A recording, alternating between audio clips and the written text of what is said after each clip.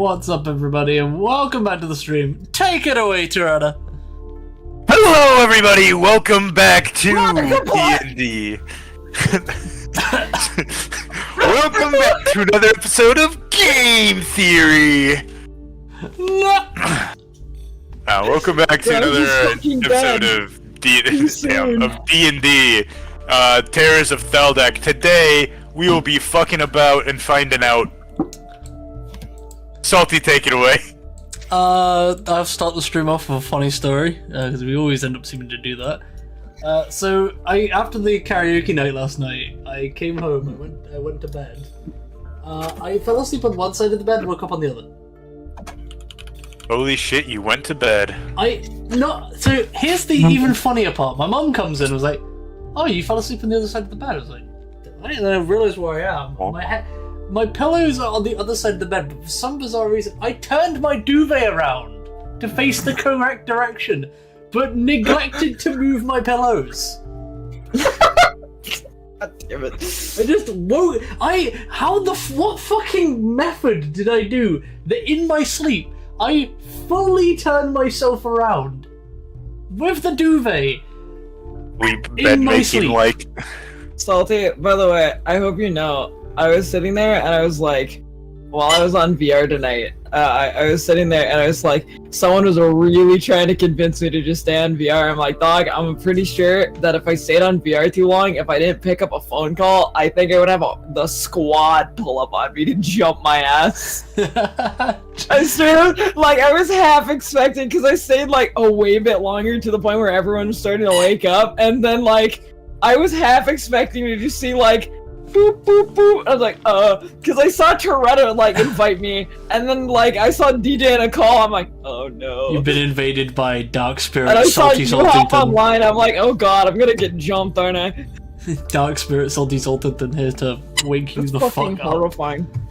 Okay, I figured out which area of Inverness I'm using to make a battle map. Context, I gave DJ the map access to the map making tool that I use.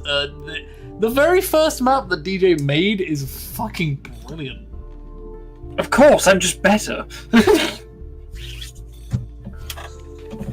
in today's episode, Fulgrim fucking dies. Again. You can certainly try! Standing here. It's like every punch that's thrown, DJ chains into a different race. You know, when I can't be racist if I'm every race! When I get back into animating, I think I know what the first thing I want to animate is. Divides my punch? No, I really want to animate just fucking Bartholomew over the Germa clip of, if I throw you into a meat grinder and the only thing that comes out is your eyeball, you're probably dead. I feel like Bartholomew would vibe with that Germa clip. I think one thing we definitely need is an animation of Alika being thrown during the defensive arbor side. Dog. When Inca threw Alika halfway across the map. So fucking funny. We need to get back into those antics. We're slipping, guys. We're slipping. You've gotten too serious, which is good. We need to go back to sledding down a sand dune. It's because we changed our name. We should have kept as Fumble Squad. My We brother got serious well before that. We changed our name because we got serious. You guys fucking teleported into the middle of the Death Forest, got lost and almost fell into a teleporter. You guys have gotten as silly as can be. Yeah, in all fairness, we was like, Salty gives us a bunch of ways that we can get into an area that are serious. I was about to make our own way because, of course, we That is fucking quite literally did. the sand dune, but it's a much bigger scale of what the fuck. I didn't think of that. Salty. Alright, so this are your options. So actually, nah. I'm gonna do my own sitting thing. there like, alright, I'm gonna make three, like, we're gonna have an entire session of just them getting to the forest and getting into the forest. Us. So we're in the middle of the We're in forest. the forest now. Salty, what the fuck? Salty. Okay, this should last a couple of sessions. Us, Raj fucking appears in the forest and gets violent. Why'd that boat move? I saw that. Why did it move?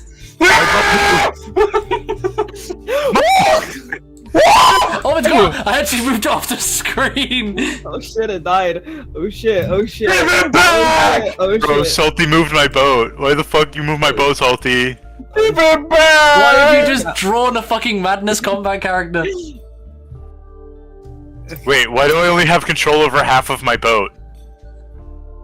Look at this shit, I only have control over half of my The boat. sea serpent got it. You just drawing me! You just drawing me! I'm drawing Elpis. Do you vote the hair?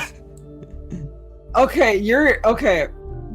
Yeah, I did fuck up my own hair. I'm gonna be real, because I did the. It was more the fact that it was purple, and I was like, "Yeah, they're drawing my boy." There we go. Now it's me. Vexy is defaulted as purple, Salty. Gorsh. Vexy's a dark purple, you're a light purple, and DJ's a light purple. Actually, Red. Turner, you've seen my avatar in the Archer. I am so dark of a purple you can barely see me. I had to I'm fucking. the purple dragon. Salty, I'm talking about the fucking bad guys! When I had to redo my avatar, I had to make it much more purple, much more brighter. Nah, I'm the purple. Fuck you. Why have we all just chose purple? It's because it's a great It color. is a great color. Oh, it's not. You're just saying that because you want the original standout. You like the color. I know orange is the best color. Don't get me wrong. But for reasons. You're lilac at best. Oh, I got scared. Well, because I heard the word lilac. No, because I saw fucking Joanna do this, and I got scared. You. Hi, Squidward. Whoa! What is this? Why is he materializing? The people of our side are terrified. A giant malformed Squidward. Suddenly, a singular guiding bolt comes out of the Amberleaf Sanctuary and destroys it in one blast. I'm gonna need you to pass Funny a Torvid. You need Torvid to pass a 28. You've seen their crit rate. They crit more than Vexy's longsword build. Okay, I need to. Hold on. Look at the top of his head. I'm sorry, I'm sinking the boat. Oh no, the boat! I'm sinking the boat. Why did you have the authority of the lower half of my boat? Why is there a gap? It sucked the boat. Oh, I just realized I don't think I do want to make this section of Inverness as a battle map. It's a church in this section. That boat has been there since the start of the fucking map. And now it's fucking dead. And now it's fucking dead. I can't believe it. Killed That boat it lasted with my gun. 30 Why is it sessions. so? Hey yo, why is it so foggy up here? Where's Wait, what? the twisted root work looks different. Does it look different? I can't tell. Yeah, it's my initial design for the Twisted Rootworks was like this. It's no longer purple. I initially had it to have all the trees being dead, and there should be no life near the forest. But instead, I just made it all the life very much there and very much corrupted. Purple. Yes. Wom. Fuck off! That's so fucked. That's actually so fucked. Alright, gamers, we've been sitting doodling for like. Hey, it's the start of most of our streams. Let me help you with this, Vexy. Let me help Wait, direct hold on. it. I gotta add it. I gotta. Wait, hold on. I gotta. Wait. Holy shit, Vexy. Finish your sentence. Z. There we go. Alright, ladies and gentlemen, let's get into today's episode of D&D. Oh, the Null Squad. There we go. The Null Squad. Null squad roll up. Null squad roll up. Okay, so picking up where we left off last time, you guys made it back into the city. Kind of just dicked about. Realized fully that you guys have basically done something incredibly heroic in stopping the White Plague. Currently now, we ended last session with... Actually, hold on, let's just check something before we go. Wolfgang! I'm here. Good. Okay, there we go. Hey, so, was Snake with the party when they returned? Snake is currently... No, they were not. He's Snake- off in a boot. Snake went off having a mental health walk. He's oofing a boot. I have a question. For What God- race in D&D is most likely to sing the Irish drinking song? Dwarves. Okay, I would have said yeah, I figured. halflings. Actually, you're right. That's not your. The Irish drinking song. I would agree. I would I'd agree say with that, halflings. I'd Yeah, actually okay, say halflings. halflings. Dog, because I'm gonna be real, that is the pub music that I'm hearing right now. You just enter the any tavern right now and it just now everybody's died until their tears are dried. We drink and drink and drink and drink and then we drink some more. Okay, as someone who spends a lot of their time with Irish music playing in their house due to my family being almost as Irish as they are English, I feel qualified to say halflings, definitely halflings. Including that Especially specific given one. the cookbook that I was reading. A fun fact, I have the D&D cookbook. Is Bangers a halfling? Yes. If you're asking if Bangers is Irish, no. No, they're just half. No, just just half. Oh boy, alright. Alright, so Snake is off on a mental health walk somewhere. They'll be back this session. In the meantime, Gale's in Mantelmora. Gail's gone to Mantle Oh yeah. Mora. I am. You're right. Fulgrim had quite the adventure. Correct. Forge I is, think So did Bartholomew. Bartholomew also did. Forge is in the hospital. Yeah, I should keep an eye on that, shouldn't I? Alika and Inca talked to the captain of the guards. Fulgrim talked to the Black Minister, and also met up with Victor, which was a very tense conversation in the funny cafe. There are teeth marks in my desk where I put my teeth into them midway through the conversation. Eating your desk. It was so tense it made DJ munch a desk, but then again that doesn't take much. Yeah, I'll do it right now. Listen, you'll probably hear the wood grain if I put my mic close enough. Fucking desk. Did it pick up? Yeah, it did. I could just slightly hear it. Okay, Good. right. Let's put you guys back on Faraskarin map. I'm so glad that I have strong teeth, because some people have, really hurt their teeth biting wood. No It's shit! almost like... You are just part beaver at this point. And no, that's not an innuendo. I mean, I can know on your... I'll stop that there. I just gave it the most... You know the fucking, the genie asking for the third... When I asked for the third blowjob pick? I just gave that face to the camera. I love how I cut myself off and then you just straight up talk about genie blowjobs. At least I censored myself. Alright, so... let's cut to Gale. Hi. Enough time has passed that your sword spear is ready.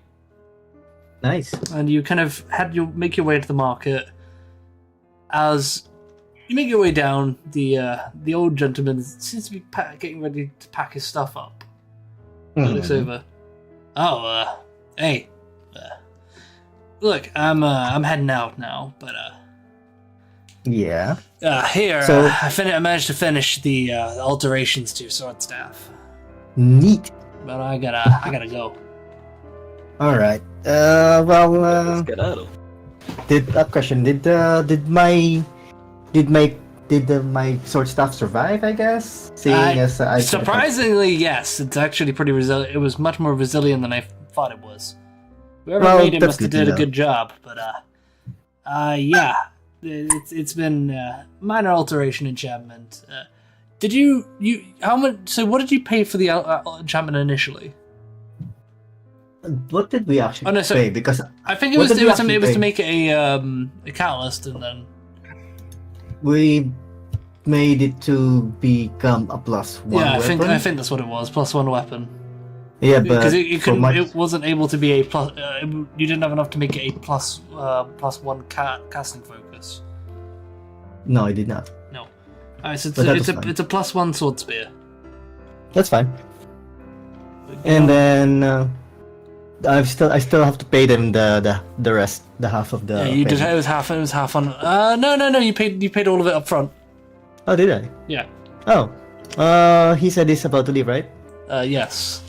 You can see most so of his stuff like packed up in boxes. Before you leave, can I bother you for one more thing? I have. Wait, did I take out the?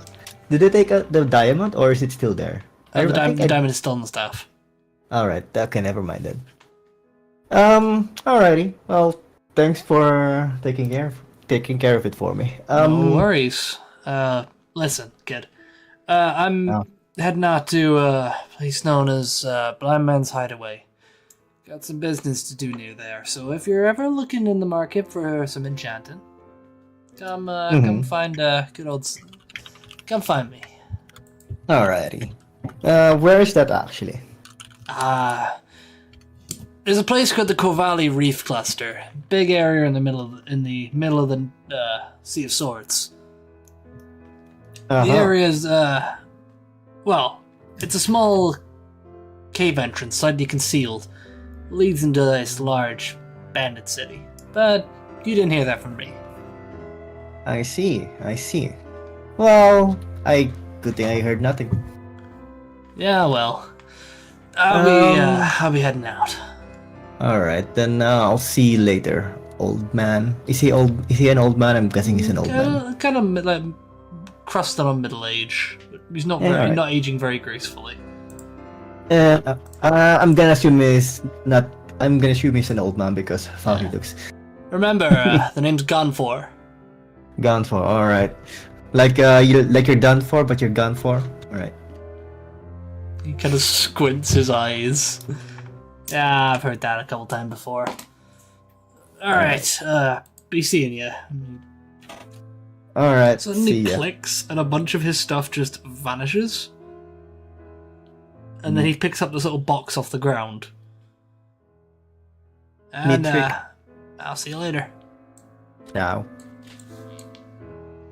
And I guess right now I'm free to do whatever what I want in this city. Is there anything? I'm just gonna go to the inn first and ask what's news over there. Sure. I'll quickly move over to Mantomora. Oh, none of us should be there. Oh no, I'm just... Oh yeah. You're all a Dude, figment of my John! imagination. What? I guess I think you're right. Yeah, that's where you were. So you're just kind of like asking around, seeing what's new around the city. Yeah, I'm just gonna go to this tavern. I'm gonna go to you're the. into the Wobbly... Oh, this is the first time you guys went to the Wobbly Goblin. Oh, is it? I As think you, so. Yeah, it as is. you open the door, you see a couple of rather burly-looking dwarves that kind of just muddle about. There's not many people in this one currently. I kind of look over. Oi, customer. What can we do for you, pal? Welcome to the Wobbly Goblin. You know what? I really need some drinks. I Aye. need something strong. Aye. Got you a good shot of vodka. That'll soothe you nicely. All right, give me also. Do you have a keg? A That I keg of can carry vodka. around? Something that I can carry around. Something small. Mini size. Got a small barrel kicking about. Perfect. I'll take some. Could transfer some of the contents. Something big that I could carry on the back. That would be nice. On your back. Yes. Yeah. You see, been given something. This wee little necklace of mine. I need to drink. Just give me something portable. I got some brandy kicking about. That'll probably be better your taste. You like a water skin or something? Sure, let's do that. Actually, you know what? I got the perfect thing. And he goes off and grabs and comes back with this like small barrel with like a little faucet on it. No, like a little faucet. More like a little. It looks like a drinks bottle that's been made out of a barrel. It's an old one of mine, but I think I'm willing to part with it. And he just goes off, and before he does, he looks at you like, "What's your budget?" What are you selling for? This thing will fit about 2 bottles of brandy. I'll probably let that go for like 25 gold. Actually, wait, this is good shit. Yeah, I'd say 25 gold. Let's say 20, and I buy 2 more. Let's say 25, and then I want a what's it called? 2 bottles of wine. 35. Let's say 30 then for 2 bottles of wine. If you want some good stuff. All right. Yeah, we got a deal.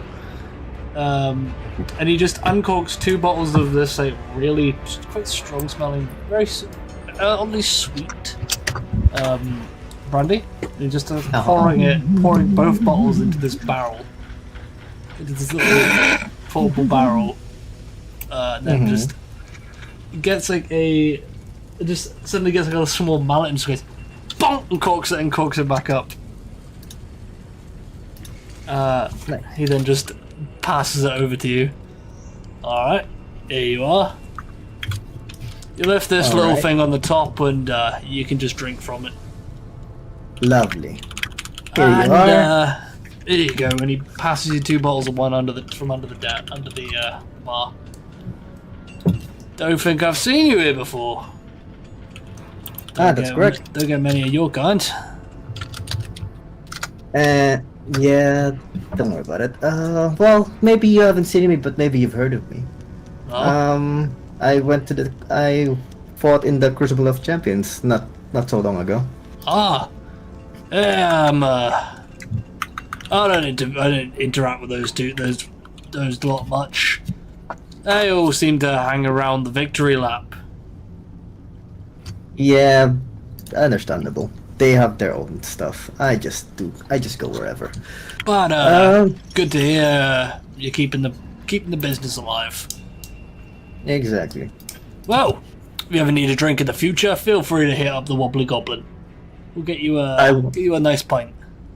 I will indeed. Thank you. Isn't the Wobbly Goblin the place that Bartholomew just gave him chills? Yeah. Yeah, if you look what I put in chat, or something, this is the first time you've been there. I'm like, technically, Bartholomew's nose was the first thing to go in there. By the way, pal, I'll do you a solid of a bit of information.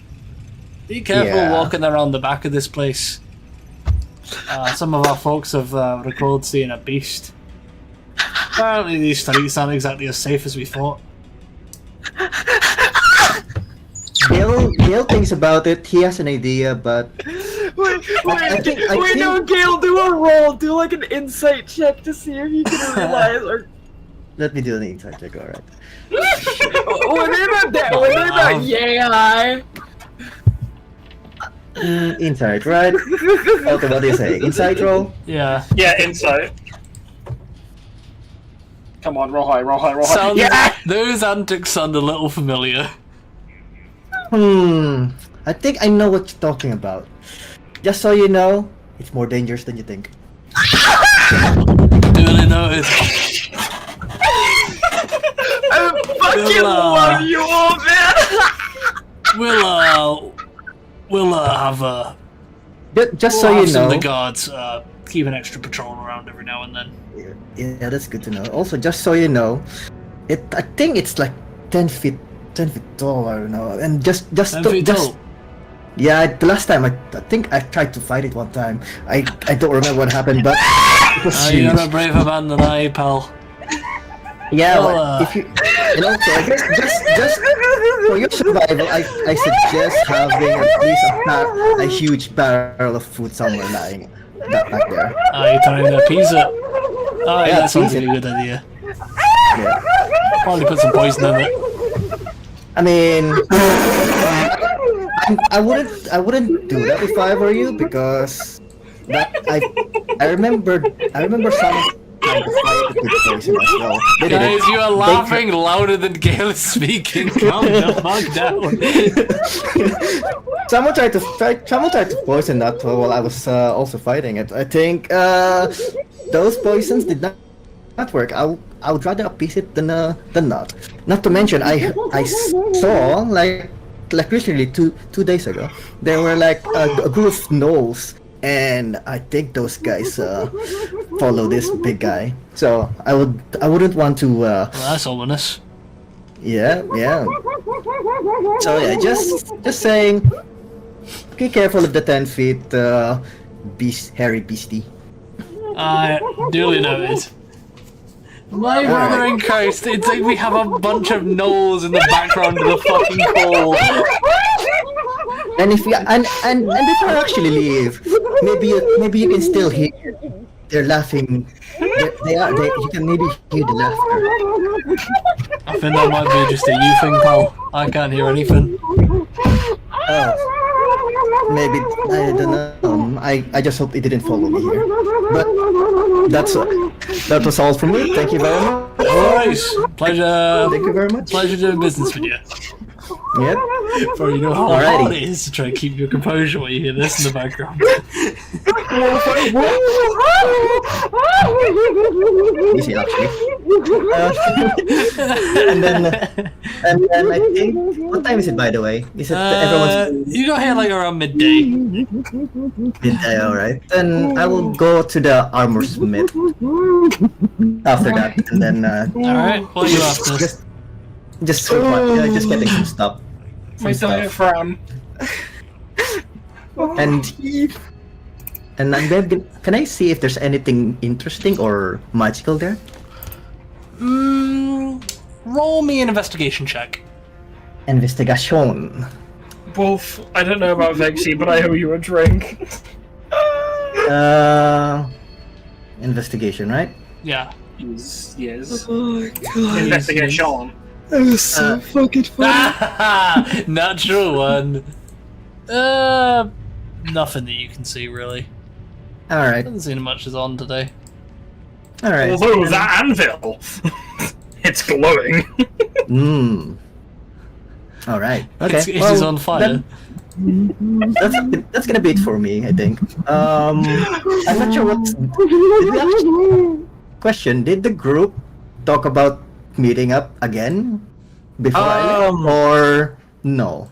So Bartholomew had, when you guys woke up, Bartholomew had a note that said "Find me at the tavern."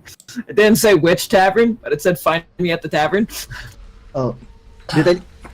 Oh, okay. I'm guessing it's not this tavern. No.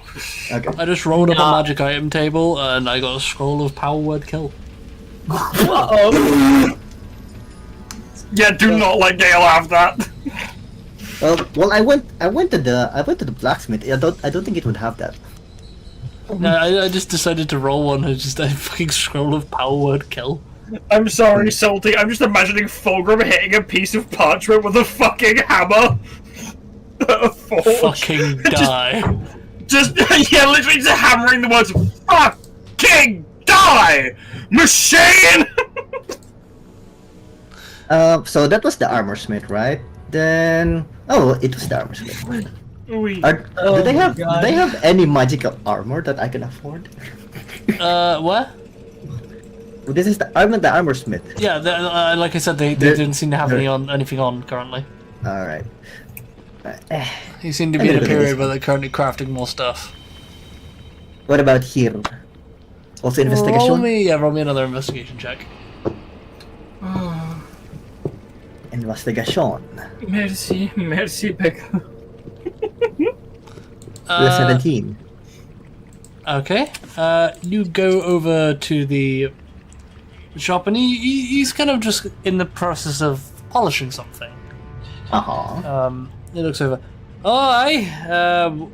Welcome to Bashes and Slashes. What can I do for you, pal? Do you guys have any ranged weapons that are magical? Range weapons? Yes. Maybe a gun or some? A gun? No, I ain't got no gun. Oh, what about magical crossbow or arrows? Nothing of that type. I think the only thing closest to a real range weapon is well, I guess you could probably throw this sickle pretty hard. Oh. He's currently polishing this very. It almost has like a slight reddish tinge to it. He's just polishing a sickle. Can I hold it for a bit? Depends. You got money? How much? What do you think of? Let's say, I have a lot of platinum. If that's what you want to know. Well, the going price for this one's 351 gold pieces. I have more than that. Don't worry. Known as the vicious sickle. The vicious sickle, you say? Indeed. So, occasionally you can get pretty lucky with this weapon and land a much more substantial slash. Interesting. Salty, what's the damage for this? D4, D6?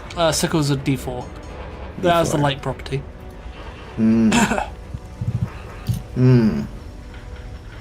Okay. Can I ask for the properties what it does or no? From what he explained, just to clarify, it's when you roll a natural 20 on your attack rolls, the weapons will do an extra. How much was it?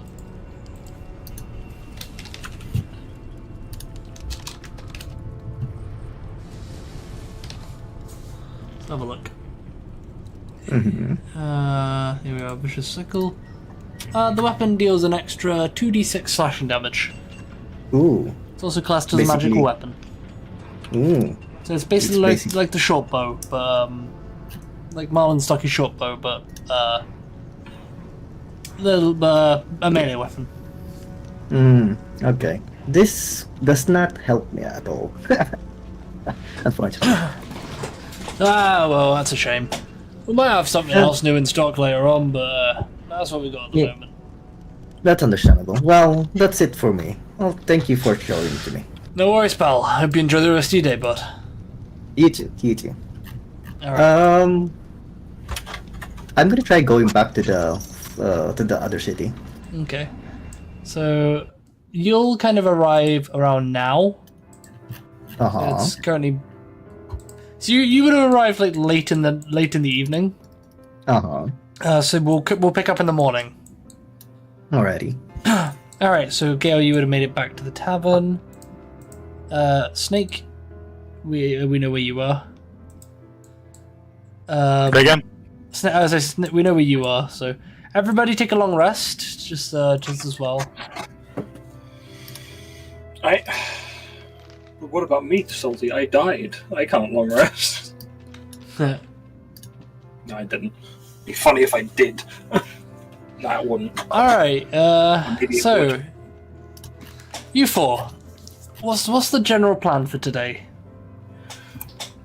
I know Fulgrim needs to go and do quite a few more things I didn't have time for last night, including hitting up the bank and the blacksmith. The bank. Not raiding the bank, like going to exchange some stuff. I should have phrased that better. Whoa! It turns out Fulgrim's on that evil shit. Fulgrim's on demon time. You see, Fulgrim last night, they actually went to the Rowdy Buck and met up with Bane. Okay, Heist. Bane, I'm robbing the bank of Felskatar! Bane! Bane, they polymorphed me! Bane, they morphed me into a chicken, Bane! Okay. We're with we're Hold on, with hold on. safety where I said, or No one can hear you at the moment. Give me a minute. No, Salty cannot hear. I'm just. Also, I'm gonna quickly close my curtains. I heard salty mom question mark. No, you heard Salty screeching at his curtains. No, I thought I heard someone in the now I background. can hear. Hello. Hello, Salty. Where do I be? You I are be where you where I send was? DMs. Stick. So do you wanna do stuff now, or do you wanna wait for the party to find you? I'm gonna wait All right. at least a little bit longer. Music's Right. Does anyone else have ideas as to what they want to do, or am I going first? Go first. Okay, right. Well, technically I'm going second. Wolf's already been. Right, Fulgrim is gonna get up, scran the cheapest breakfast they can get their hands on. As we all know that cheap food is the best food. Well, not the cheapest, but you know what I mean? Like, know how, like, fucking, you can buy the really cheap lemonade and it's way more nice than the expensive lemonade? Yeah, I know. They're in that kind of mood where they just fancy something cheap and dirty, cheap and greasy, like a fucking kebab. Yeah, that's easy. That's easy to find. You end up getting just like this really nice breakfast bap, some eggs, some sausage. And they're feeling adventurous. They're having a shot for breakfast of whatever the fuck. I forgot the Rusty Glaive has. What was that? 3 silver. Yeah, just like a shot of liquor. Yeah. Oh shit, that's 6 silver. And then Fulgrim is going to, without letting anyone know where the fuck they're going, because Fulgrim's woken up quite early today. I like to think they've got plans. They've woken up about an hour earlier than usual. Just refresh my page. Okay. Music Fulgrim twice. is going to head over to the Steady Hand. All right. Smithy. Gale, do you want to go with? Because Gale would be here by now. Wolf? Oh, yeah, aren't they... I'm already there, even though... Aren't they gonna do their own stuff before I get there? Well, it depends, because you got here last night, and we're now starting on the next morning. So you would actually be here. So would you happen to have woken up early enough, do you think, to catch Fulgrim and head to the blacksmith with them, if you want to? Because that's where I'm going right now. And then I'm heading to the Bank of Faraskarin to exchange money. Yeah, wait, know what's funny? You know what's funny? Gale made a guess that Bartholomew, ended up getting like becoming the null pack lord, and they were fucking right. Okay. Because they show up and Bartholomew's like, guess who's a pack lord? By the way, before you guys leave, Durna catches you guys. You'll be interested to know that a large chest came for you all. Oh shit! I forgot about that. I moved into the back room. Damn it! I moved into the back room. So, grab it when you guys want it. I'm not sure what the fuck's in it. It's fucking heavy as hell. Bunch of very armored fellas came through. That would be the reward from my patron. Oh. For a quest we just did. Not patron as in demonic. I'm not a fucking warlock. Don't worry. That's fine. No judgment. I am. Not that we know of. Fulgrim points at the ceiling. That's that one up there. Bartholomew just looking straight down at the floor. Like Bartholomew's because they don't fit on the bed, is laying on the floor staring through. No, it's like it's my patron, fucking, and then like Fulgrim's I'm not a warlock. Points up, Bartholomew's pointing down. That one. Wait, where would you not? They would be pointed down, correct? Yeah. Okay, that makes sense. So Fulgrim is gonna let Wolf know that we have had a substantial payout for what we did, and that Fulgrim frankly forgot we were even getting paid for what we have just done. But there was no pay suggested. It was more of a. There was no pay suggested. Okay. Well, we have been given a reasonable sum of money, and we should be able to do things now. And we'll split it up later. Okay. What is Gale's Gale's reaction? This is okay. Cool. Yeah. Do you open the chest? I would like to see what's inside. Yes. It's completely empty. Fulgrim takes Gale into the back. Is Milo in there? No. Milo, as far as you remember, Milo never came back. Oh yeah, you're right. Okay, so Fulgrim opens up the chest and shows it to Gale. It's completely empty. Is it actually? No, it's not. No, yeah. I was about to say, from what I saw when I was the Yarrow cleric, I don't think it is salty. Try again. It is completely filled with gold coins. This would be at the tavern, yeah? Yes. Yes. Fulgrim had Alton offered to Fulgrim to have it delivered here, so he didn't have to carry it through the fucking city. If you remember, because you were here when I did that bit of roleplay. Yeah. So basically, Gale. Actually, let me go first a bit. As Fulgrim opens the chest, oh god, Gale walks a little bit closer. Your heart kind of stops for a second. No, This is the most money that you've ever seen in one place. What? He doesn't care about that. Gale with a keg in one hand, drinks and like, damn. How much in total? Fulgrim looks over, and I forgot the number. I sat up in my bed and the number just went, because you told me last session, it just fucking went right there. 12,000 gold. I changed it so it'd be easy to split. Oh, you changed it to make it easy to split? Thank fucking god. So 12,000 gold pieces.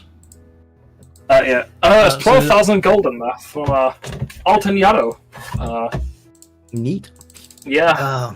I wonder how much... gave it. He let me know last night that it's for us, and he's invited us if you would like to go on a fine dining experience. Is it tonight, Salty? Yes. Where to? The Yarrow fucking shit. Scroll up. Where is it? It's there. The Yarrow Vale Manor by Alton himself. When he told me that he had got this payment scraped together for our party. Well, not scraped. He's not exactly poor. He let us know that we are invited tonight to go for a fine dining experience to, well, eat with him as part of the reward for doing such an amazing thing. He let me know when I dropped the Forge off. And, yeah. So that's also where Forge is right now. That is 2,000 gold per person. So everybody add 2,000 gold to your inventory. Is that including Bartholomew separate of Inca, or? Bartholomew separate for Inca, yeah. Okay, so it's 2,000 per player sheet, not per player. We're rich. So 2,000. How much? 2,000. Okay, so add a 2. Have you broken the 2 key on your keyboard? Okay, no, I'm just trying. I'm making sure my math is right. And add it to Forge as well. Okay, there we go. 2,300. Bartholomew went from 350 gold to 2,350 gold. What the fuck? Is there now just a big sagging pouch on Bartholomew's hip? Yeah, the money pouch is fucking massive. It's a weapon. So we'll assume at this point that Fulgrim quickly went back upstairs to get everyone and like bring them down, or at least took them their share of money to their rooms. Yeah. Okay. So I'd say you probably hold some back for Forge, but I've already added it to the sheet. Okay. Also, we'll say because Fulgrim's going up that way, they'll just quickly pop into the cliffs and like just kind of put it on Forge's person. They'll have time. Oh, yeah, Bartholomew would be in their snack corner. Oh, yeah, hold on, it's 2,000 divided by 7. I'm an idiot. There are 7 of you. Not 6. 7? Forge, Gale, Fulgrim, Inca, Snake, Alka, Bartholomew. 7 of you. I can't count. That's an annoying number. 12,000 divided by 7.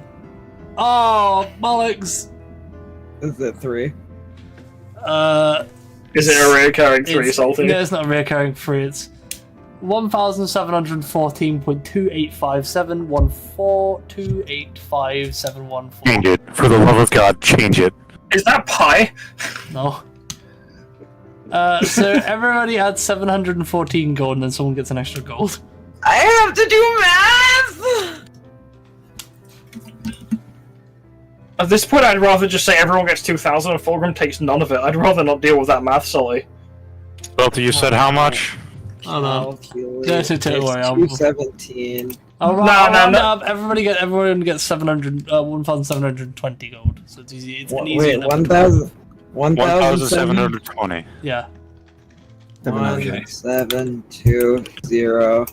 And then that's assuming- times. Wait, no. Bad. Plus.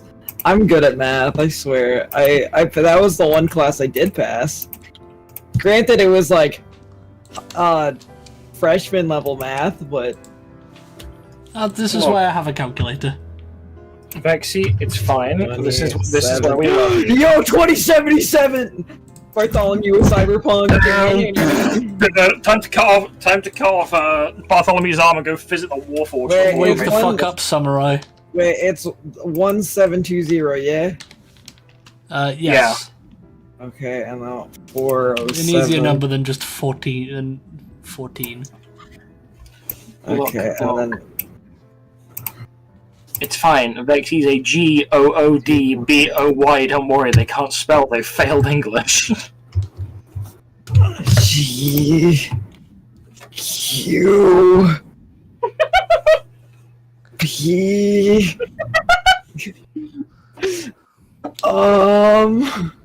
Okay, Salty, we're gonna go and get some Vodka. No. Bad. Eat some cheese, Vexy. D. I forgot the last. VOD? Vodka. It is vodka. It's your mouth, sucker! No! Don't say it! Your Russian father is disappointed in you, Vexy. Daddy, no. Daddy, no. No, it's fine. What? Daddy, yes! It's fine. Dallas is looking at me through the map. It's fine. Dallas is looking at me. Dallas looks down upon me. I don't think you realize, Salty. Dallas is on the map. Wait, what? Wait, Dallas. Dallas is on the Is map. he in the drawing corner? Me searching the map for fucking Oh my Dallas. God, Done! Insert Payday 2 fucking Rush music. Wait, hold on. What's that in the top right? Top hat, tick. Balls, tick. Boobs, tick. Personality, Okay, no tick. No, don't worry about it. Don't worry about it. Alright, Wait, so. wait, hold on. I have a question, Salty. Where's the bank again? Can you ping it? It's here. Okay, That's yeah, where cool. Okay, yeah, okay, cool. Don't mind. Oh shit. Oh, Okay. fuck. Oh shit. Okay, so anyway, after we've passed out the money, Fulgrim is gonna head to the steady hand, and it appears that Wolfgang's Gale is following me. And Fulgrim still doesn't have their armor on, by the way. They're still dressed snazzy, but they have brought two things with them, other than their money, obviously. Bang! Sorry. Don't mind that. Suddenly, all of Fulgrim's gold disappears. Fuck. Oh, bang! Sorry. Fulgrim heads into the steady hand smithy with their glaive and Their new glaive. yeah, their new glaive. Their and glaive, their glaive, and their glaive. with the Packlord's glaive that Bartholomew gave them, and the large serrated tail from the Aramite. That's how I say Aramite. I'm right. Yep. And is our favourite right, or am I half-orc wrong? in there? Am I right? Am I wrong? Is the half-orc in there? Is it half-orc? Yes, Snort? yes, Can't yes. remember. Ah, fuck. Now, Fulgrim is going to waltz up until they're within earshot, because I assume they're probably smithing something right now and can't hear the door open. There they are. They've got like a pair of earmuffs on at the moment. Fulgrim is going to give them a gentle, friendly tap on the back. It's you two.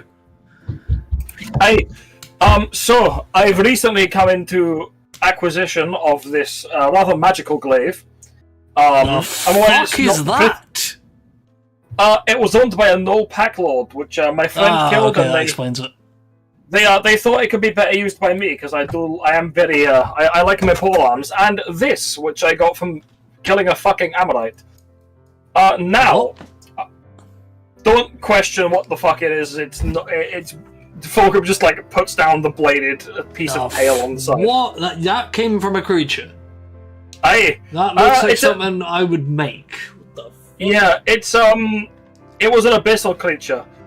It really hurt to get hit by. Alright, that explains it. So, here's what I'm thinking, and I need to talk to you one blacksmith to another, as I've smithed a lot of things in my time and I'm not too sure how I do this. I want to fuse that blade to that magical glaive. It's already gnarly as shit because it came from an old pack lord. We might as well go all in, right? So what kind of you like? I'm thinking of. I mean, it's part of a tail, so you thinking of like a whip attached to the end of the glaive, or? Well, I'm thinking of taking the hard spiky bit that was on the tip and putting it on a back end of the glaive. So you're thinking of like a double-ended glaive. Aye. Are you talking about just putting a pointy tip? That just sounds like hell to wield properly. Probably, but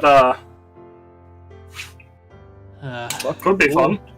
Or I can always put it on the same edge as the blade glaive and make it double bladed. Good compromise. Sure, it'll make even the heftier. Could compromise the balance. Might move it a little further down. Could compromise the enchantment. I'll have to look it over. No promises, but enchantment's a bit shoddy. Looks like it definitely could deal with a bit of bolstering. I know a guy who could probably do it for a decent price. Alright, I could probably maybe extend the enchantment over. It would cost you about 500 gold. I can do that. Oh well, you're good customers, so I'll do it for 400. 450. I'm a blacksmith as well, I'm not letting you undersell yourself. No, I'm not, but I'll go 450. That works. Alright, yeah, hand over. I'll see what I can do. Give me 2 days. I'll see what I can do. It's basic enchantment. Shouldn't take very long. I'll contact my enchanter friend and see what we can do. Anything else? Right. Not on this. Oh, yes, there was. You wouldn't happen to have. I know it sounds weird because I've already come to you for it once, but it's been a while. Do you happen to have any more mithril so I can keep working on my my pet project? Yeah. I actually put in an order for some. I got about 6 bars in total. Now I know you reworked how you were doing crafting salty. I already have 2 bars of mithril. Don't worry about the bars. So each bar would have been worth like. I'd say he's got like currently on him like 50 pounds of mithril. Okay, so I've already had what was you previously said 2 ingots of mithril. I don't know what that equates to. Like 20 pounds of mithril. Okay, let me redo that on my notes. How much more would I need to make a halberd of mithril? Hold on. Let me have a look. Or even a mithril greatsword. It doesn't really matter which. Mithril. Mithril, because it takes it from heavy. It removes the heavy trait and takes it from 2-handed to versatile, which means it can be used with a shield. Makes sense. And also, it just means that roleplay-wise, Fulgrim doesn't have to let go of their weapon to light a torch. Fulgrim doesn't have to let go of their weapon. They can use their hand crossbow again, which they haven't done in a while. It just adds a lot more options. That's true. Also, Mithril's fucking cool. Have you it glows? It changes color in magical light. Shit's fucking awesome. Which is the main reason I want to pimp that one. Right now, so imagine a shadow creature decides to pull up on you with a goddamn glowing dagger. That's basically shadows, eyes glowing, weapon glowing. Actually, no, sorry, not £20. So an ingot is an ingot of mithril, probably be like £2. Okay, yeah, I guess it makes sense. You have 4 pounds of mithril. I mean, literal is I think supposed to be you- light, so... I think. Hold on, I think I remember what it is. You need as much mithril. Let's go with this. Yeah, you need as much mithril as you do the weight of the item. But mithril's really light compared to what But it's the amount. It's not. Yeah. Right, yeah. So a halberd normally is 6 pounds. Yeah, so you need 6 ingots of mithril. Okay, and I've got And 2. an ingot is £2. From what? Okay, so I've got. An ingot of mithril is £2. Okay, so I've got 4 pounds right An ingot now. So I of would need 1 more gold mithril. is £5, which is what I can tell. So I need 1 more ingot of mithril. I'm saving this page. Okay, So if I get Fulgrim any- is going to buy an additional ingot of mithril. Yeah. So he's got like 20 ingots of mithril. He's been saving up. Okay. I can't remember how much an ingot cost, but you probably changed it anyway. You changed a few different things. Let me have a look.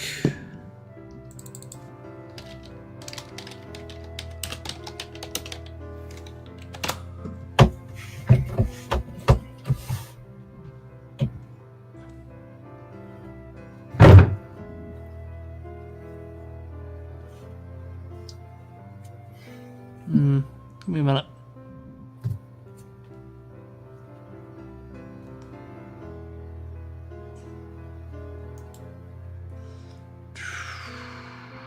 So however much it was, I was able to afford 2 ingots of it last time I was here, and we didn't have anywhere near as much money. Yeah. Give me a minute. Guys, I'm making the DM do math again. He's gonna kill No, me. you're not making me do math. You're making me have to find the price for mithril. I'm making him do things, guys. He's gonna kill me. He's gonna beat me over the head with a rock.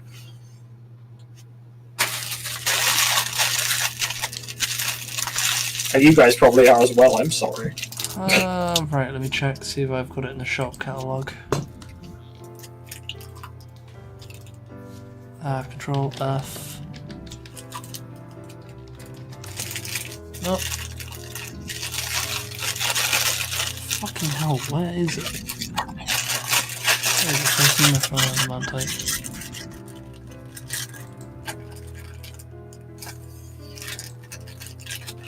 Oh, hurry up, you stupid thing. What is the place I want to? Hurry.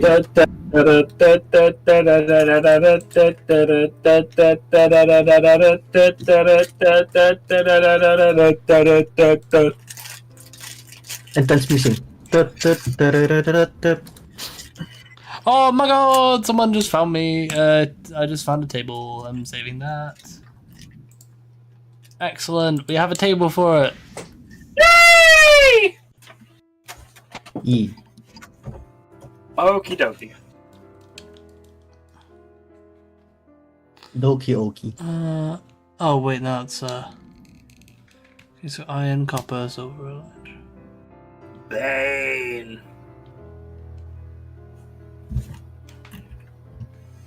Bane, I'm making the Eldritch horror that controls this world. Search for the price of mithril, Bane.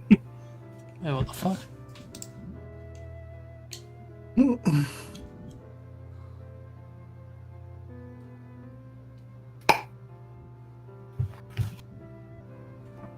So, here we are. I don't know, that's such an easy one. So each pound of mithril is worth 50 gold pieces. Okay, and So I need 2 more. they're stored in ingots, which are £2, which are £2. So Okay. each ingot's worth 100. Okay, Fulgrim's gonna fork over an extra 100 gold, along with the other 450, for the last mithril of ingot they need. Yep. Did I just say the mithril of ingot, by the way? I think I did, didn't I? No, you said that. You said it right. Ah, okay. Cool. What the fuck did I just do? I hit F11 and reloaded my entire screen into full screen.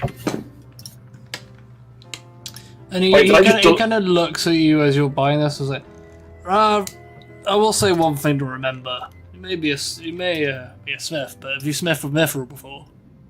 Fulgrim points at the literal. If you remember, Salty, I have mithril on Fulgrim's helmet. Yeah, but Fulgrim didn't make his helmet, did he? Yeah, he did. Oh, he did. Yeah, but in all fairness to you, He as didn't the do DM, the enchantment. no, Fulgrim didn't do the enchantment, and also, how old is Fulgrim's helmet, Salty? How long Very, ago was it very that Fulgrim old. worked in Mithril? Yeah, so Fulgrim vaguely remembers how to work with Mithril. Just remember, is an absolute bastard to work with. The shit will bend and snap if you're not careful. I remember. There's a reason it's only used in decorations on this helmet. Aye, well, that's good. Question, since I'm also there, I'm gonna ask, do you have any mithril armor to sell at the moment? Let me have a look. Hopefully a heavy, quote-unquote heavy one. Give me a minute. I'll have a look. It's just like looking through the ledger. Mm-hmm. Bear with me.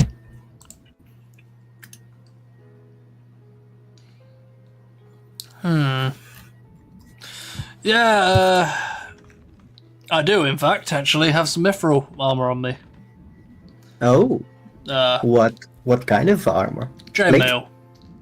Chainmail? Let me see chainmail again. Chainmail has an AC of 16 by default. Chainmail. And the one I have is a +1. +1 half plate, Lord Victus's previous set. Yeah. Mm-hmm. If I remove that, it's basically the same. No, what I currently have is better. Alright, suit yourself. All right. And if you have, but if you do have, let's say a half plate or a full plate, that is a mithril, I'd love to have I've got a breastplate, that's about it. a breastplate. It's the only other thing I have in mithril. Yeah, I have to check it again. Breastplate. That is a 14. I'm gonna have a 15 +2. I can cast stuff in mithril, if you have the stuff. How about now? I can cover your armor, coat your armor in mithril. Ooh. Wait, no, sorry, that's silver. Or adamantium, as that's also coating. That's not solid. Adamantium and silver are coating. You can't, Well- you can't mithril coat something because mithril affects weight. Yeah. It's only adamantium and silver that you can coat for their properties, as opposed to mithril, which has to be completely solid all the way through.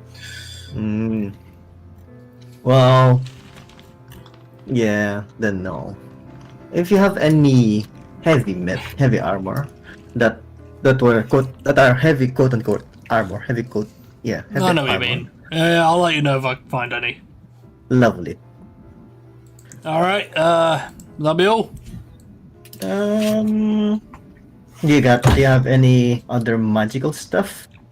Nothing in at Any- the moment. We're waiting on delivery to come in. I see. Well, we'll be back when that delivery is back. Oh, by the way, what do you think of the upgrade that I did to the sword staff? You finally got the sword spear sorted. Looking Yes. I know, right? good. Now the durability test. Of course. Well, I'll give it to you, and then tell me what you think. Oh What no! I meant for like combat. Yeah, we're gonna test it. We're gonna have to test it somehow. No, let me know how it goes when you use it in combat. But I see. That's what you mean. All right. Enough size rating. Time for the durability test. there we go. He knew the reference I was referencing. I was just waiting for the moment to say it. Yeah, I'm not. Yeah. That's Actually, it for me. do you have any idea how annoying what you've just done? What you've done is? What did Vexy do? I didn't realise that the words Falskatar Bank were on the token layer. Never mind, I fixed it. All right. Oh, AJ just tried honey vodka and now understands my obsession with honey rum. Oh, wow. Also, as we're leaving, Fulgrim's going to turn around. By the way, at any point, would I be able to use your forge? As I don't exactly carry one around as an adventurer. Not particularly. I'm very particular if who uses my forge. Understandable. I completely get that. All right. All right. So let's go down to Inca and Bartholomew. Yeah. You okay there, buddy? Sorry, my brain just kind of turned off because I wasn't doing anything for a while. Completely fine. There's not really much Bartholomew or Inca really has to do. Inca's grabbed all of the stuff that they've ordered and don't need to really order something, so I just kind of had Bartholomew just walk around for a while for funny random encounters. All right. Bartholomew, Mhm. you decide to take a walk around in the peaks. Oh. As your nose is drawn to nice smells and fineries. And off in the distance, you see a familiar sight meditating under a tree in front of a waterfall. A wild snake is there, missing his top hat. No, well, yeah, of course they're missing it. It's on Bartholomew's head. Yeah. So, Bartholomew's has been wearing it. Wait, is this actually for real? Is Bartholomew actually wearing the top hat? Yeah. Yeah, Bartholomew picked it up. They never took it off. They took it off once, and that was to fight fucking Nullbones or whatever his name was. Gnawbones, that was it. Yeah. So, Snake, you hear the sounds of a familiar set of footsteps walking their way towards you. Is it over here? Wait, where's you said waterfall? I'm guessing you meant water Maybe fountain. just here. Yeah, the big tree under the. Okay. Snake's eyes remain closed as you approach. Bartholomew is going to be such an annoying shit, seeing that they're meditating, and just slowly reach down and just try and poke them straight in, like, between the eyebrows. As you go down to reach, Snake's hand shoots up and grabs yours, and he opens his eyes. Nah, Dex that I shit. Dex that shit. Dex that shit. Contested dexterity check. Yeah. 21, Makes sense. 12. Makes sense. I'm not surprised. I thought I recognized those footsteps. Bartholomew! How you doing? They're also wearing a very familiar hat. They are wearing a very familiar hat. You grabbed my top hat. I mean, if you're just gonna throw it on the floor. Yeah, I wasn't in the best state of mind back then. Yeah, I But can kind of tell. You The would breeze never let feels me much touch nicer. that. Do you want it back? I would love it back if you wouldn't mind. Salomi's just gonna take it, grab it, look at it for a solid minute, kind of giving an idea, like the thoughts processing clearly through their head of, I could just throw this. The Don't fountain you is right there. And then yeah, the fountain is right there. I Makes- don't want it. Sees the thought process and goes, "Don't you dare." Hold on, I gotta do something real quick. Oh my god. Okay. You resist the urge. Alright, Bartholomew just puts the hat back on fucking. The second the hat Snake's head. leaves your possession, you just feel a strange sense of calmness overwhelm you. Suddenly your mind is no longer being assaulted by constant random I forgot thoughts. that was a thing. I forgot that was a thing. Whereas Snake, I forgot. we the made that. second you take that hat back, that piece you once had has now been removed, as you have now been hit by the ADHD barrage.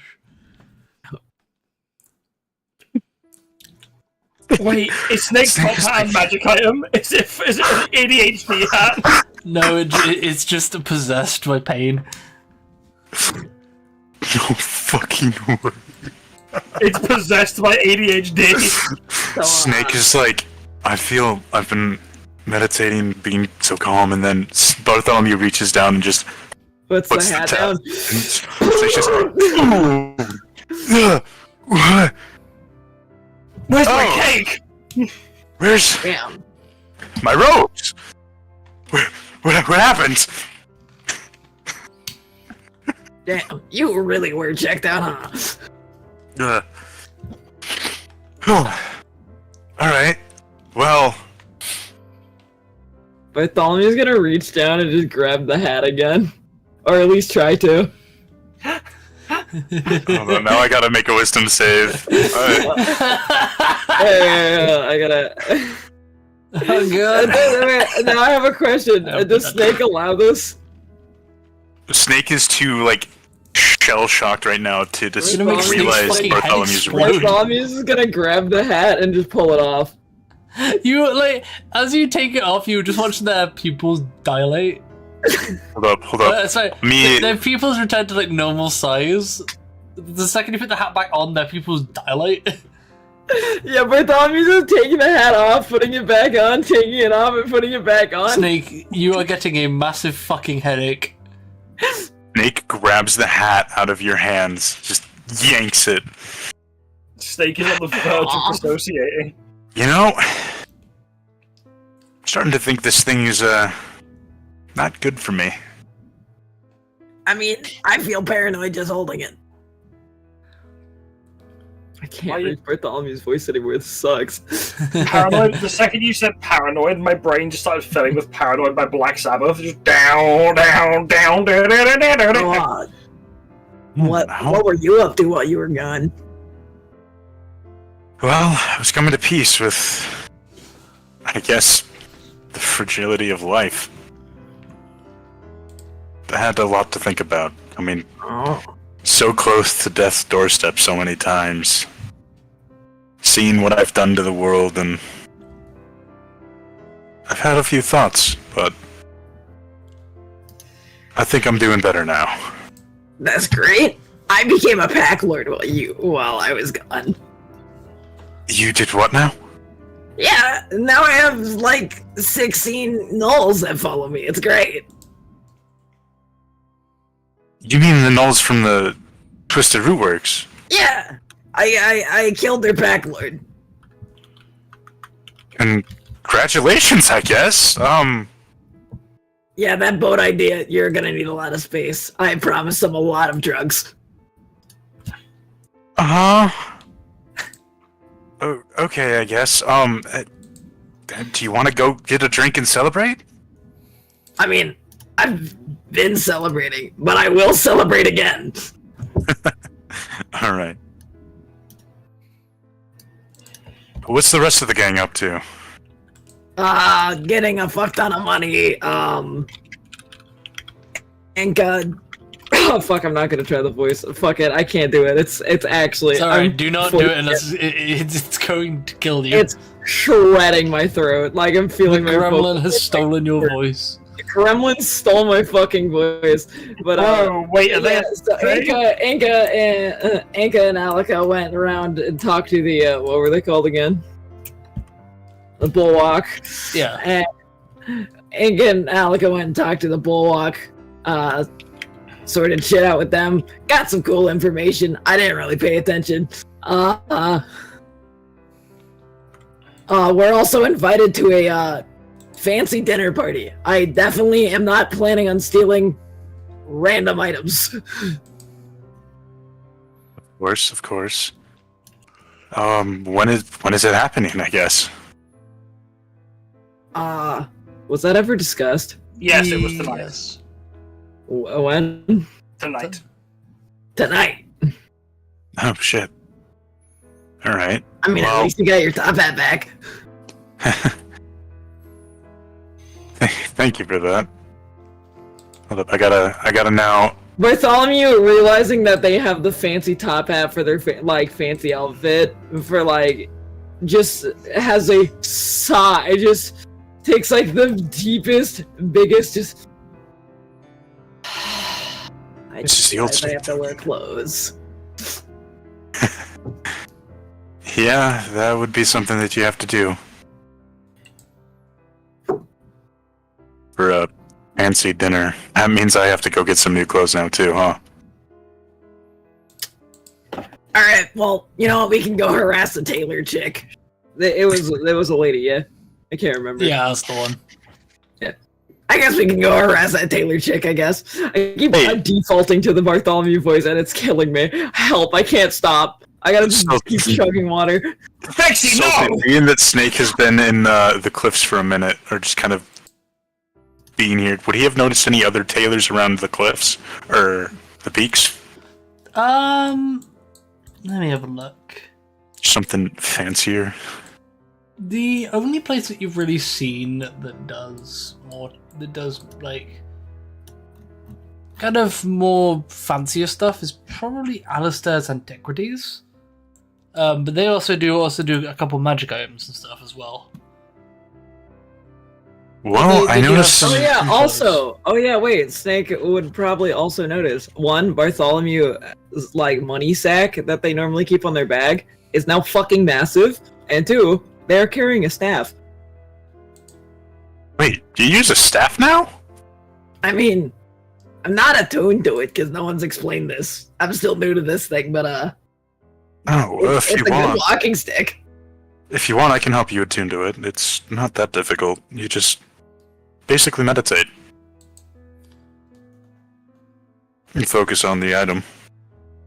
The boo-wops and meditate.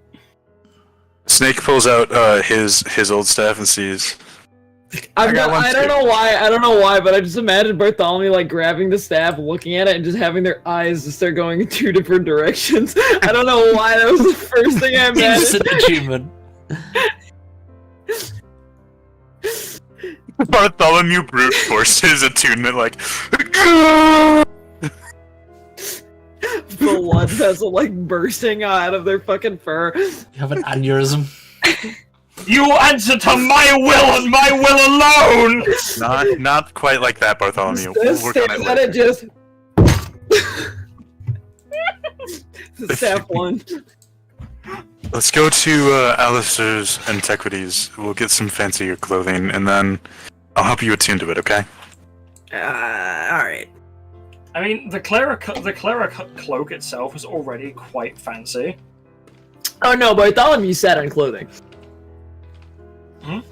Bartholomew set on clothing. They're just walking around with Snake, cause cat buddy. A mentally sane cat buddy now. Yippee! Well, debatably sane. Okay, you know I was what? not the same until I put on the top hat. Nah, I like how they're like, I'm sane again. Bartholomew, you were sane? Bartholomew puts on, gives Snake his top hat, puts it on his head. Snake, no! I feel like Bartholomew's just normally just that insane, so the top hat, like, although they felt slightly more paranoid, is just normal. They're just like, huh, this is neat. Snake it's like currently kind of just tucked into his hip. He's not wearing it. I always feel like He noticed. watching me. Snake just watched, like, this hat give them so much anguish, and Bartholomew just strolled up with it, just not giving a shit. You are starting to feel a strange itch. Who, Snake? Snake. In your balls, they hurt. Oh, Where? it. Is it my head or my hip where the hat is tucked? Your hip. No!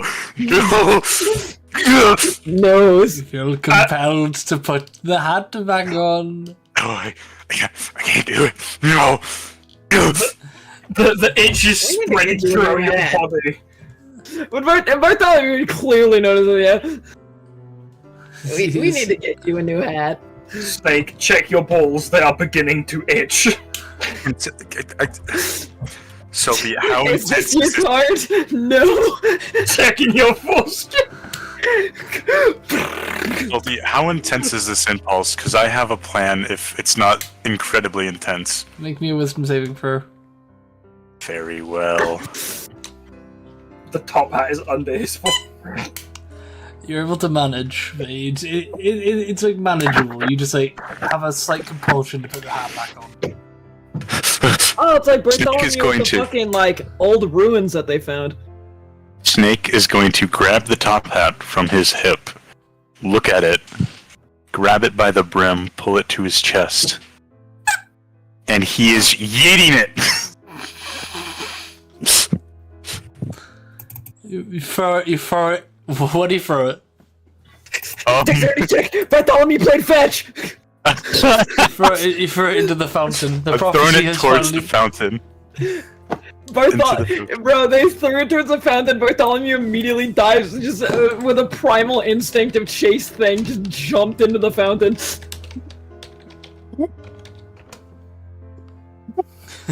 There is now a very soggy yin in the fountain. With a very cool top hat. The top hat lands into the water and it slowly starts floating back towards where Snake is. Not like in the air, just in the water. Until it's immediately splashed by a yin. So, I should add that this is not an empty plaza.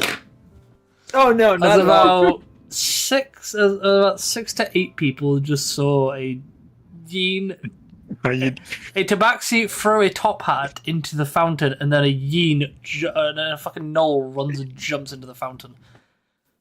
After the top hat. After the Let top me hat. describe this a little bit better. They watched a guy that's been meditating under a tree for probably several hours Start get fucking approached by tweaking. a 10-foot tall yin with the top hat, go, boom, and then just watch the monk start tweaking and then yeet this bitch like fucking Mario Odyssey, and then they'll proceed to dive into a fountain. They It's wanted that like hat. one off to the side is just slowly making their way towards a nearby guard.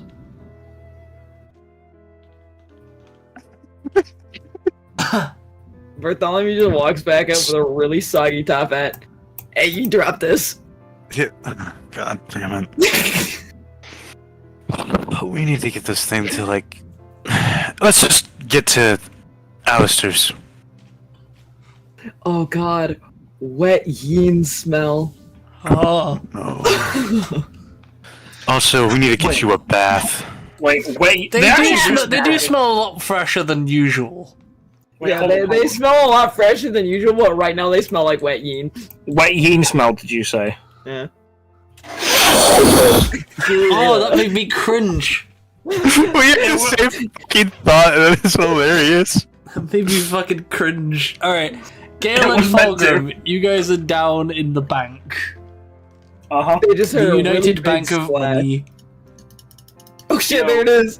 Oh, Dallas, no! Salty, what check would I have to roll to feel like the yin just did something stupid? Roll me a general charisma check. Okay. Yeah. That There's fucker's like a up to- light. That fucker's There's a up to light something. shiver. There's a light shiver down Fulgrim's spine. They don't know what, and if Gale just hears Fulgrim go, are they getting snacks without me? I don't know. And then Fulgrim's over. Shit, did I say that out loud?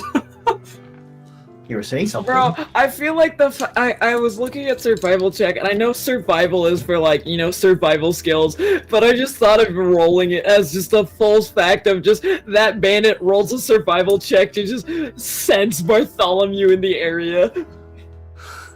The local man just runs. That one bandit just gets the fucking prowler theme. They just get a cold Anyway. shield on their spine anytime they're in a fucking 100-foot radius. Alright, so Fulgrim yeah. is going bonk. So how much money would you guys like to store in the bank?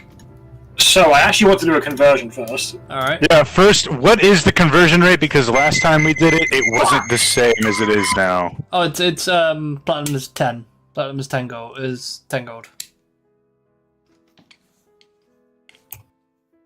Okay. One platinum is 10 gold.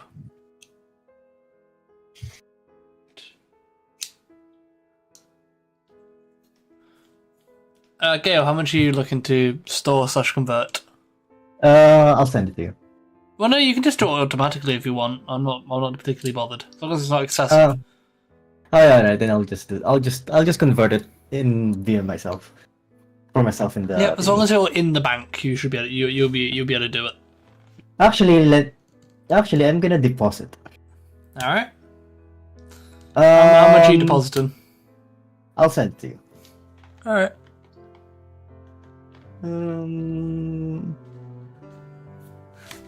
You're depositing money from Fulgrim's bank.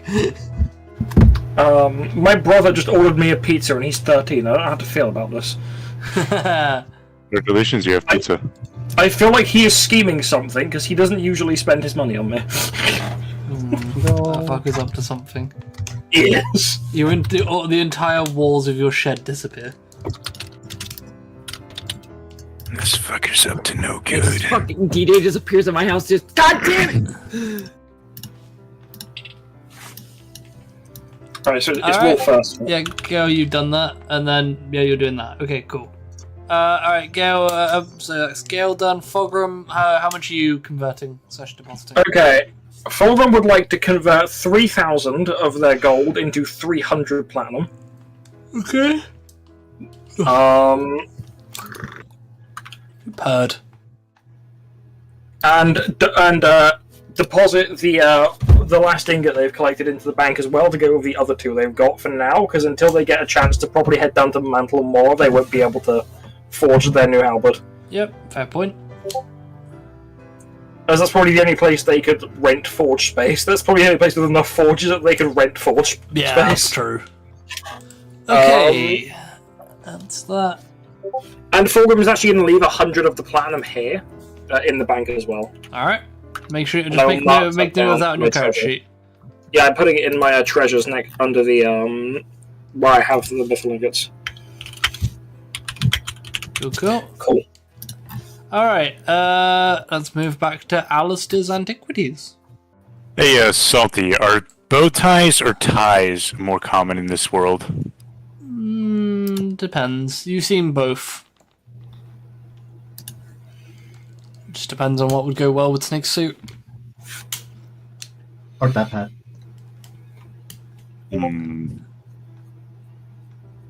Okay, so as you guys come through the door, you see. Let me get up the character description. I think I had one for him. I swear to God, if he's dressed in a red suit with a cane. Oh, God. It's funny. Hello! Pleasure to meet you, darling! Quite a pleasure.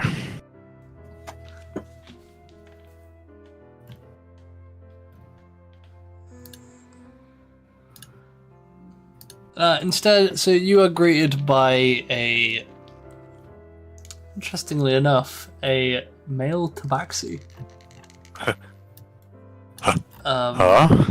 Fun enough, is in fact in a red suit. And they kind of look With a at you. With a microphone? No, not with a microphone. It's okay. I literally went and looked at the description for him, and I was like, that's actually so funny. So they kind of look over. Greetings. What can I do for you today? Been a while since I've seen another tabaxi. Not too often I get to see one of my own kind, but pleasure nonetheless. I'm Alistair. Pleasure to meet you. Welcome My to name is Snake. Alistair's Antiquities. Oh no, it's him. He's here again. Are you sure there's no microphone? There's no microphone. Okay. Sure. Me and my friend here, we are in need of a suit. DJ, I'm going to kill you. Some new clothing, preferably a suit for me. Alright. Well, let me have a look. So is it for the two of you? Yes. Oh wait, hold on. Was this? Oh shit! I stopped paying attention for a minute. What's happening? Clothing, my dear. Oh shit! Clothing. Well, I'm happy to get some measurements done and see if we have any stuff in stock. Bartholomew just has like one shirt. Right, they got Bartholomew a shirt. They didn't get them pants. They got them a shirt. They're still wearing Fulgrim's old pants. It's like a really long shirt. Honestly, all I'm thinking of this shirt is just a button up. It's like a white button up. Oh shit, my PayPal password has just been detected in a data leak. Hang on. Oh crap. Uh-oh. Sorry, I completely missed what was happening because I got distracted by a pig. Well, let me. So you're in the market for some pants? I could certainly give you a quick size up. Do you mind? So he Snake steps back. points off to the side. Wait, was that the snake or? That was to Alka. No, Alka. Fucking Alex just. Oh, see, darling, the one that doesn't have pants. Okay, so which one is that one?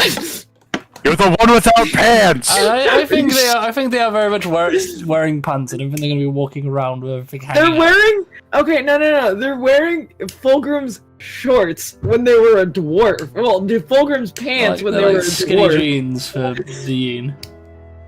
It's pretty much the same it's a Durnham's jeans on I forget what their bugbear's name was. The bugbear's fucking like comfy pants on Anka. It is about the same thing. These ones are just pretty ripped up. That motherfucker's on a pie. He told me something different.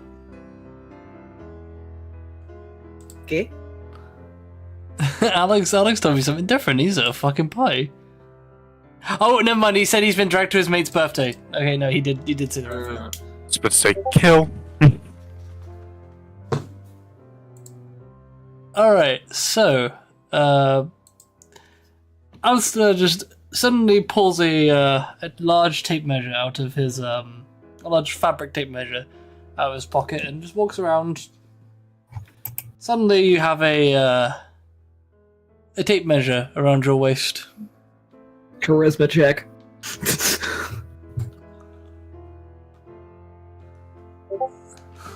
From me or for you? Please. There's a tape measure around the waist. I don't think I have to continue the joke. Alright. There is Oh, these are not even entertaining it. there is no reaction, as this is a tailor. He looks Hey, over. look at you, deadpan. Well, Is he not only shocked that what appeared to be a woman has something extra? he is. He is, but he's not letting it show. Well,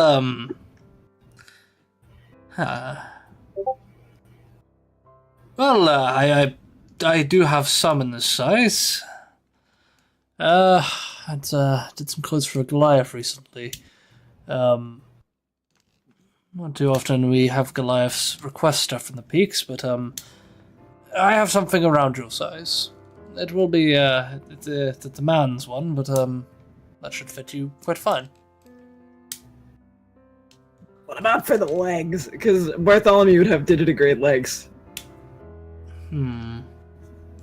Well, thankfully this particular person specifically mentioned that they wanted extra leg room in their jeans, so in their trousers. So I think these will fit you perfectly.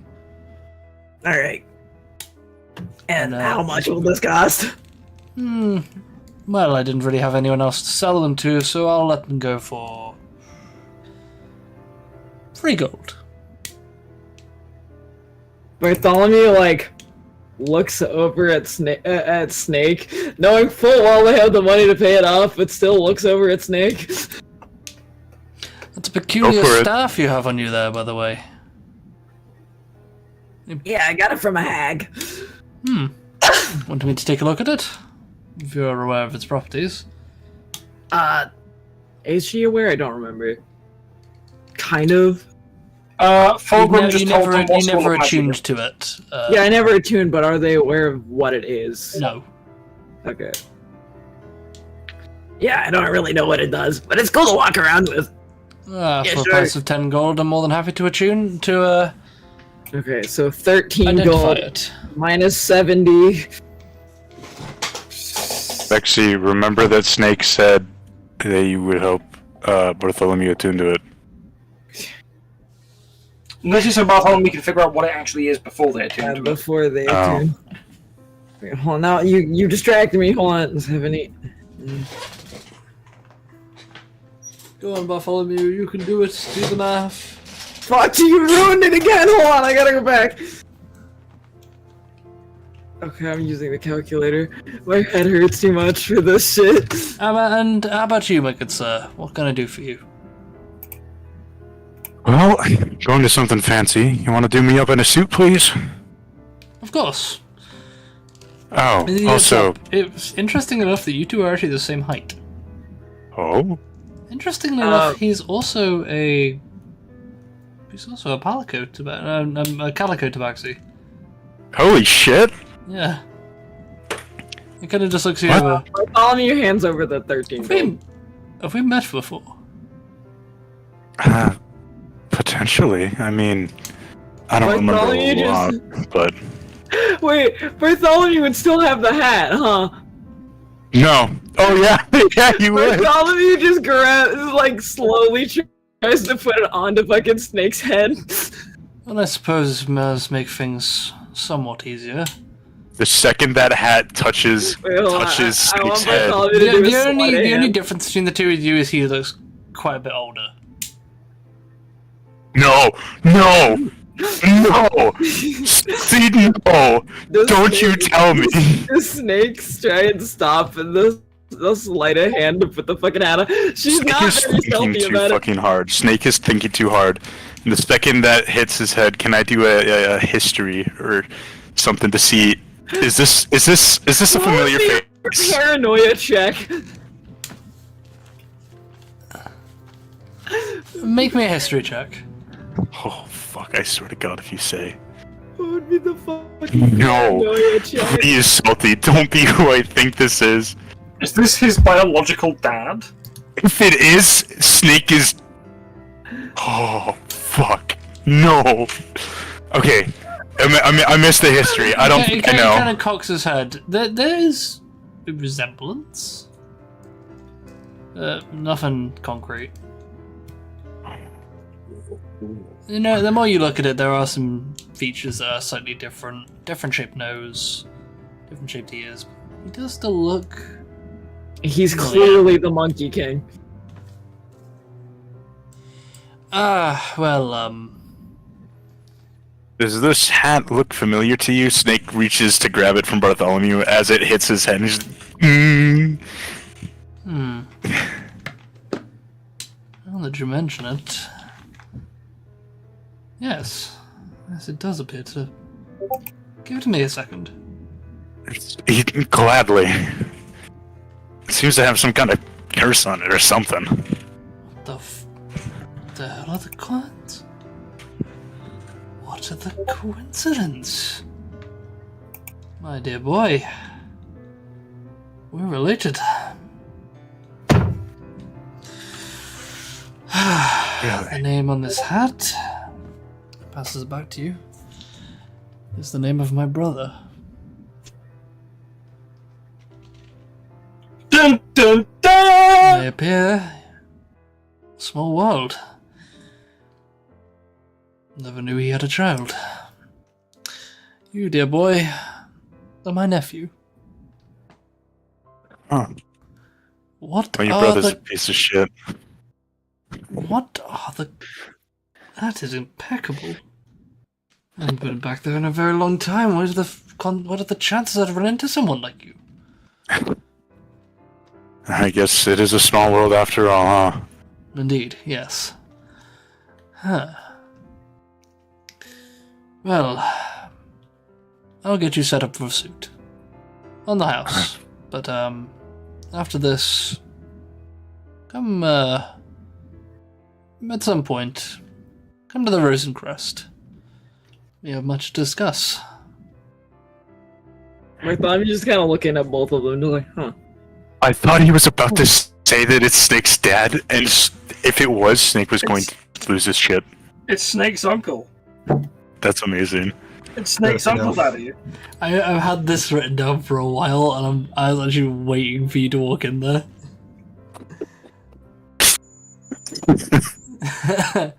So I had the initial all I'm idea, thinking- and then I had the initial idea when I was writing up NPCs, and I was like, hold on a minute, I've literally just made Snake. You know what? Uncle.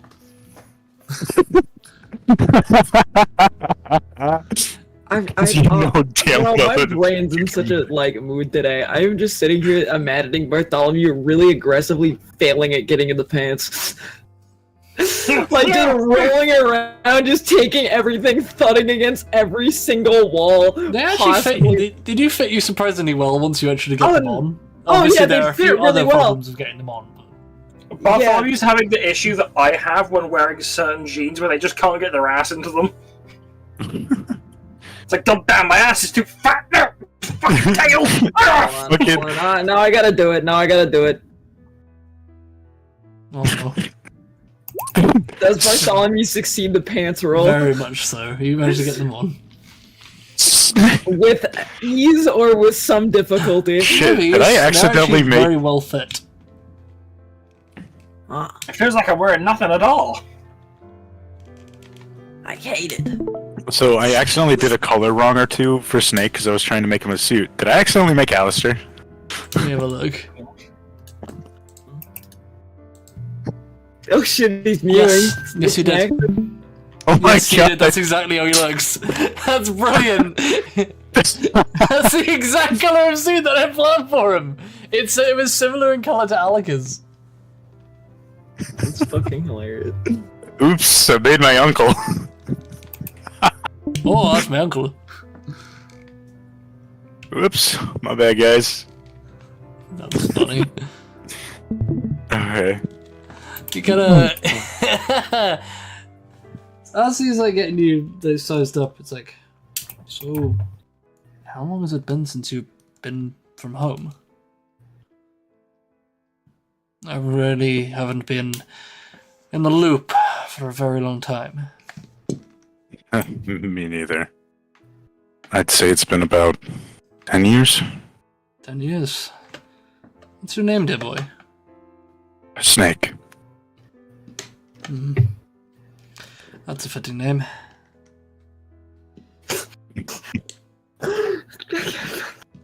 The brain rot, the voices. Well, you know, you said- given how it's a strange feeling with that top hat, makes sense coming from him. Bad luck always did seem to follow that man. That's why I had to get out of that place. Found my own path. You can say that again. Well, he suddenly goes around. This'll do. And he unhooks he goes off into the back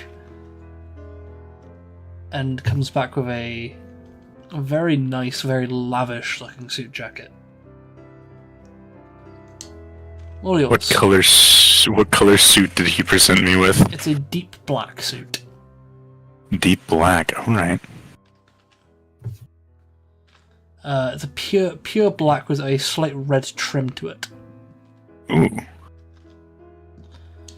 Okay, alright. Is it a tailcoat? Because I have that exact thing. You know what? Let's go with it. Yeah, Snake has a tailcoat now, alright.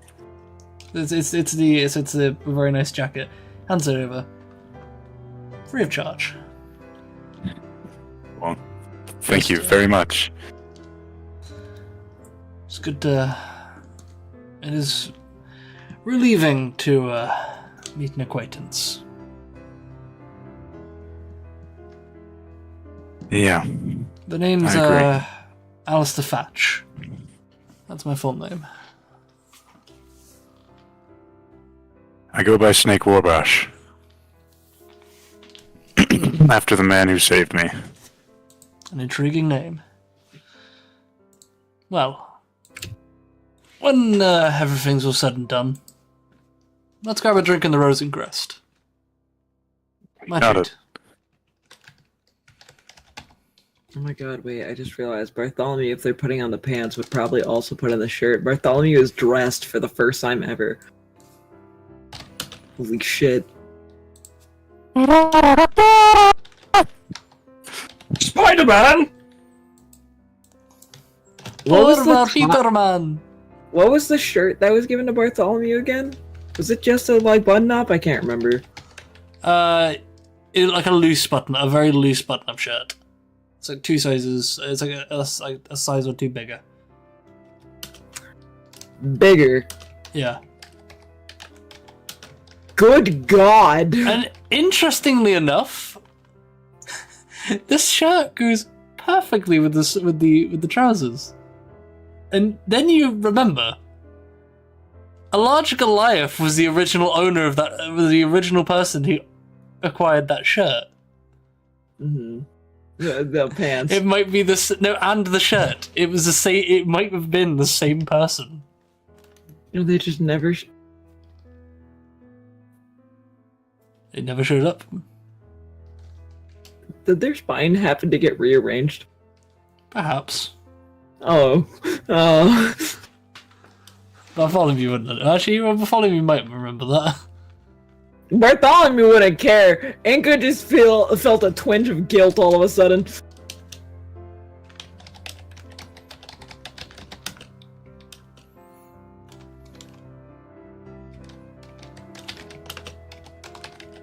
Snake is lost Alright. in thought. Oh, he says, before that happens, sorry, don't mean to cut you off like that. Snake says, I'd like to get rid of this. Do you have something I can replace it with? And he passes over the top hat. Well, I suppose I could get rid of it. I know one true way of getting rid of it. Are you sure you want to? Yes, I am. He takes the ribbon off of it, though, first. Alright. Alistair Well, opens a cupboard. I'm sitting under his desk. He feeds me the top hat. He offers his hand.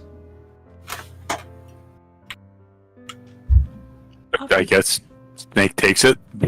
The new familiar bonds. Both old and new. As he tosses it into the fireplace. And you just see a puff of black smoke go up as soon as it hits the fire. And it burns up a lot quicker than you expected. Oh. Suddenly you feel a rush of dread. Oh, shit. I sense I've made a mistake. Well, what's done is done. It's good to see you, dear boy. Dust to dust. So anything you need, you know where to find me. I'm sure I'll be around again. We still got that drink to handle. Of course. Now, you look rather fetching. So, wherever you're going, I think you'll do fine. Thank you. And he begins heading back. By the way, if you all are in the market for any magic items, you're more than welcome to come on by. You wouldn't happen to have any magical brass knuckles, would you? Bartholomew's just gonna. It's just a perception check for looking at the magical items, yeah? Investigation check. Okay, investigation, because it's looking specifically for the magical. I actually, in fact, do have a small set of brass knuckles. They only have a minor enchantment on them, but it's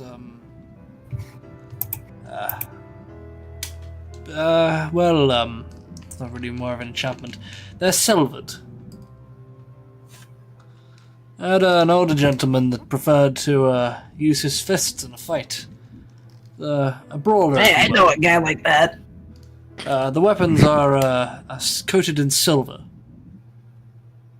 They're not exactly magical, but they are definitely good if you're looking to punch a ghost. I know a guy who could use this. Alright, well.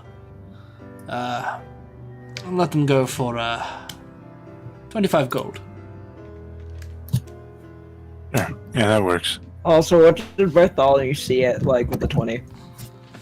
With the 20. Give me a minute.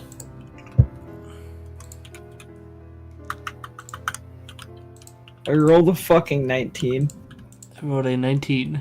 I was one off from a nat 20. Okay, so... Oh, who just left? DJ dead. DJ. DJ fucking died. So you see... Looking around, you see a large patched robe currently resting on a rack. You see a large collection of scrolls kind of piled up in the corner, on a shelf in the corner. You see a large talisman behind a giant glass display case, and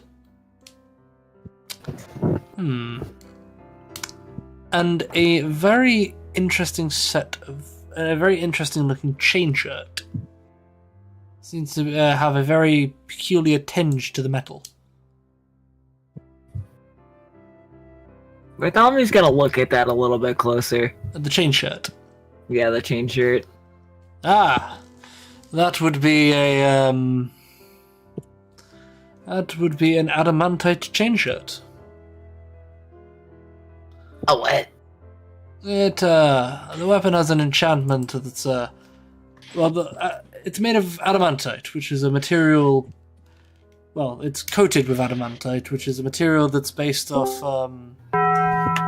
It grants you the ability to shrug off very damaging blows. It basically can make sure that you don't get crit. What the fuck does crit mean? Bartholomew's gonna look This is over... me saying it plainly. Yeah. Yeah. Bartholomew's gonna look at Snake. You know, maybe you could use this. You pass out a lot. You know what? You're right. That might do me well. I'll take it. Bear in mind, Snake, if you wear armor, you cannot get benefits from unarmored defense.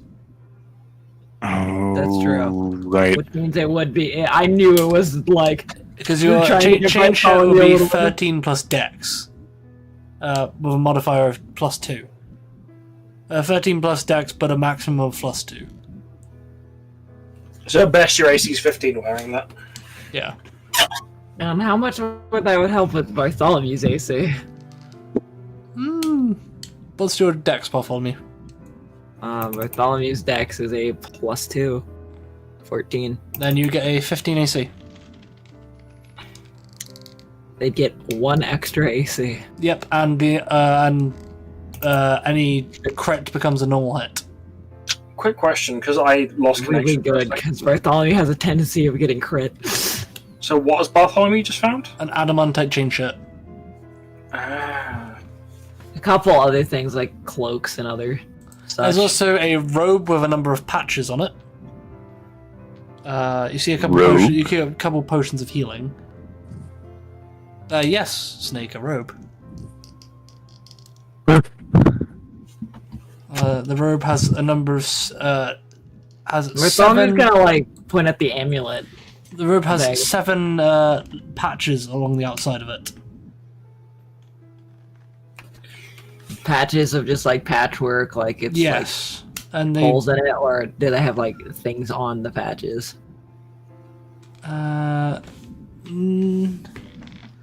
Seems to be just like various different like symbols.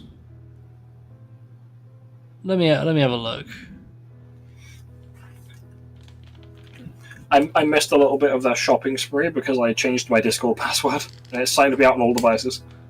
Yeah, so it has 7 other patches, so... And I'll have to choose what they are. So currently there are 7 blank spots on it, but there also is a symbol of a dagger, a lantern, a mirror, a pole, some rope, and a sack. But there are also 7 other patches with question marks on them.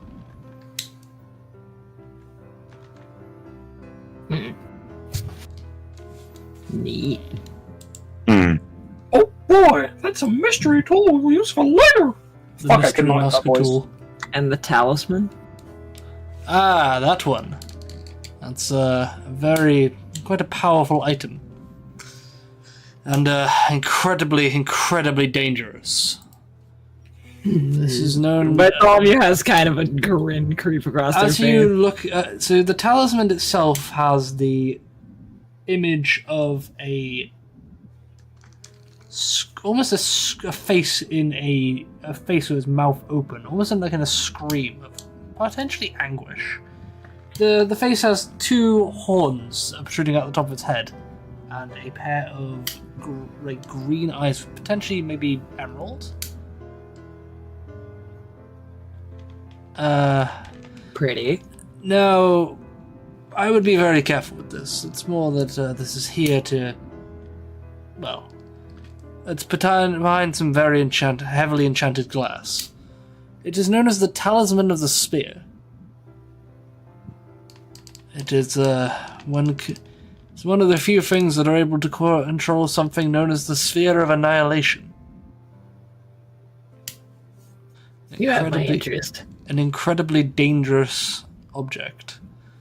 You need to acquire a Sphere of Annihilation, but it's essentially a floating black hole.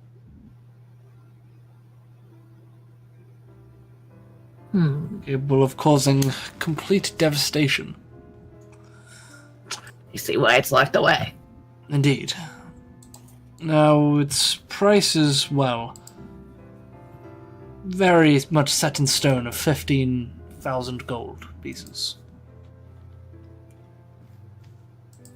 But it is essentially useless without the sphere. Yeah,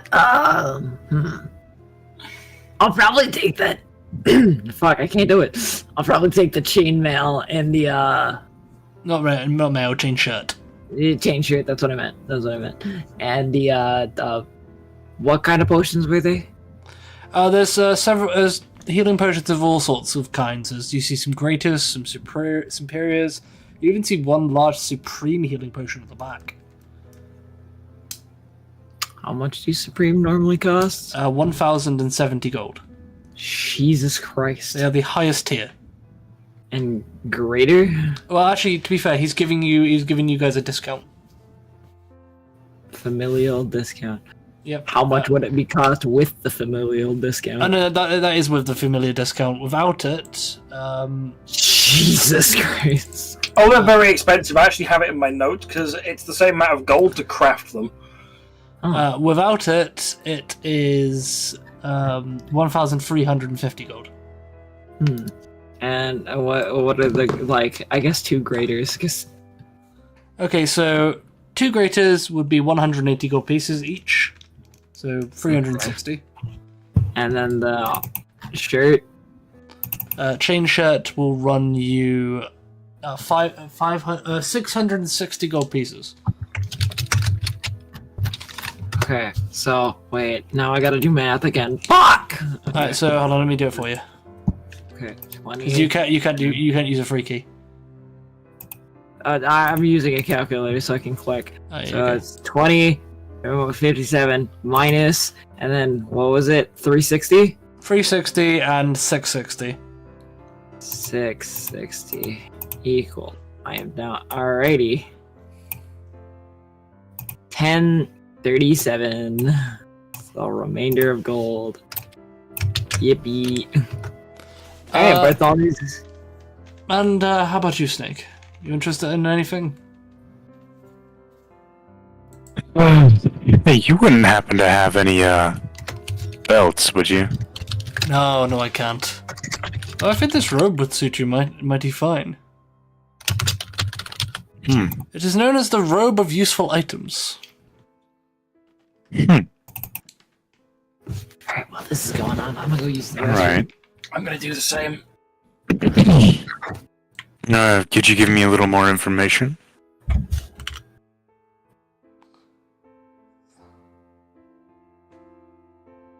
Hold on.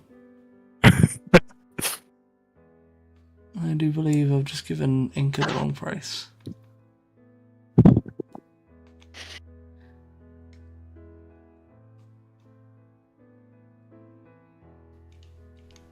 Ah, well, don't worry, it's not too far off. Oh, say that again, Snake? Would you be able to give me a little more information? Of course.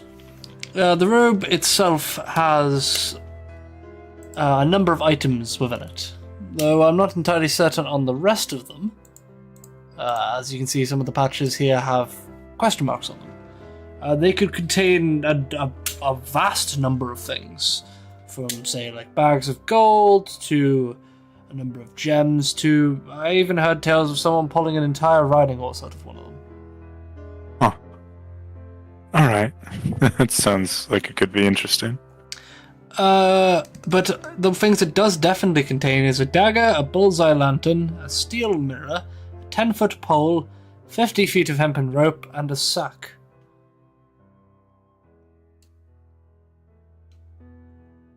I can see why it's called the Robe of Useful Items. Yes, you can only remove each item once. Assuming you're unable to put them back in the... Unfortunately, no. No, once the patch is removed, it becomes inert. I see. And once all the patches are removed, it returns to being a normal cloak. Alright. The going price for this one, including a nice little familial discount, is 5,480 gold pieces.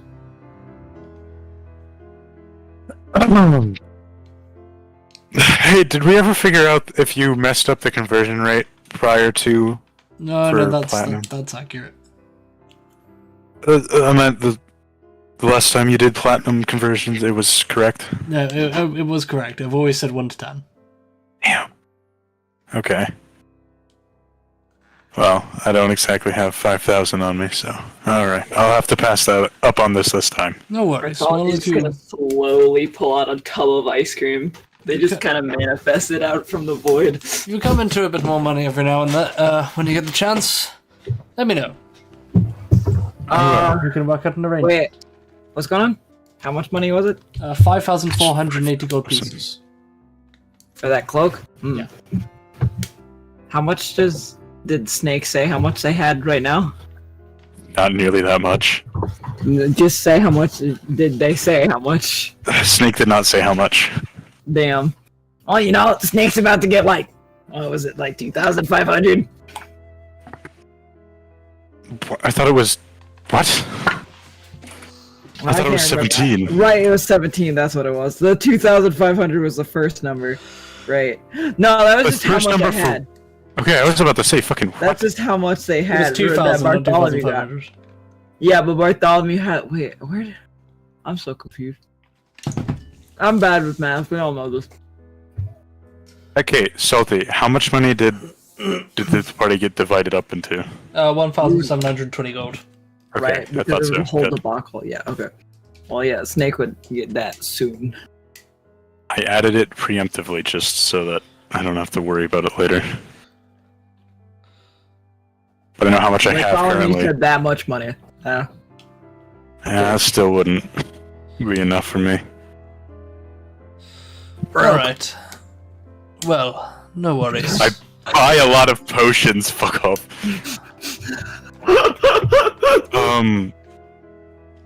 Oh yeah, before I forget. Potions of strength and growing, do you have any of those? Not currently. You might be best checking out an apothecary. Fair enough. I just figured I'd check just to make sure. like that eye of being big, huh? Listen, when I'm taller than you, yeah, I enjoy it. I'd still win. I don't know, your buddy Inca lost. Okay, we both know. If you didn't drink that potion at the last second. Which is why I like the potion. Well, it's a pleasure, Snake. It really is. If there's anything I can do for you all in the city, give me a shout. Will do. Thank you, Alistair. Take care of yourself. You Alright. as well. Is that you guys done in the... I'm back. Yes. Alright. So... Snake is done meeting his uncle. Now that everyone is... So is everyone going to meet up? Mhm. so. Snake doesn't know where he's going, so he's just gonna follow Bartholomew. Back I to guess the so. bar. The last time you Fulgrim saw is- the rest of them, they were at the bank.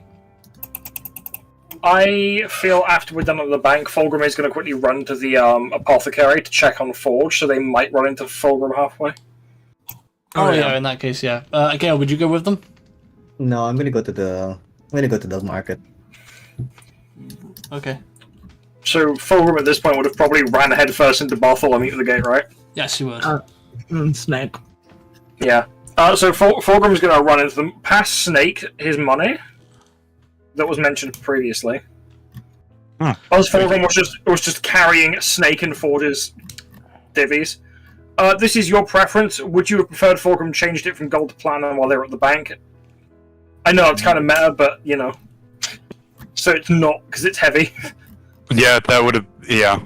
Yeah, so Fulgrim is actually going to pass it to you as platinum, as 200 platinum, and they've probably turned tokens into Forges into 200 platinum instead of 2,000 gold, because that's really heavy for a little bird. Oh yeah. All that stuff goes into that bag of holding.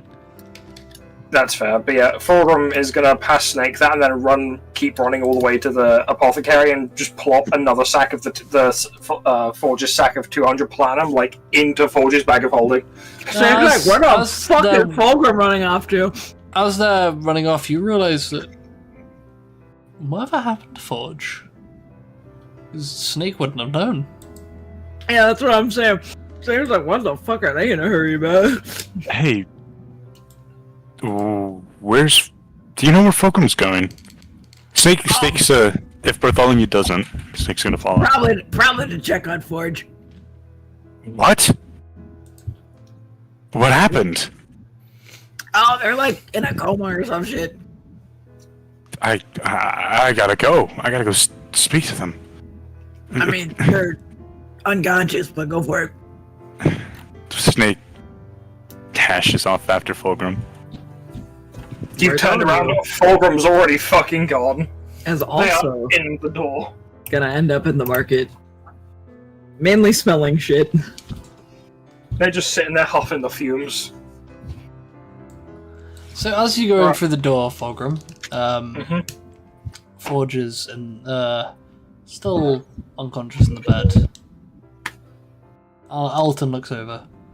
Fulgrim, Snake. What can I do for you tonight? Or today?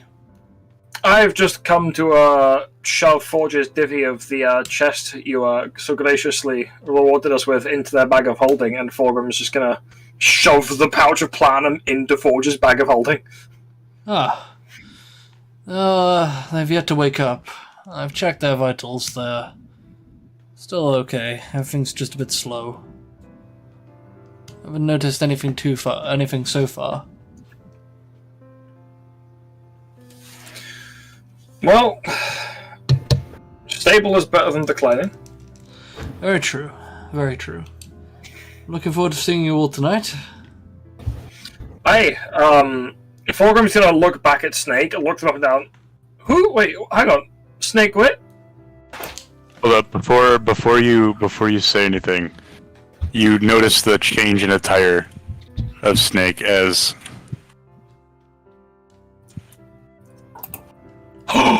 You changed the token. Salty, could you also add in my chainmail into my inventory? It's not on, but like Yeah. Give me a second.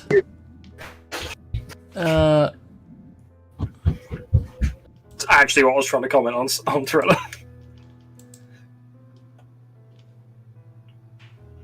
what?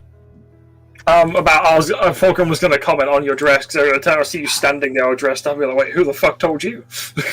I mean, you would have seen Bartholomew fully wearing pants. I think Fulgrim would have gathered.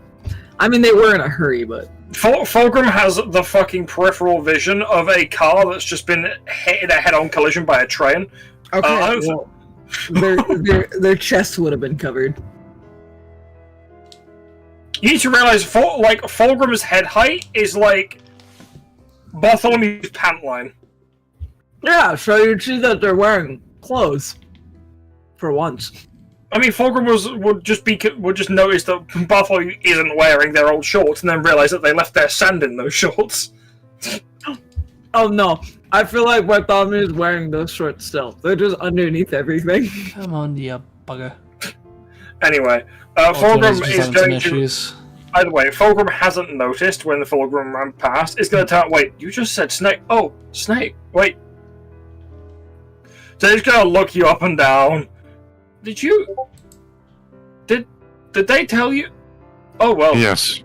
Looking back, thank you. Is your top hat different? Yes. Yes, it is. Fulgrim's just going to, like... walk right up So I'm to you, guessing put you're their just wearing face a right... different hat. What? Are you wearing like just a different top hat? Yeah. Snake got a different top hat there. Fulgrim's gonna like go right up against your face and then just look upwards to look under the brim of the top hat. I never thought I'd see the day.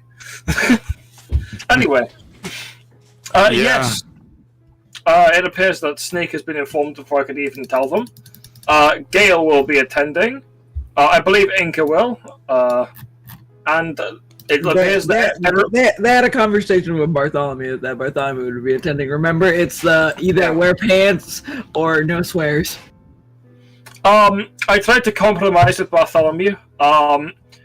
They said that I could either convince them to wear clothes or convince them to not curse at the dinner table. I had a feeling you'd appreciate them wearing clothes more than them not swearing. Yeah, that's true. So they will be coming dressed very nicely, but I couldn't convince them to not slur. It was one or the other. So they don't will. Worry. They shall. My they shall be father has drinking. quite the sailor's tongue. Oh Christ! My phone is ringing. 30 seconds. I was basically done here. It was just so they had their money. Okay, excellent. You know, I just realized. What? I have been saved from the slap of 87. Oh yeah, you have. For now. Alright, I gotta practice more whip strikes. Yeah, I've heard them. They are lethal. I forgot I did that while I was still on fucking call, so you just heard a wham! You got a wham, bam. Got it. I'm going to bam, bleed. You're not gonna bleed, it's just gonna sting really, really bad. As long as I, hit properly. Which I should. And also, don't forget, Truddy, you get to also do a swap. Yeah. Oh, I remember. Yeah, I'm gonna get spiked into the ceiling. Alright. Speaking of spiked, Gale and Bartholomew, you two are just running around in the market, right? Yeah, Bartholomew, you sniff it around. What are the two of you looking for? Anything magical. Yeah. Nothing. Bartholomew's not really looking for anything in particular. Make me an investigation check. Investigation. I guess Bartholomew would do perception because they're not looking for. Sure. Okay. Damn, high rolls today. Yeah. Yeah, nothing that you can find particularly that catches your eye. Gale catches a whiff of something magical, and they just turn around and just see Bartholomew like, oh. Oh yes, also Bartholomew. Remember you paid the 10 gold for your staff to be identified. Oh yeah. Boom. Ooh. This is the Staff of Withering. Cleric, Druid, or Warlock. Staff 3 charges and reaching 1d3 expended charges daily at dawn. So every dawn they get their charges back. Not all of them, a 1d3. Oh, so I roll a 1d3 and I see how many I get. Yeah. Staff can be wielded as a magic quarterstaff. On a hit, it deals damage as a normal quarterstaff. Charges deal with 2d10 necrotic damage. Almost exceeded DC. Disadvantage for an hour on any ability check or saving throw that uses strength or constitution. Ooh. That's a Ooh, lot. That last on part's any really ability good. check. On that ability check. how many Not of your just saving abilities? throw. How many of your abilities require Constitution saving throws, Bartholomew? And strength. A good couple of them. Con and strength. Oh, that's gonna be deliciously meaty. Oh, yeah. Alright. And so Basically anything Bartholomew- involving poison is gonna suck. Oh, yeah. So is that added to the inventory, by the way? Let me add it for you. Oh, I forgot about Bartholomew's new spell. Antagonize. Hey! Slap that bitch! Think I'll do ugly! That motherfucker! Bro, Bartholomew really does look into a crowd of enemies. You, right there. Yeah, you. I'll buy you a bean burrito if you kill that guy next to you. You just dink the guy next to you. I'm about to act up. Bro, a one-hole bean burrito? Ah, you know me too well. I'm back. Why are we talking about bean burritos? Because Bartholomew has antagonists. Oh. So it just like looks into a crowd of enemies. Hey, yo, yes, you. I'm gonna buy you one bean burrito if you just dink the guy to your left. Bro, Bartholomew really just did get the fucking, Payday 2 perk. Staff of Gaslight, Girl Boss, Gatekeep. Alrighty. Elfie, is there a way to I have love the multiple, dink. multiple tokens saved? Yes, there is. I How? can actually have a switching token. Send me the tokens, and I'll integrate them. It'll take a minute though. I'll probably have to do it after the session or during the break. Works. All right, there you go, Bartholomew. Your Staff of Withering has now been added. Yeah. Alright. So you'll have to Also, roll what the 2d10 manually because it's an optional thing. Also, what did Bartholomew get with that 18 of perception of just looking in the market? Some very you nice can- looking meat. You can make it optional. Meat. Bartholomew not staring at the vendor, not the meat. Oh. The big titty meat wench. You could go into global damage modifier and I know I just can, but that would apply to anything that Bartholomew does. Yeah, but they can just turn it off. It's a tick box. It's also That's how I do vexing. all my smites. That's fair. Wait, what's happening? Don't worry about it. Never mind. I was suggesting something, and then Salty pointed out the fact that you probably don't have the brain cells to do it that way correctly. I'm a little special. Yeah, Vexy, it's fine. Come here. You're my little Pop-Tart. Bro, I'm your favorite monkey. Okay, so is Fine, come here. I everybody guess you are my everybody little gonna Pop-Tart. gather up in the center of town? Before that, Gail is convinced that wasn't there a guy here that sells stuff? That sells magic stuff as well? Or was that not here? He doesn't seem to be there today. Okay. Okay, that was it. And you're also probably thinking of the guy in Mental Mora's market. No, there was a guy here, And there's also right? the guy in Jara that was also selling stuff. I don't think there ever was a guy that was selling magical items. And there is the magical item shop. The enchanters. Uh-huh. But there's that. Okay. Then, never mind. Alright, is everybody can't gonna gather remember. up in It the was- town center? It was Oh, the yeah, other sure. side where there was a lady with Or- like ball, yeah.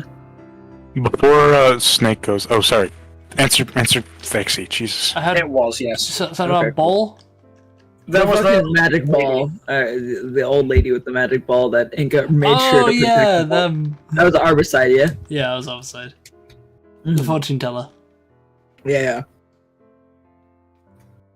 Alright, so the lot of you seem to kind of gather up. Snake, what was it you wanted to do beforehand? I was gonna see if they had any strength or growth potions at the apothecary.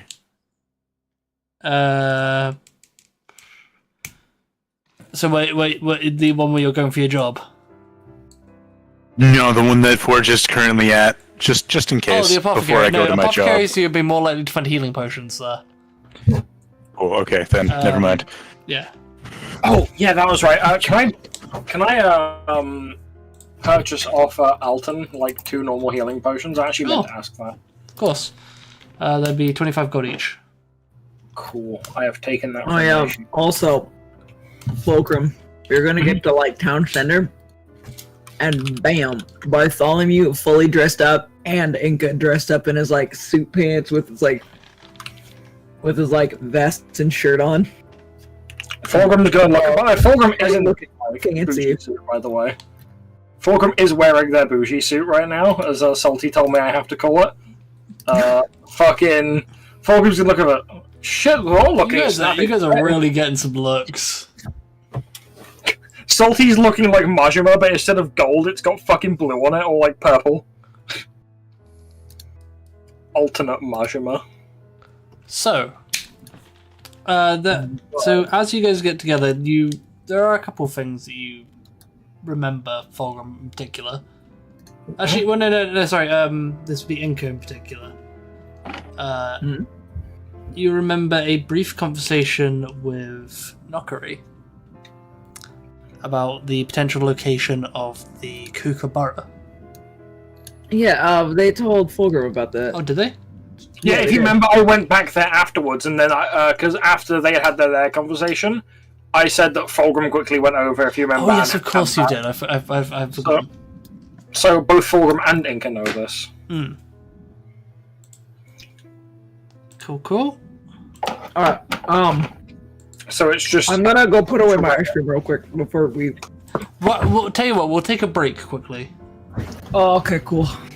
So everybody come back for 10 past. Okay. Alrighty. I'm gonna do Snick's thing in the meantime. Okay, quick question, which I'll.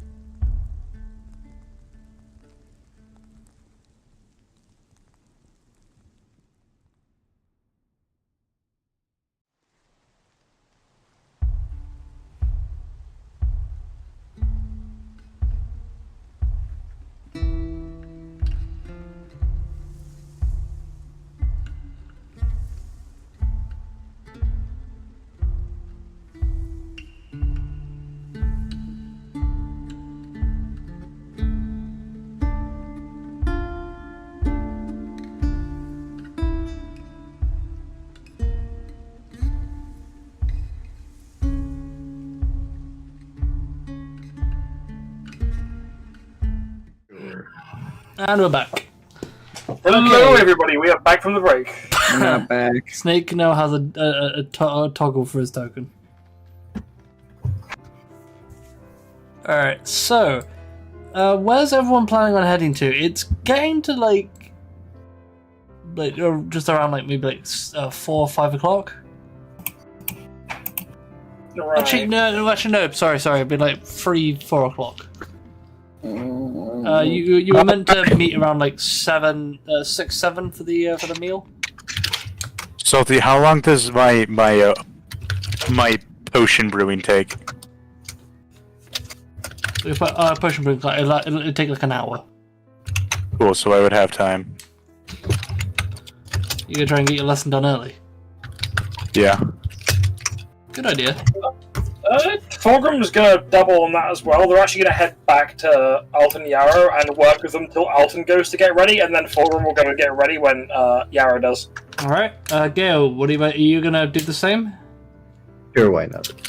Alright, so you guys are all off doing your various lessons. Inca and Bartholomew, what are the two of you doing for the time before the meal?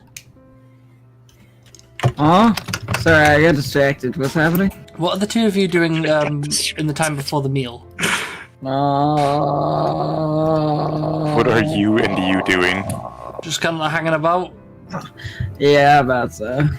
Alright, that's fine. Just I'm killing probably time. gonna hang out a little bit with Fulgrim. Alright, well, Fulgrim's gone to go do their medical work. Oh, okay. I'm watch I couldn't Snake tell blow if things this up. thing is still there. I mean, they could watch. Maybe. I don't know. Would Alton be okay with that? Letting the- no, letting not the big- particularly. Parental Take patient's consent. Yeah, I guess if it's that kind of work that's happening right now with Fulgrim, I didn't know if Fulgrim was doing that or doing more like He would essentially Okay. be kind of clearing house in the surgery before he has to go leave for dinner. Yeah, Ink and Bartholomew would just be kind of hanging out. Come watch Snake make things blow up when he accidentally adds gunpowder instead of something else. Okay, everybody make me your respective roles. Yes. Just gonna be a standard roles today, guys. So, Salty, I'm very brain dead every time we do this. It's Medicine check. Medicine. I swear it changes every time for you. Yeah, I'm pretty sure it does. So I'm quite sure before it's been a survival check, sometimes it's a medicine Yeah, check, sometimes I like to mix it up a bit. Oh What did you just roll? no! Gale rolled a natural one. Again? He's rolled I know, so right? many of those, I actually feel bad. Yo, Womp Salty, can womp. I use my inspiration that technically ran out last session to re-roll Gale's survival check? Nah. Fine. Fine. Gale, re-roll your check. Nah. Look, You doing Wolf, it? I had an... Are you Nah. sure? That's You- fine. Okay. Alright, I had an Gale, inspiration. you're carrying a big ass pot of soup. This is exactly what happened last time. And this time you initially alright, okay. Do not slip on the grease. Do not slip on the grease. And you manage to get past a small pool of grease on the floor, only to immediately trip over a piece of cobble. To jump over a piece of loose flooring. And whether instead of falling over with the soup, you instead trip and fall down the cellar. Lovely stuff. Can we at least say that the soup isn't ruined and Gale just falls down No, the cellar the and the soup lands on the floor? The soup lands perfectly fine. But Gale, you fell down the ladder and you are in a bit of pain. Ow. You take... Could be worse.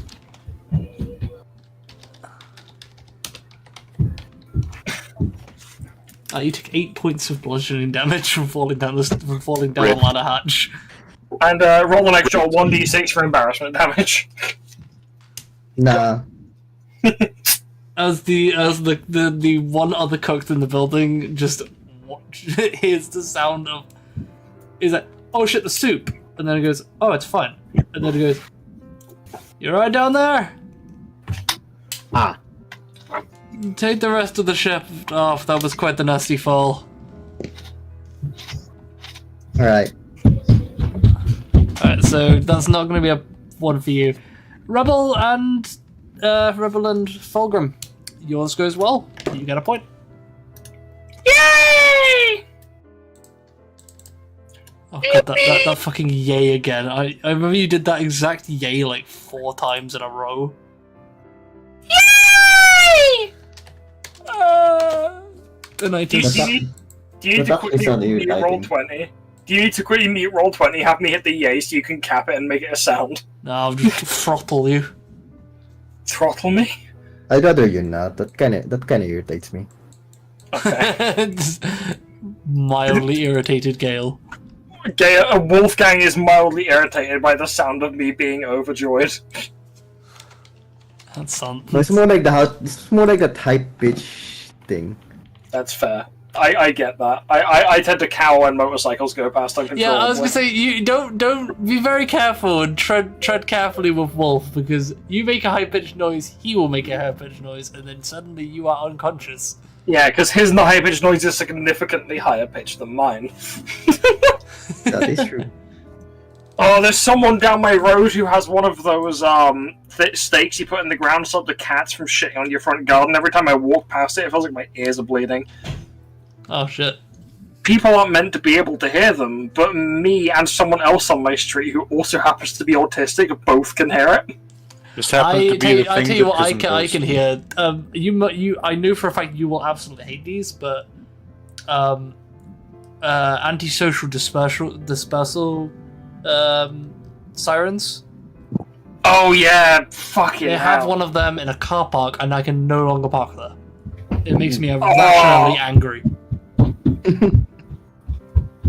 Those are like kind of just eking onto being a fucking hate crime, because an unintentional fucking unintentionally ableist. Because holy shit, does that kind of noise annoy the ever-loving fuck out of autistic people? It's not meant to be a pleasant sound, but it means going into that area is quite literally painful. I have to grit my teeth whenever I But, walk past in the house from the fairness, shop. that place gets vandalized a lot, so it kind of does need it. Still, That's it's a pain fair. in the ass. And also, it persists through wearing headphones.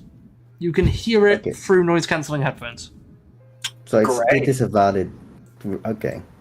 But it's also a valid tactic. So It's a valid Yeah, tactic. it's a valid It just tactic. at the end of the fucking day, hurts. at the end of the day, Salty, they're trying to keep people from socializing there, and autistic people are people, so therefore it's definitely deterring them. Yeah. It's definitely the wrong kind deterring of It's people. also unintentionally made me leave the barbers I had been going to for ages. I've been going to the same Anyway. barbers for like 6 years, and I left them because I couldn't park. Let's get off the topic of autistic people hearing things they shouldn't be able to hear and getting irrationally upset over it, which includes me and you. All right. About Coming- barbers, coming I to haven't been to coming a to the end of barber the for like time. 10 years. You guys begin making your way towards the manor. Now, the fact that Fulgrim is the only one that knows what this place is, Fulgrim kind of is the one that leads the pack. As you guys are taken to this absolutely massive house in the peaks.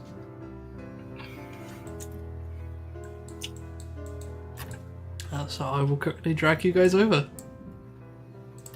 Snake kill. Oh. God damn it. Oh, did I should mention. Oh, clock's going forward tonight. Oh, are they? Yep. That That's doesn't good- mean I that's lose an gonna be hour fun. of sleep. Yes.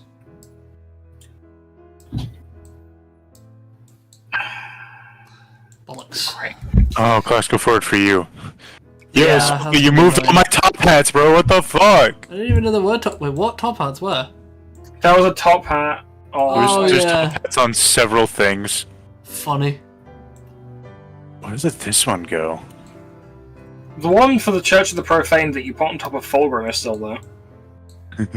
When Fulgrim was standing outside the church. Okay, It belongs so to the church now. a lot of you guys are kind of gathered out the front of the manor, and suddenly a pair of double doors swing open to meet you.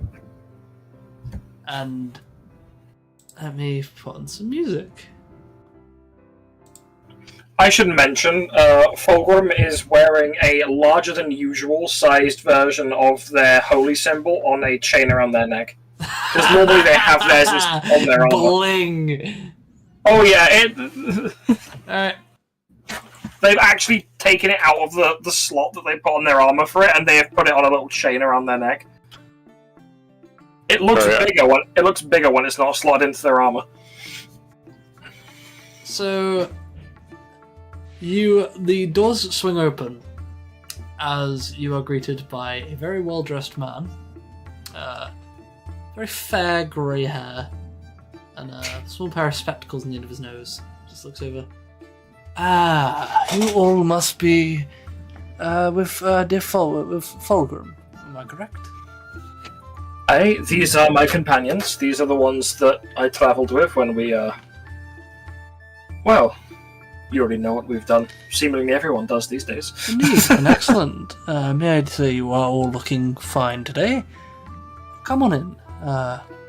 We'll bring you all to the living room.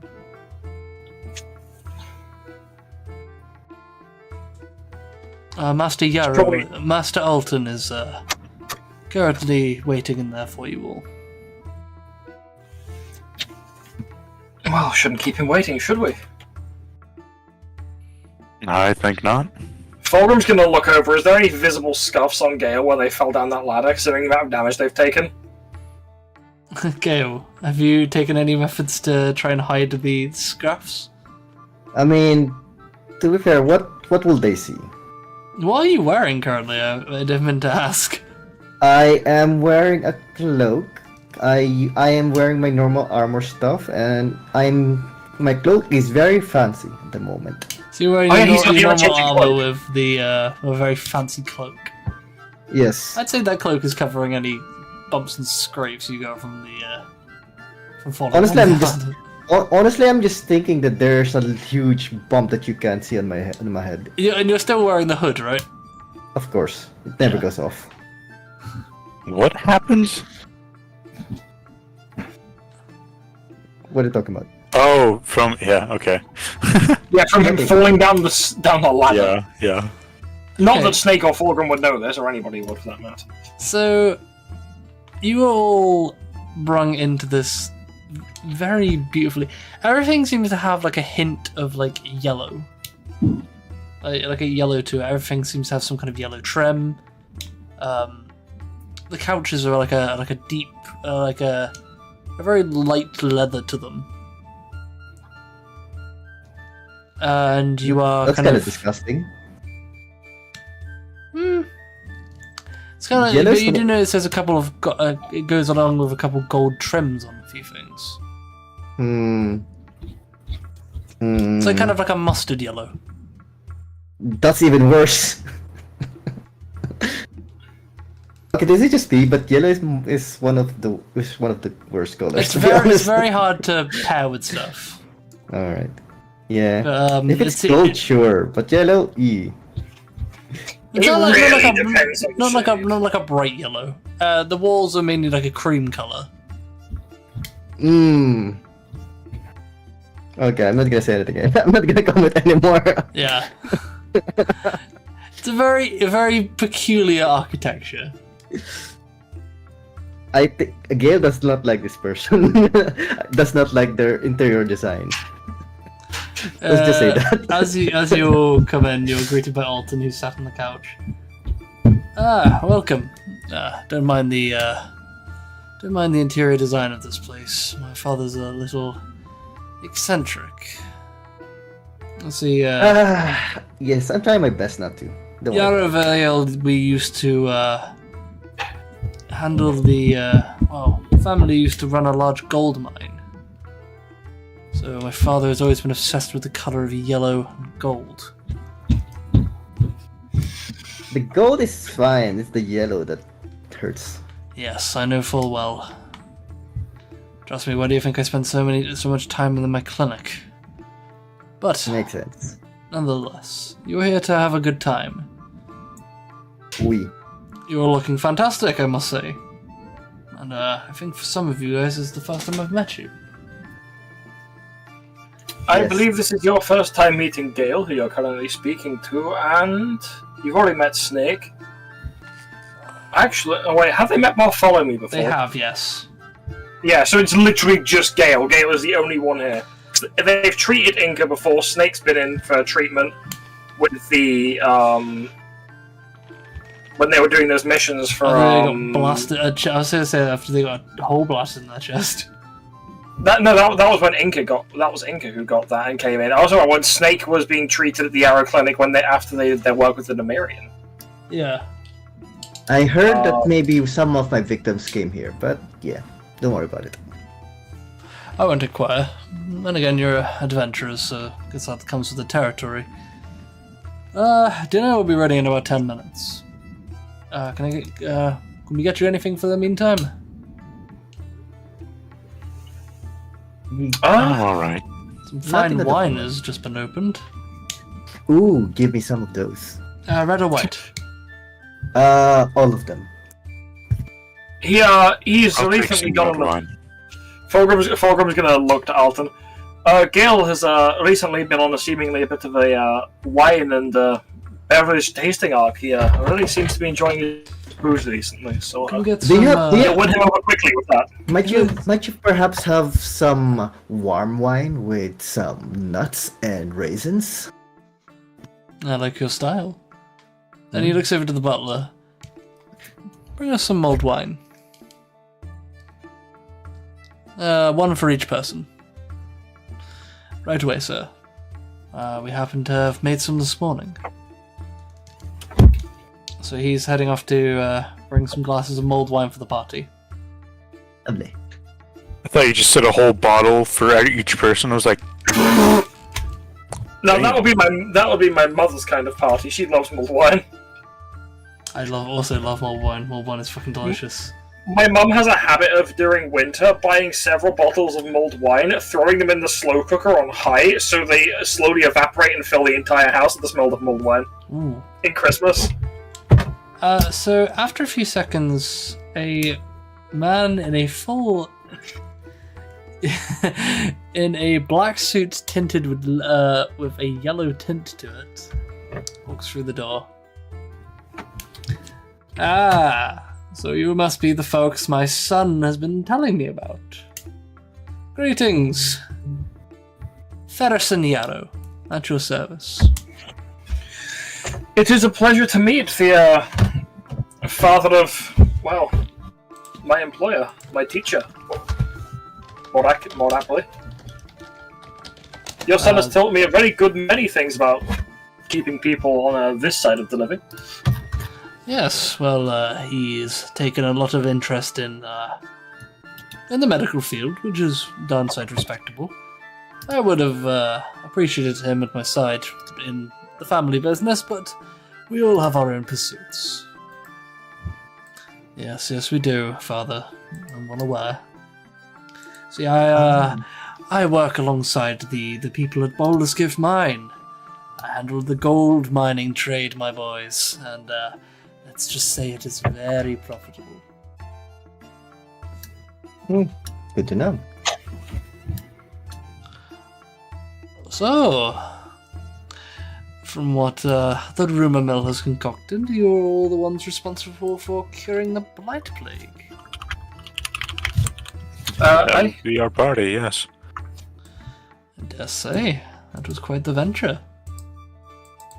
And when I hear tales that my son was the one that kind of pushed you in the general direction, it's gained me quite a few nods from other folks of being the ones that, well, nudged you, the ones that sponsored your foray into the forest.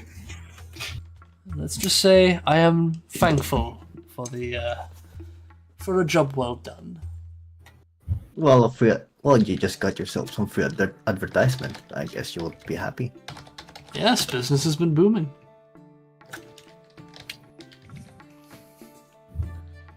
Okay. Dinner shall be ready shortly, and we can all tuck into a delicious meal. My chef is incredibly talented. and I think you will find yourselves quite satisfied with the night's events. Ta-ta, as he walks off into the dining room. Fulgrim's gonna look across to Alton. Well, your father's personality is golden, we could say. Snake lets out a little chuckle, stifling his laugh. That is putting it lightly. Snake has removed his top hat upon entering, by the way. I expected. He's not a creature anymore. He has some manners. Lightly? I don't know what you mean. He was positively sparkling. That may be the actual gold tinting his suit. I don't know why he wears it. It's going to give him muscle problems. Not to mention, that can't be good for the stitching. Gold isn't exactly light, even in small quantities. Yes, it was not a cheap operation to instill. That's apparently made of genuine spider silk from the Underdark. Oh, those things. Fulgrim visibly vibrates for about half a second just thinking about those things. Apparently it's very durable, and apparently cost about as much as... well, let's just say you could buy a small house with the price that suit cost. I wouldn't be surprised. Ooh, I think my pizza just arrived. One second, I'll be right back. Yeah, the pizza. Hey, yo, got pizza here! Sorry. Well, my father aside, I hope that's not too much of a problem about him boasting. It's just what he does. He'll take any excuse to further promote the family company. Oh, he's in a profitable business. He's managed to make... He put himself here. He can gloat. I'm personally not one to gloat, but, you know, if he wants to and it makes him feel good, well, who am I to judge? Oh heck, I was able to get the money to pay you. Sometimes it pays to stroke my father's ego every now and then. Mm-hmm. Well, you've certainly made financing our, replacement gear, as I actually lost my sword in that place, certainly easier. That's good to hear. So, what's the next stretch of your adventure? I suppose you're not exactly going to be satisfied with civilian life. Oh god no, but I think we do all need to take a few days to chill out. I don't frankly know how we are alive, but we are, surprisingly all of us as well. Although we had a bit of a scare with you, didn't we, Snake? And Threnor isn't actually here, I just remembered. Snake gives a nod. Kind of looking down at the floor a bit. Snake, unfortunately, actually got to stage 3 of the Blight Plague. Dear lord. Gale almost did too, but he managed to actually get cured before Snake did, and the rest Got of cured? them. Tell me. I haven't had any... The bastard got healed before me. How'd you manage that? I mean, Luck. that and this... Yeah, things happen. What do you mean, luck? I was just more resilient than you. Gale drank a potion that we were able to get from...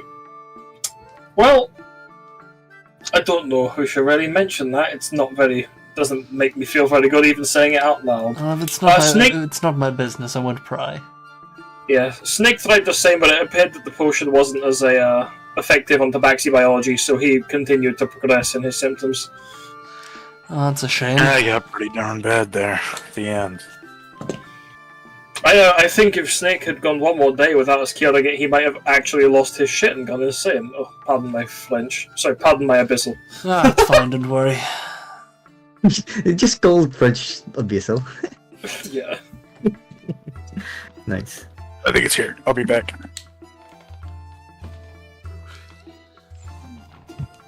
I almost feel like, are we saying that, like, if they're speaking common right now, when someone slurs, is it undercommon? Like, is shit just like it's just undercommon? Shit's just common. Just a common slur, damn. So you can't do the equivalent of pardon my French, damn, pardon my I know, undercommon. like Lae'zel in Baldur's Gate drops a couple slurs and GIF. Static. Or, It's implied from context that she's dropping some kind of slur. Oh, I need to go Google a few dwarven slurs now that I can, like, drop in. Oh, pardon my dwarf. Pardon my dwarf. Back. You got your pizza? Yeah. Oh, Lulu. It's not as good as the one I had. Fight me. I feel like I want to go. Because it's free. What? I want to go. Oh, I it's feel free, like I want fair to go. enough. Oh, no, I feel I like need one. I feel like I want to go make a pizza tomorrow, just to spitefully make it better than Salty's. Do it. I love a good bit of competition. I'm gonna make it with 4 different cheeses. Oh, that sounds banging. Only 4? What the fuck? Look, 4's the minimum. Look, I'm just trying to top the amount of cheese Salty used, and I know he didn't use 4. And we all know that 4 cheese pizza is good. I had 2. It was Yeah, you had 2, I'm going for 4. cheddar and mozzarella, which is good standard. I'm gonna throw some red Leicester and... Ooh, I actually had some red Leicester, I just didn't use it. I found red Leicester melts a little easier. Oh, welcome Anyway, back, Fexy. we're getting off topic. Welcome back, Fexy, I just heard you. Bexy! That might have actually been them passing out from boredom, because we keep talking about food and not the game. Bexy! Shit, I think we killed them. That's alright, let them sleep. They are dead. Let them sleep. Let them eat sleep. You to sleep. Oh! Ah! Right. Okay, so after a while, the butler comes back with a couple glasses of mulled wine. Served in very nice glasses, but also comes by to say, dinner is actually in fact ready. It was made a bit ahead of schedule, so if you all want to come with me to the dining room, we'll get you all set up. Fulgrim shall take their glass and then follow the butler. Alright. Nick also takes his glass and follows. They are gently swilling the wine and taking it and like sniffing it through the helmet.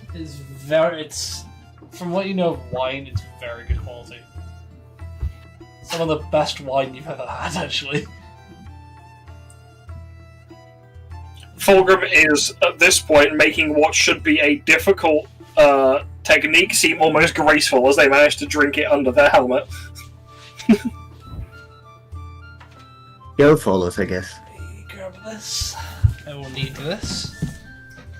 I almost feel like I need to buy a Crusader helmet. That's the closest shape to Fulgrim's. It's like a Just different do version. it. Just do D&D in the helmet every week.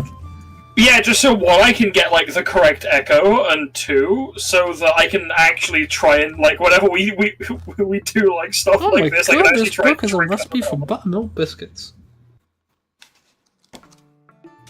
What? This book has a recipe for buttermilk biscuits. Send. Sorry. I Could you- want to make. I want to cook now. Jesse, I need to bake. That's some Human fucking context. cuisine. I'm sorry, Jesse. We need to bake. That just because. I don't know why I said Jesse. We need to bake. And my brain just imagined Jesse and Walter laying like completely zoinked out on a sofa, wearing one of those like Jamaican beanies. I thought it was gonna be the. Oh my god! I thought it was gonna be just like them actually just making bread. That's what I was thinking.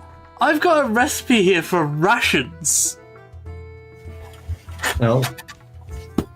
Oh hell yeah! I'm gonna make hardtack the D&D way. It's cheese, salami, dried fruit, nuts, crackers, and fresh fruit. Cracker? Anyway, so we're heading through, right? Yes, you are. Before we get distracted by Salty's cookbook. Salty, describe us the dining room. How much 100 yellow is there? There is a good lot. The fireplace is actually, funnily enough, made out of entirely gold. Jesus. The tablecloth is a cream colour. The table is like some kind of probably potentially birch. Everything's very bright. It kind of hurts your eyes in some ways. Fulcrum is gonna look over to hang on, don't tell me his name. He's gonna look over to Faraskarin? That's the one. He's gonna look over to Faraskarin. Please tell me that fireplace is plated in gold and not solid. My back hurts if you tell me it's solid. Just He thinking about the weight. smiles. Solid gold, my boy. Yerson will watch as Fulgrim physically, like, hunches and almost reaches for their back. Just thinking about how much that must weigh. Financial debt damage. No, like the physical weight of how much the gold that must, like, how much that must physically weigh. Yeah, it's a dense fireplace. I do not even want to think about how much that hurt the people installing that. That is impressive. You must have had to hire Goliaths. Indeed we did. I had a couple of them from the village up the top. It was quite the undertaking. Worth it though. It is marvellous. It is certainly that. It catches the eye. Consoir, God. what are we having for dinner today then? Well, good sir, today will be Hommet golden brown roasted turkey with sausage stuffing and drippings. Splendid. It'll be served with potatoes, diced carrots, and some broccoli, with a delicious drippings gravy.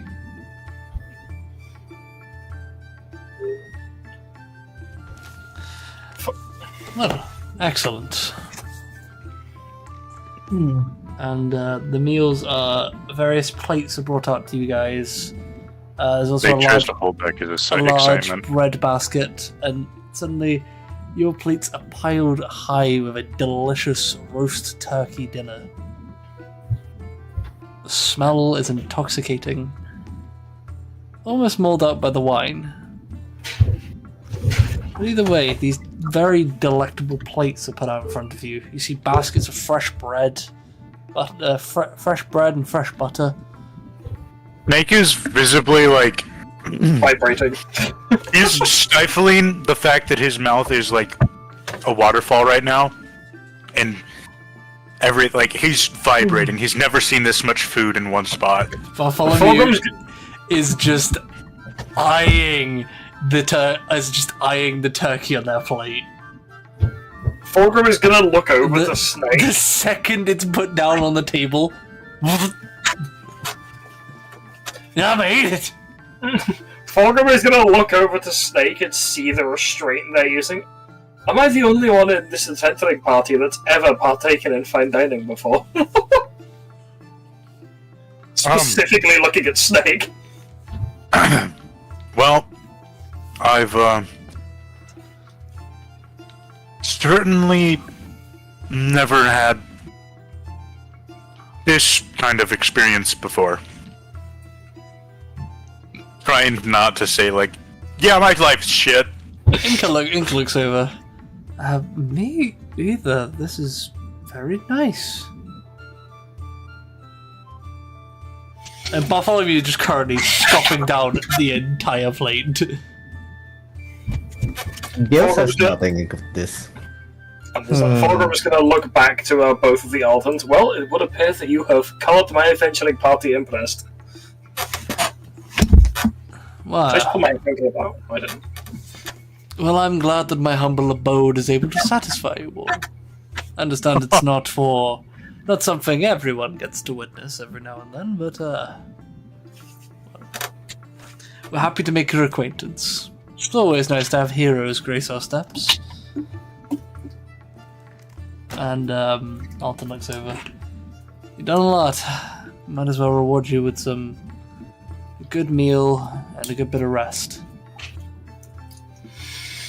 It's a shame that Forge couldn't join us, but I'm sure when they wake up, I'll take them somewhere to treat them special. Yes. So, you all tuck in to a absolutely delicious meal, and you feel very warmed after it.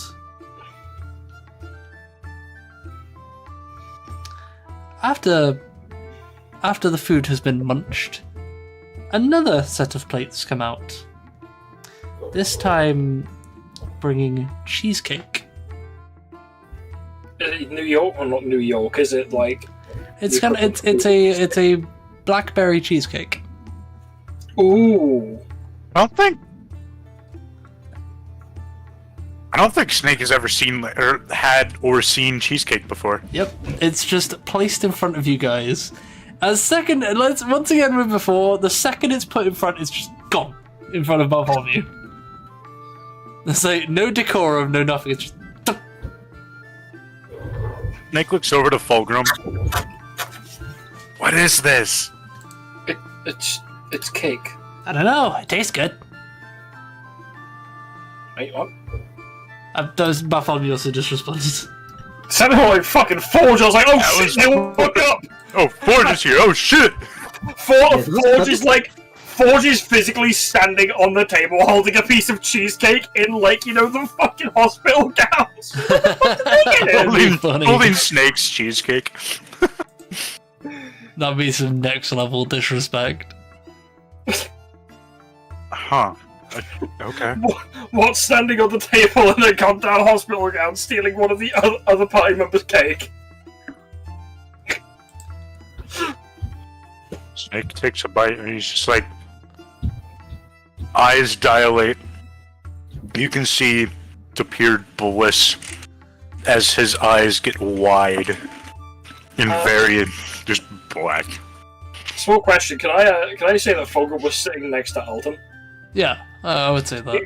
Yeah, cool. Fogel was gonna look across to Alton. I think he likes it. Indeed.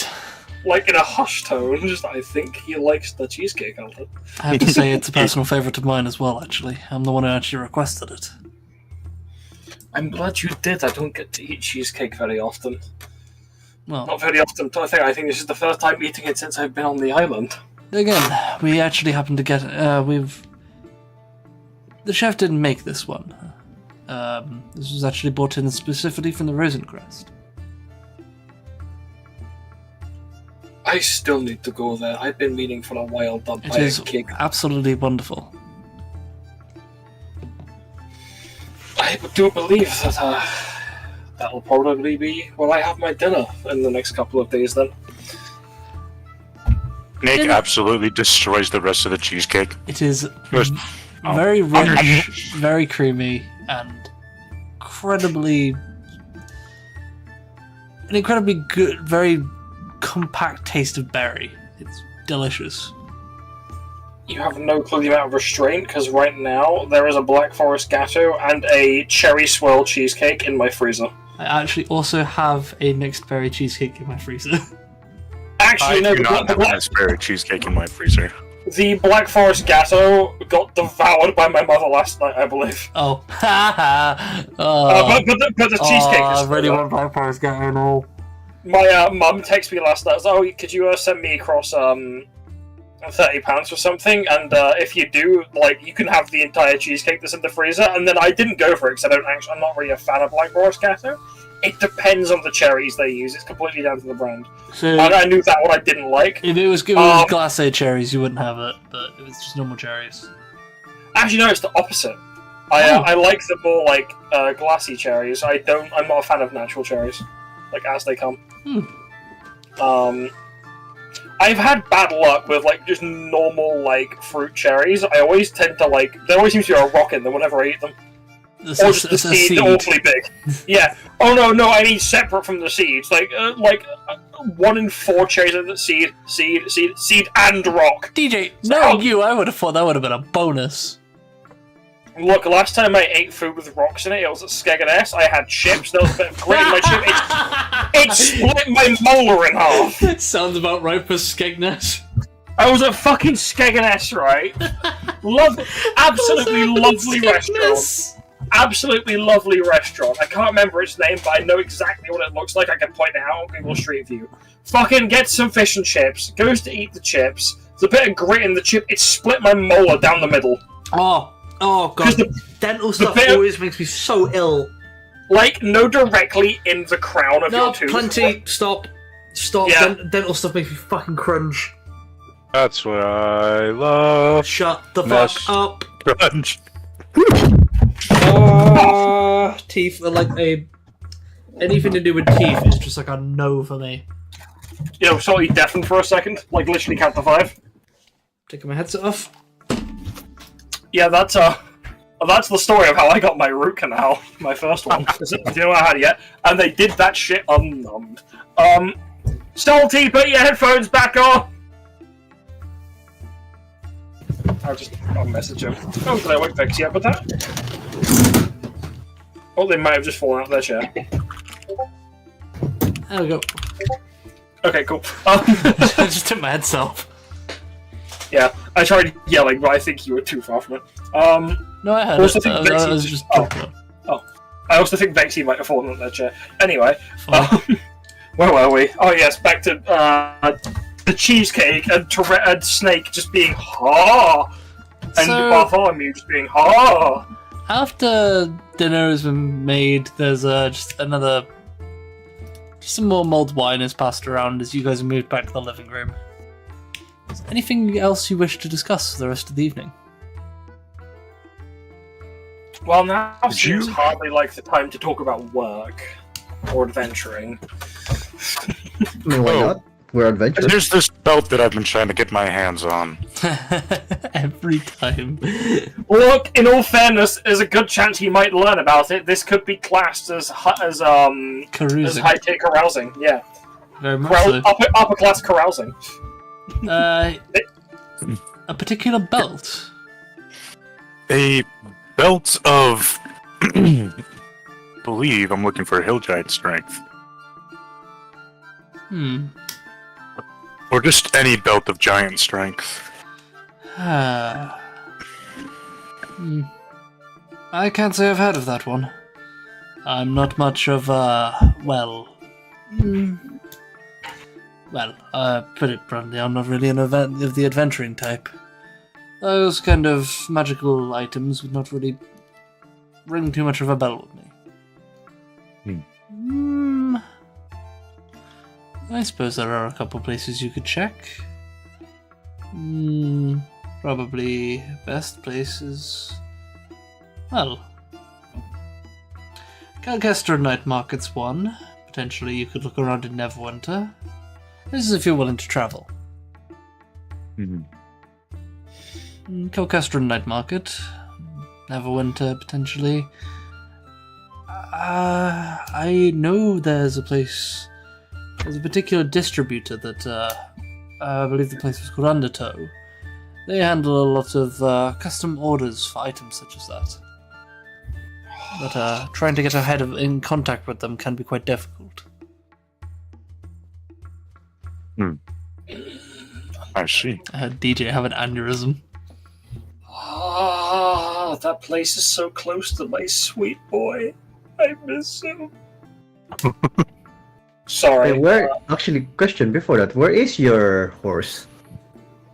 Hunts? It just appears it appears in the room. If you look at, you know what? Is there a window, Salty, that looks out? Yeah. It's just... Where is him? As you say that, I don't care. You are saying that in character.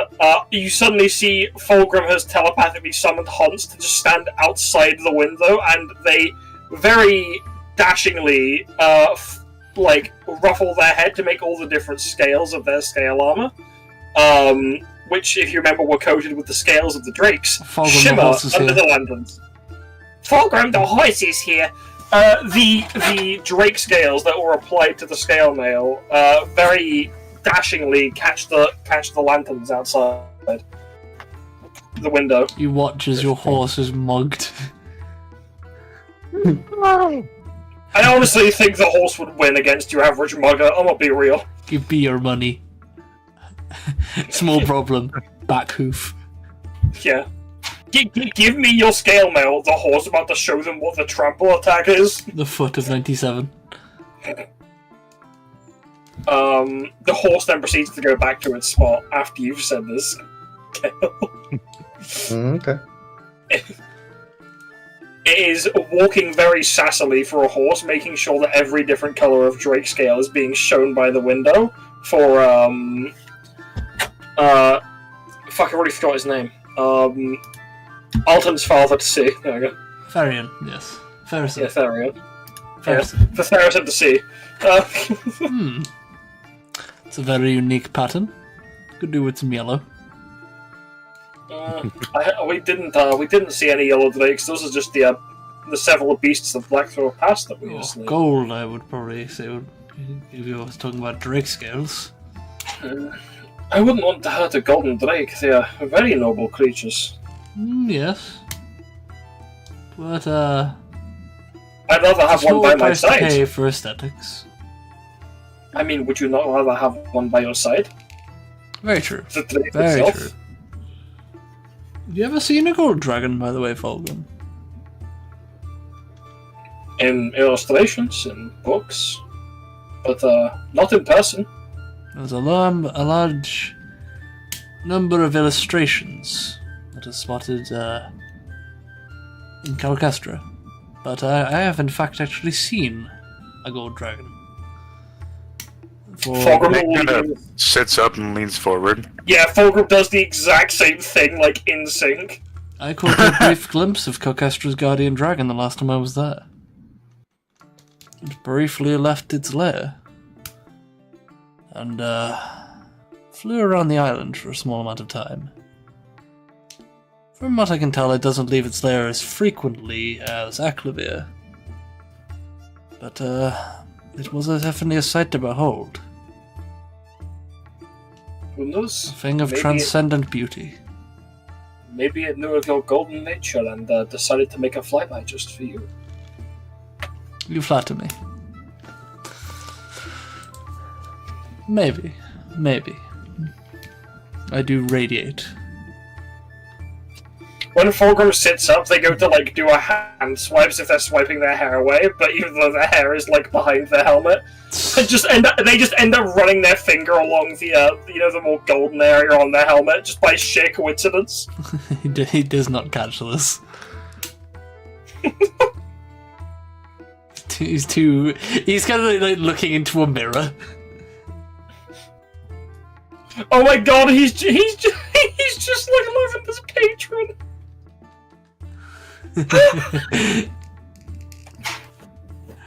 None of you know who Lavender is. It's a different one of my characters in a different name.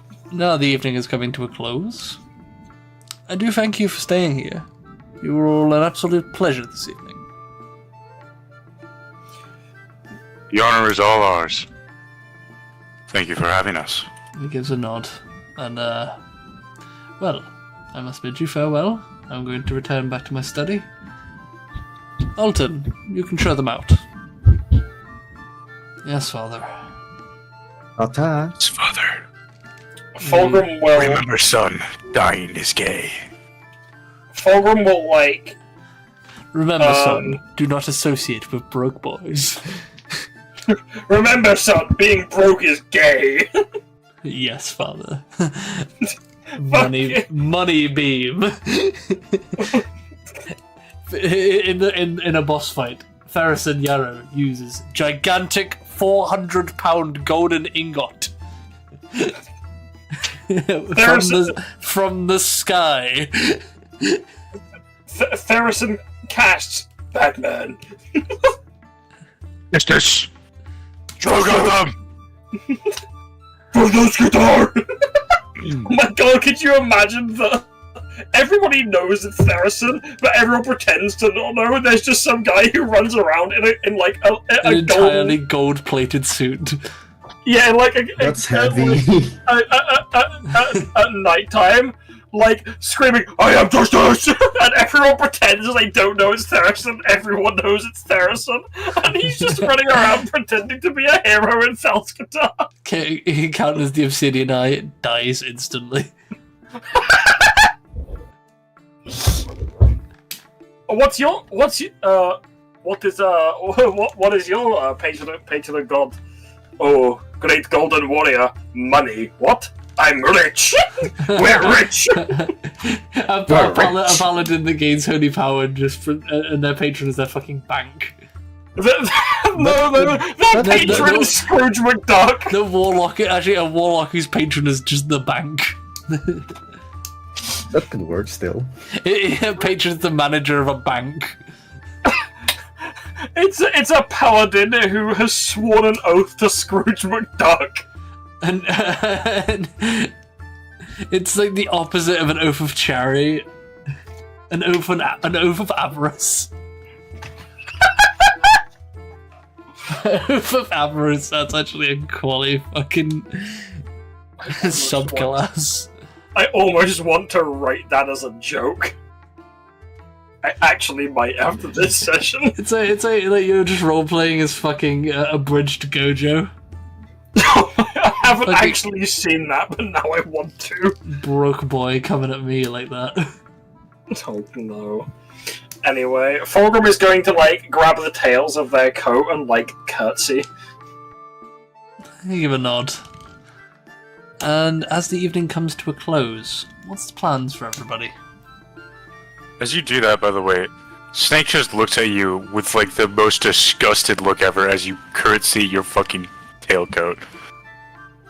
I like to actually, I'm gonna fucking change that. I know it looks like a tailcoat in the picture, but instead of pants, I almost like to think like under the coat is like a weird mix of a tailcoat and a dress. Since Fulgrim had that gender bend moment. Like, instead of a tailcoat, it's like that pattern, but that pattern on, like, It's like a kilt. A fancy dress. I just made tailcoat Fulgrim, and now you're telling me that's wrong? Wait, you've been making tailcoat Fulgrim? Yeah, I've been bored. Every D&D session I've made shit, and it's entertaining me. I mean, if you Not want to... bored. Bored is the wrong word. I'm not bored, Salty, I I was promise. actively holding a pair of scissors and looking in your general direction. was holding a pair of scissors and looking at Actually, Snake's you know character what? sheet. Where's my Chandler? Yeah, it's more Oh, it's it's more of here. a dress. It's more of a dress with like a jacket. Toretta, look at my camera. What? I don't want it. Your camera's not on, dingus. Oh shit, there it is. Oh, Oh shit, he's summoning the power of Latina Mother.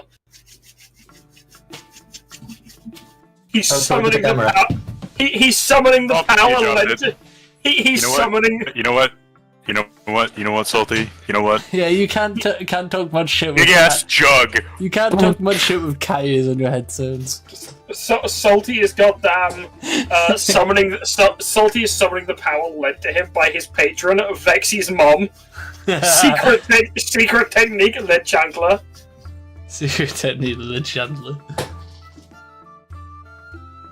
Anyway, Out of spite, now I have to do this. what is this? What are you doing? I made a He's joke pulling his about... cock up! I made... It changed to a different headset! He's pulling his cock up! They changed to a different headset after I made the joke! Why do you have multiple headsets? This one was for my quest. And then We can barely hear you.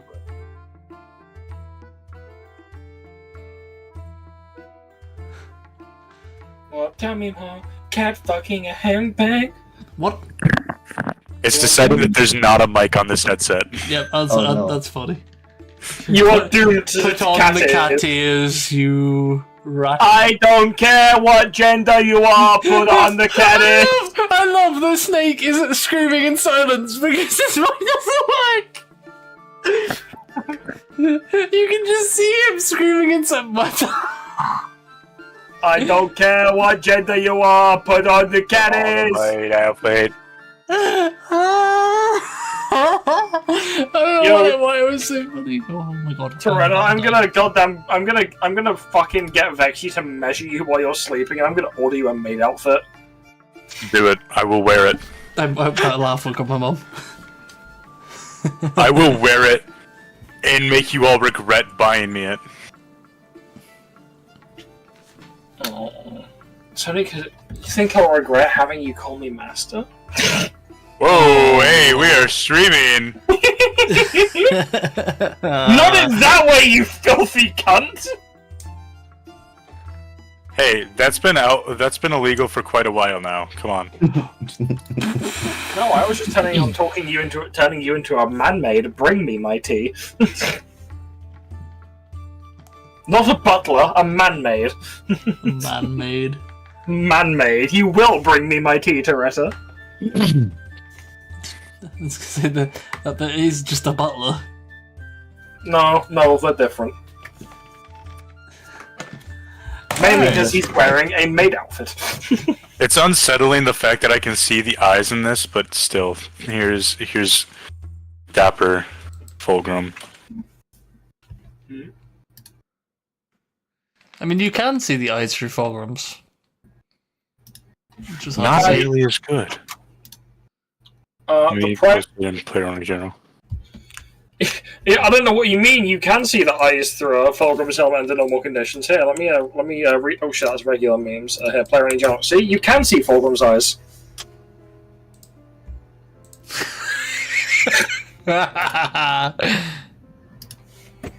Okay. Oh my fucking god! You forget Fulgrim has a massive rack. Hey, you're right. Hold up. Let me fix that really quick. You briefly forgot that Fulgrim was feminine. You briefly forgot that Fulgrim is a big lady half-orc, currently. Upper. Nope. Upper. Upper. Bust. There we go. Okay, so after you guys begin making your way out of Yarvale Manor into the streets, you kind of like walk off, and currently you're all sitting at the courtyard with a fountain out front. As the rest of the parties are leaving, Fulgrim is actually going to turn to Alton instead of walking directly out. Does Fulgrim have like an employee's key to the clinic? He does. By now, yes. Okay, Fulgrim's going to look to Alton. I'm going to go probably fall asleep in a random chair to keep an eye on Forge. I'm more than a little paranoid at this point. They've been out for a while.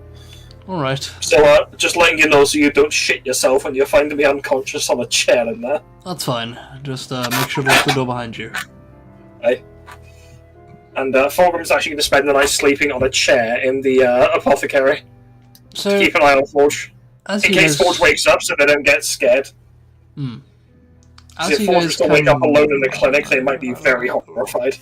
Right, now you go, sorry. as you guys come out into the courtyard, you're reminded that the last time you guys were here was during your day pass situation, where you visited the academy, and the shenaniganry that involved that particular encounter. Ugh.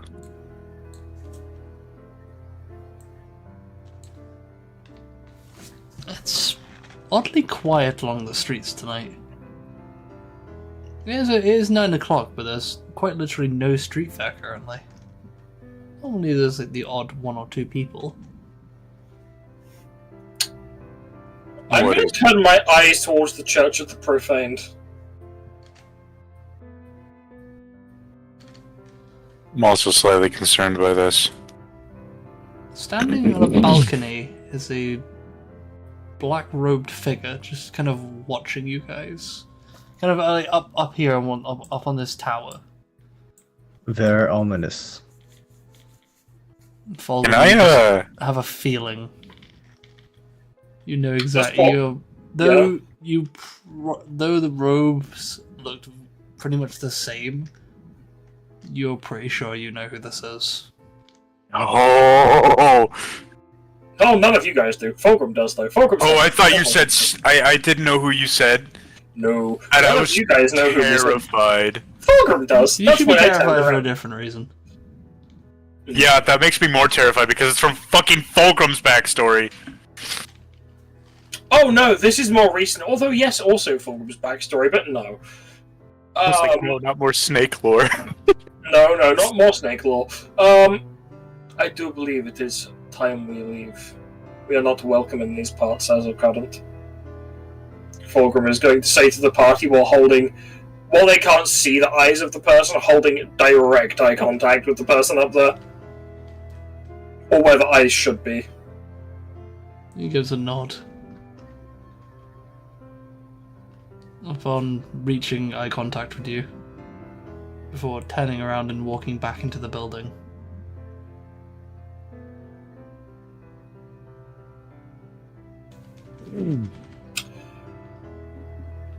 As we're walking, Fulgrim is going to, as subtly as they can, since they don't have subtle spell, bless Inca, Gale, Snake, and Bartholomew. Okay. Okay. And, let's leave. Alright. Sure, let's go. Not Snake suspicious though. is going to take a spot at the point of the crew. Next to Fulgrim like they used to. Assuming Fulgrim comes to the front. No, because Fulgrim is actually going to, as I said, drop off into the apothecary once everyone goes, but it's just to get you guys closer to the gate. Just in case someone tries to cast something on you for the brief. In fact, Fulgrim is going to walk you guys to the gate and then turn back and head to the apothecary. As the rest of the group carries on, Snake is going to take a moment with Fulgrim and be like, "Thank you for sticking by my side and helping me as much as you could. It means a lot. Thank you." Aye. And goes for like a handshake and then just says "fuck it" and just throws his arms around Fulgrim. Aww. Fulgrim pats Snake on the back. And then quickly gives him a quick scratch behind the ear. Before pushing them away. Not pushing them away, but you know. As you guys get to the gate, there is someone stood there waiting for you guys. They look over as the second they notice you guys approach, they kind of wave you over. It's Knockery. The old man? Commander Knockery. Commander Knockery. Different Knockery, I see. Yeah, the commander of the Bulwark. He looks you over. Tonight's the night. If you guys want to go meet the Kookaburra, now will be the time. Things have gotten very tense lately. Out of any time, this would probably be the best time to go and meet them. Especially since their leaders just resurfaced.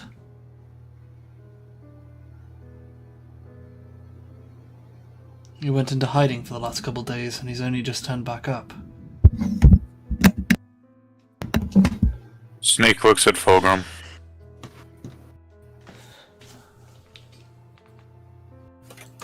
What do you think?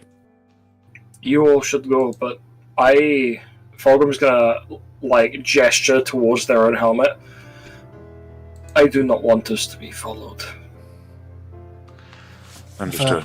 As Fulgrim has recently learned the locate object spell and realizes that very easily Fulgrim could be tracked due to the nature of how distinct their helmet is, and therefore will not be joining the party. Do you say this out loud? Explains it very hushly. He looks over to you. Really think we didn't take that precaution? You'll be fine.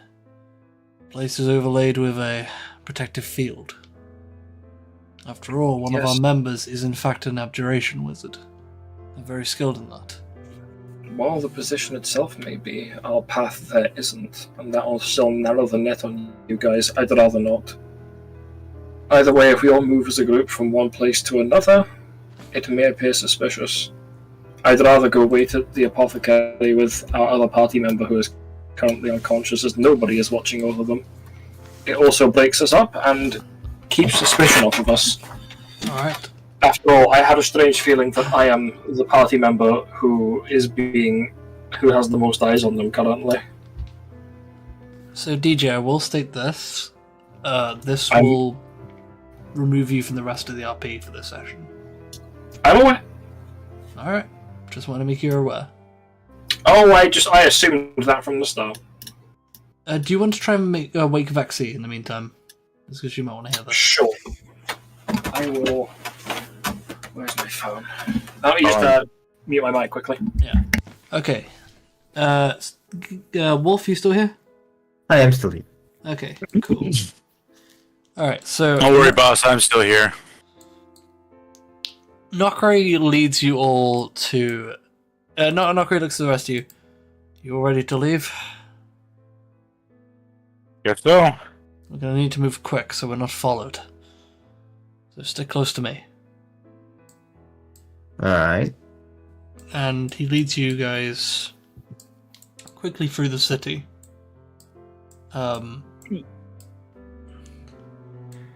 And after a while, he makes a cut behind these two buildings and leads you guys here to this building. And a sign on the front reads Tarnsgraf Brewery.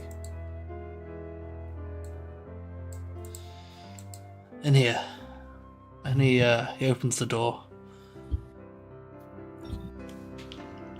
Inside, you guys are greeted by kind of an older, very burly human. He kind of looks you over. Hi, welcome to Tarnsgraf. It's you.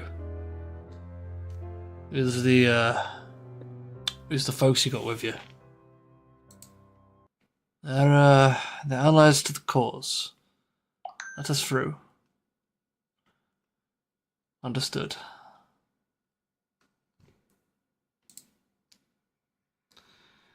Alright.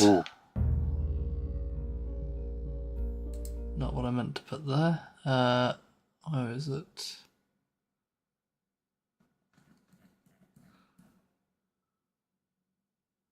Here it is.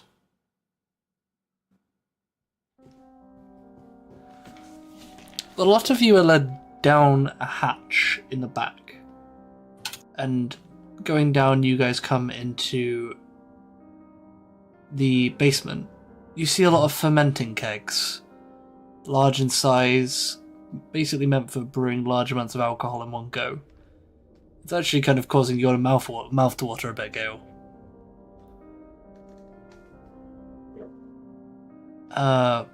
As you get between two of them, a part of the wall is pushed, and suddenly part of the wall slides to the side, revealing a staircase leading down.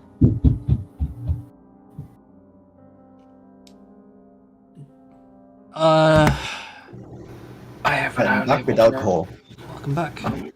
I have been unable to rouse Vex. Yeah, I've tried ringing them on both WhatsApp and then using my phone That's to ring fine. them in Discord DMs, just so fine, you're okay. aware. I did hear loud footsteps in the background of Vex's mic earlier. That's Grayson. Yeah, that's probably Grayson, yeah. The door swings open and Nokari makes his way down. Well, come on then. It's time for you to meet them again.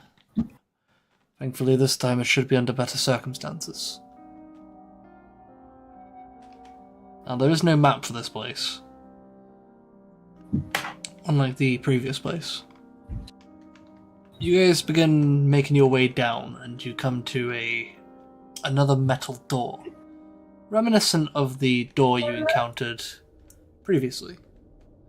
Mm. And after about 4 knocks on the door in a very particular pattern. Oh, you're asleep.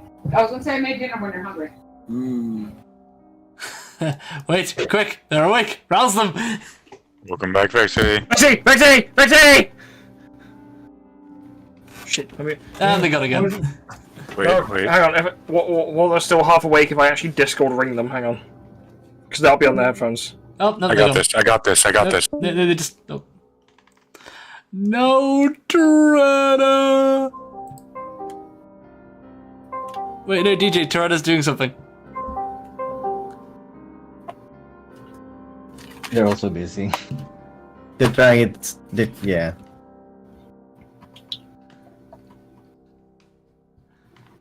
So everybody, how are you enjoying the stream so far? If you're watching, put a comment down below. Baller. Did anybody check this stream's audio at the start? Yeah, I've checked, it's all working. Didn't work. Ah, it's fine. Don't worry.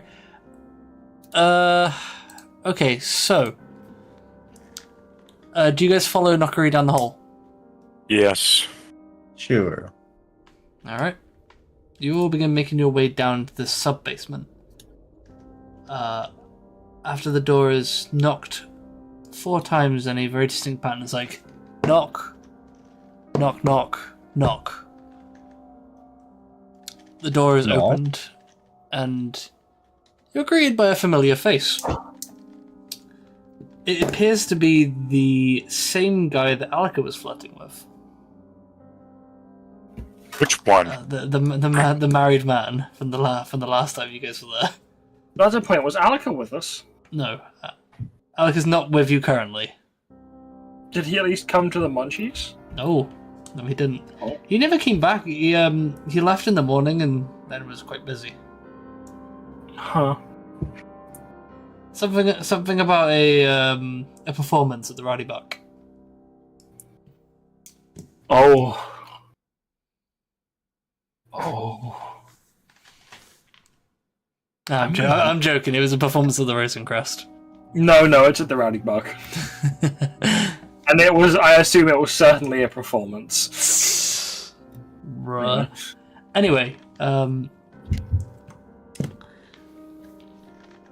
he looks over and kind of goes, yeah, so the other one's not with you all.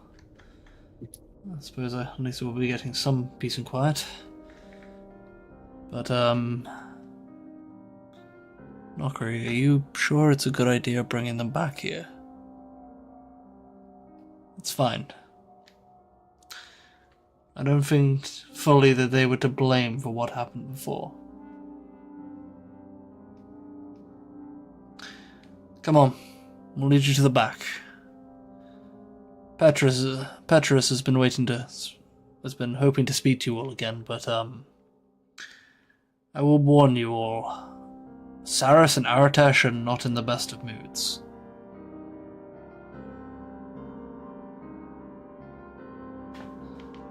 Yeah. Who are these people and has Snake met them? Because I don't remember this at all. Any of these names. So you weren't there for the final session, were you? Of chapter 2? I don't think so. So these are Petrus, Saras, and Aratesh are some of the higher ups of the Kukabara. The rebellious group that opposes the Obsidian Eye. Ah. There was also a fifth gentleman by the name of Jazar, kind of a roguish type. Jafar. The tiefling you guys were originally going to meet, but as far as you are aware, he never made out of that cave. As you watched him tumble over the waterfall, tackling the paladin that killed Fulgrim and Bartholomew.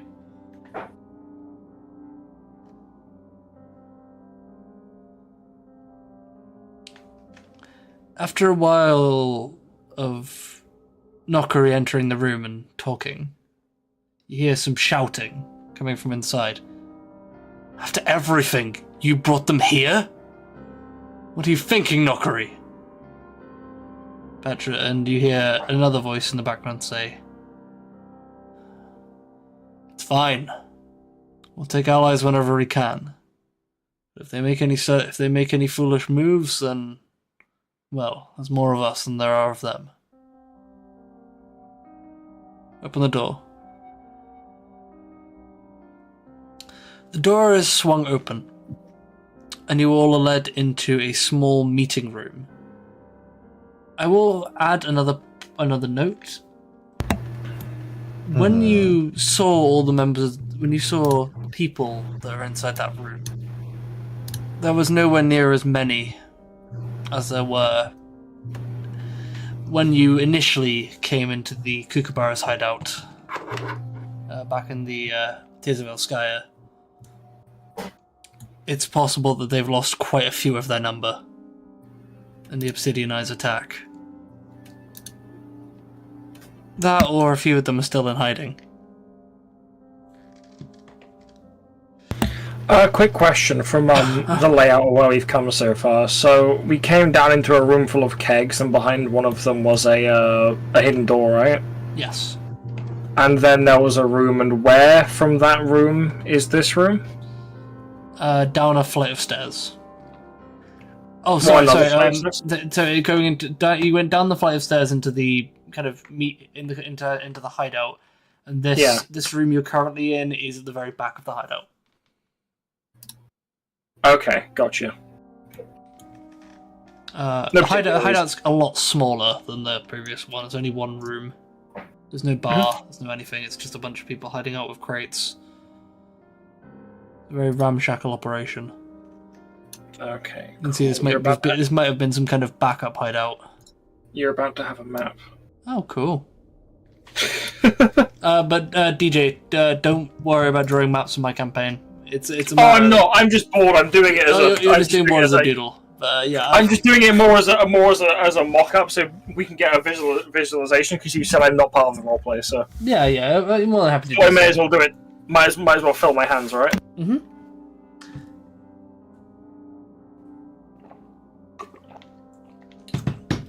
As you guys enter the room, you are greeted by 3 other people. To give Snake a recap, Aratesh, a man in dark blue and red robes. Seemingly a wizard, human. Large fuzzy grey beard. Looking a lot more disheveled than the last time you saw him. There's Saris, a dark-skinned druid. Seemingly human as well. He has some kind of twig-based headdress. Or I guess a circlet is probably the better wording for it. He is both him and Aratesh are kind of looking you guys down.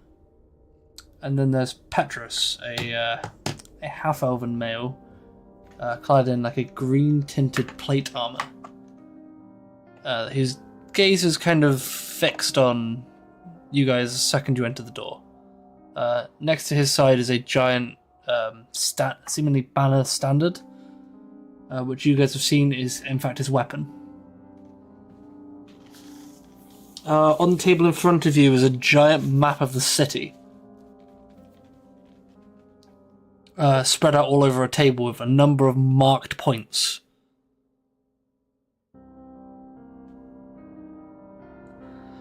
He looks over to you. So, you all have come back to us. So I'm assuming you're here to do business. Would I be correct? Now, yes. It would appear so. Now, the last time you were here, we encountered quite some rocky business. Saris in the corner picks up. Yeah, that's putting it lightly. I have half a mind to tear your throats up right now. As if I'm not mistaken, the second you all turned up, we got raided. That's not on us. You see, I don't particularly believe that. Believe what you will, but that's the truth. Don't mind Saris here.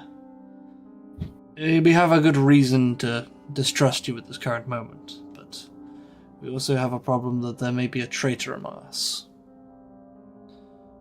Of course. Nakarikan looks over. Traitor? Never heard a word of this. We've been keeping it very hush-hush. But we have an information leak somewhere. Someone's been spilling information to the Obsidian Eye. Their movement's been way too choreographed. Some people, I know Saris, you're one of them, believe that this group, you guys were responsible for leading the Obsidian Eye to us.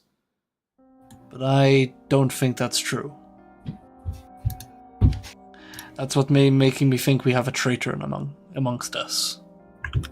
Obsidian Eye have been, well, a bit too omnificent with some of our movements. We've lost nearly half our number now. Either to them being killed or them being arrested. So we need to start working quick. Is there anything you all can do to try and show us and the rest of the people in our group that you truly had no connection to what happened in that cave? Well, they tried to kill us as well, you know. That's true.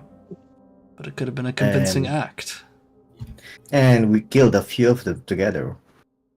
You did? But in doing so, we also lost one of our main members. We still have never found Jazar's body.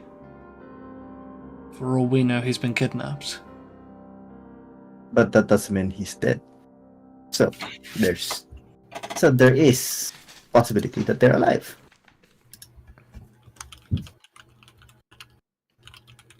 Never say never. Make me a persuasion check, Gale. Persuasion. Let me ask you this. If you were to be playing cover as, you know, someone on this side, would you go and actively kill as many of your own teammates, as your own side, as we did?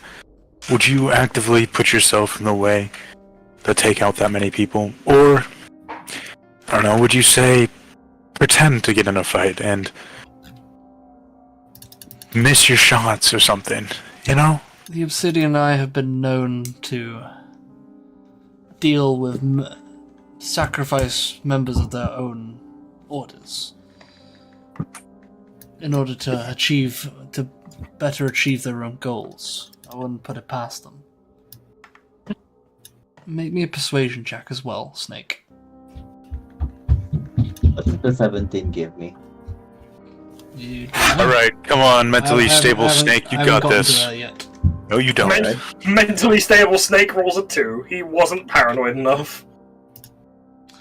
He didn't seem particularly phased by your response, but they're kind of like looking a bit Gale. Okay. Right. I do worry. Aritesh kind of looks over. Now, I may be speaking frank, but I overheard something recently. You all went into the forest, did you not? The place Yes, the we Obsidian did. Eye have deemed holy ground. Yes. Tell me, and be truthful. What did you find? I understand you're responsible for curing the Blight Plague, but I'm more interested in what they were trying to hide. We need details. Anything. They were attempting to summon a god from the abyss, a forgotten god or deity, whose name has been lost to time. They worshipped this deity, and they had 3 hags performing what can only be said as rituals to attempt to get this creature into our world. And that's troublesome. They had a church, and their holy symbol was a dripping tooth. Dripping tooth. Cyrus, does that ring any bells? Dripping tooth. Jazar usually does this stuff. Dripping tooth. Nah, it's not ringing a bell.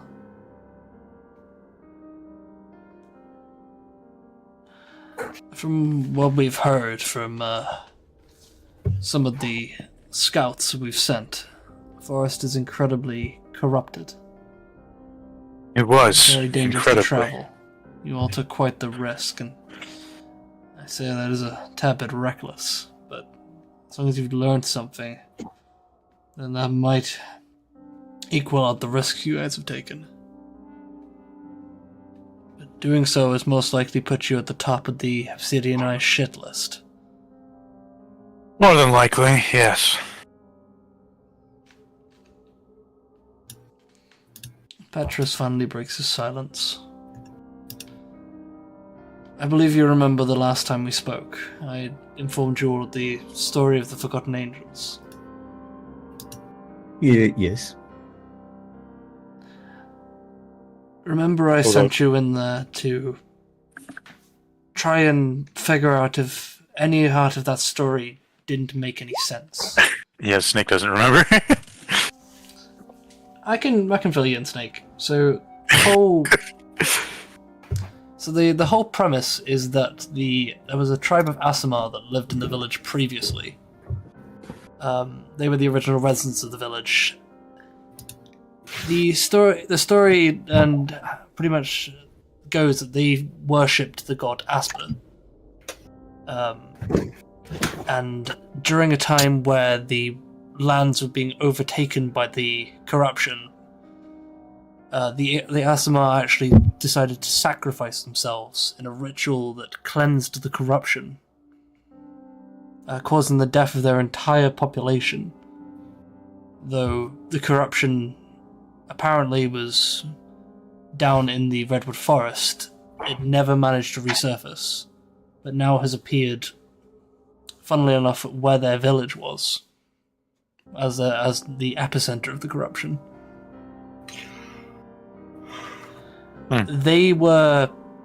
Petrus sent you into the village to...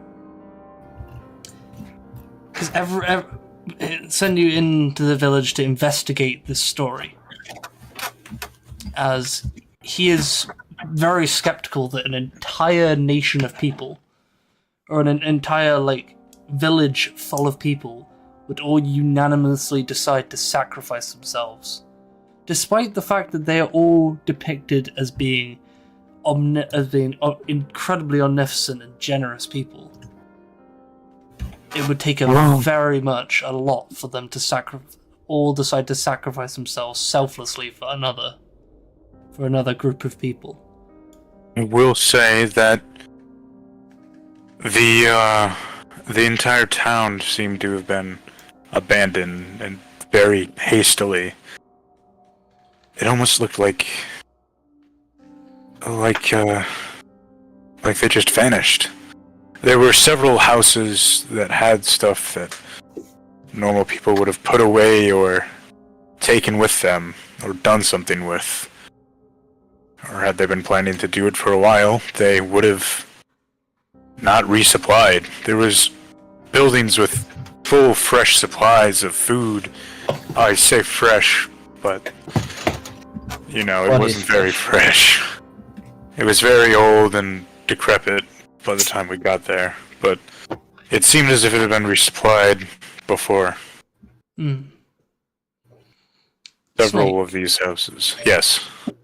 I want to add something. As suddenly you're feeling a strange warming sensation coming from your backpack. I'm gonna reach in my backpack and... Something in there was not there before. As you put your hand in, you pull out a small book. You have no idea when this got here. You've never seen anything like it.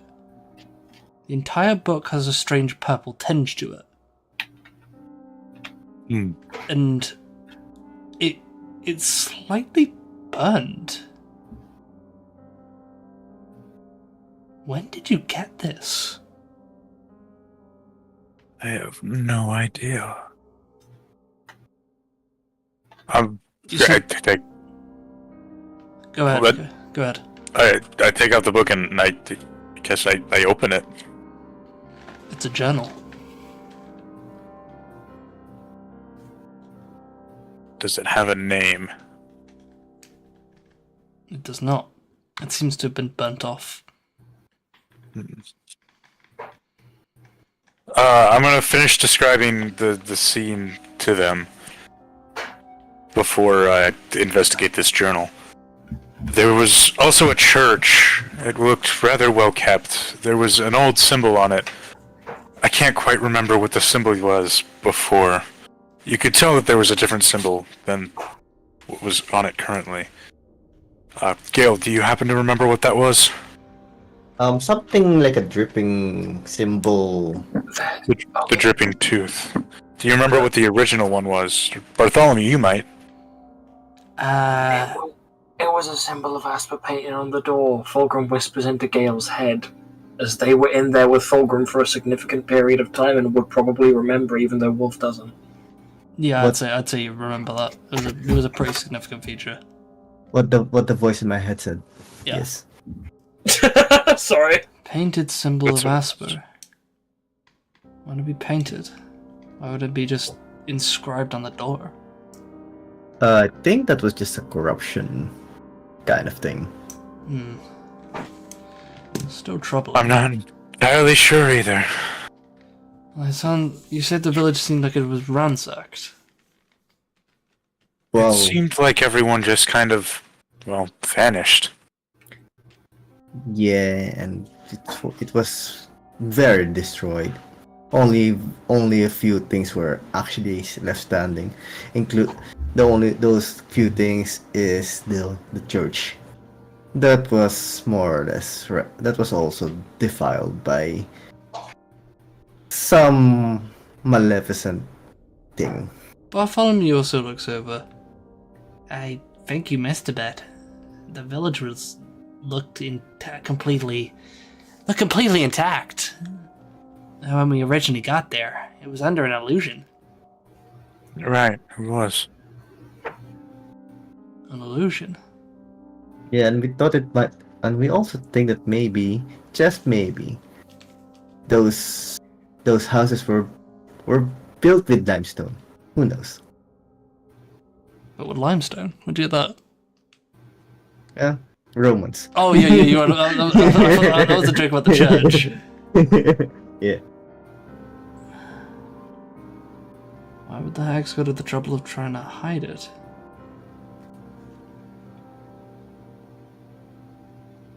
Huh.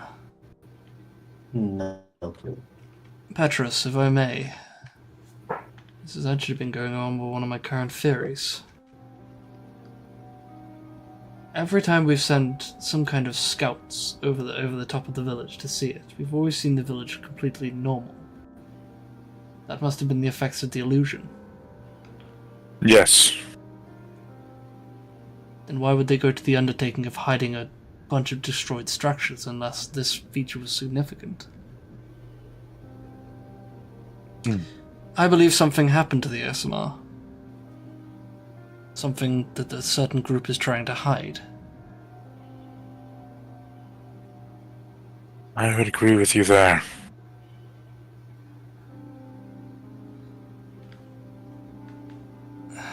It's troublesome. Truly troublesome.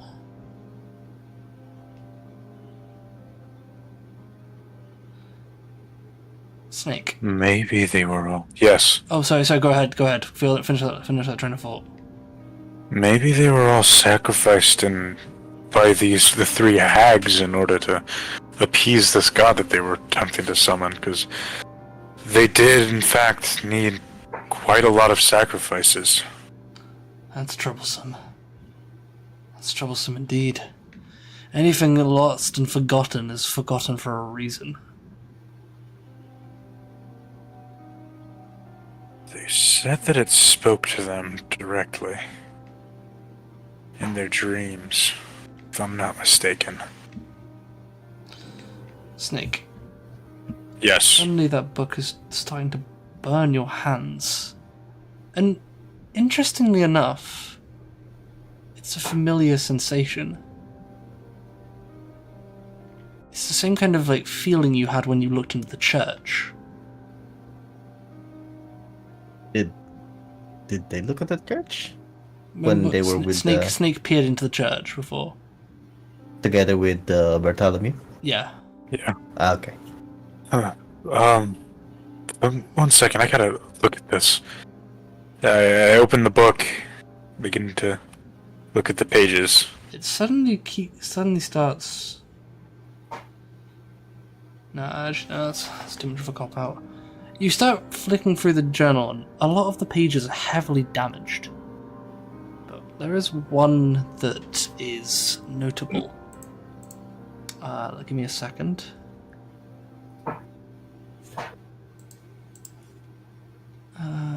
Where is it?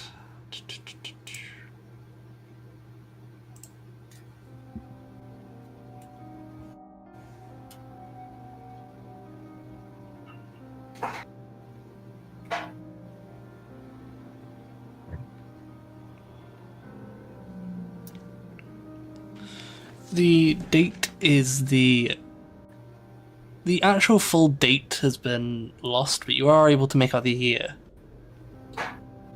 1236. The entry goes like this. Mom and Dad... Actually, no, say, hold on. Dad left. He went off to go join the rest of the people that are heading off towards the forest. He talks that with enough effort and enough belief that we will eventually fend back this corruption. I am worried. And I've been seeing strange men walking along the edges of the village during my late night walks. I tried to mention the whole thing to Mom, but she seems to brush it off as me just having night terrors. Then turn to the next page. I needed to hide. I had to hide. I had to write something down. I can hear them. Everyone's screaming and running. A bunch of men in armor ran into our village. I just saw people dropping left and right. It's a lot to take in. I'm just a kid and I'm seeing this. I need to hide. I need to hide.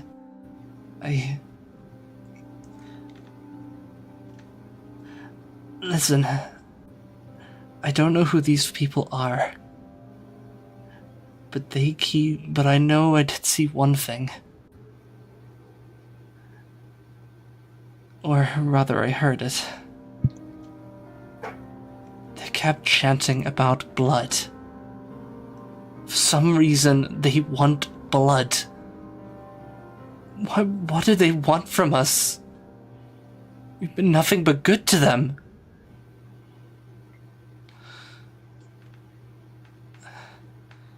Hopefully, if anyone finds this, they should know that we didn't go quietly.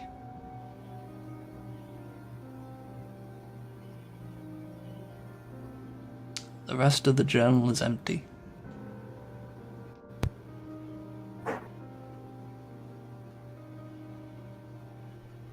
I think I know what happened. What happened? According to this, while they were trying to fight it off, they got raided by a bunch of people in armor. And they fought back as much as they could, but they weren't able to win. There's one more phrase as you keep scrolling through the book, looking for more information.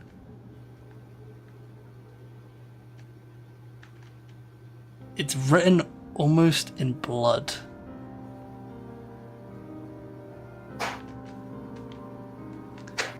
Just simply the word Falks. The word what? Falks.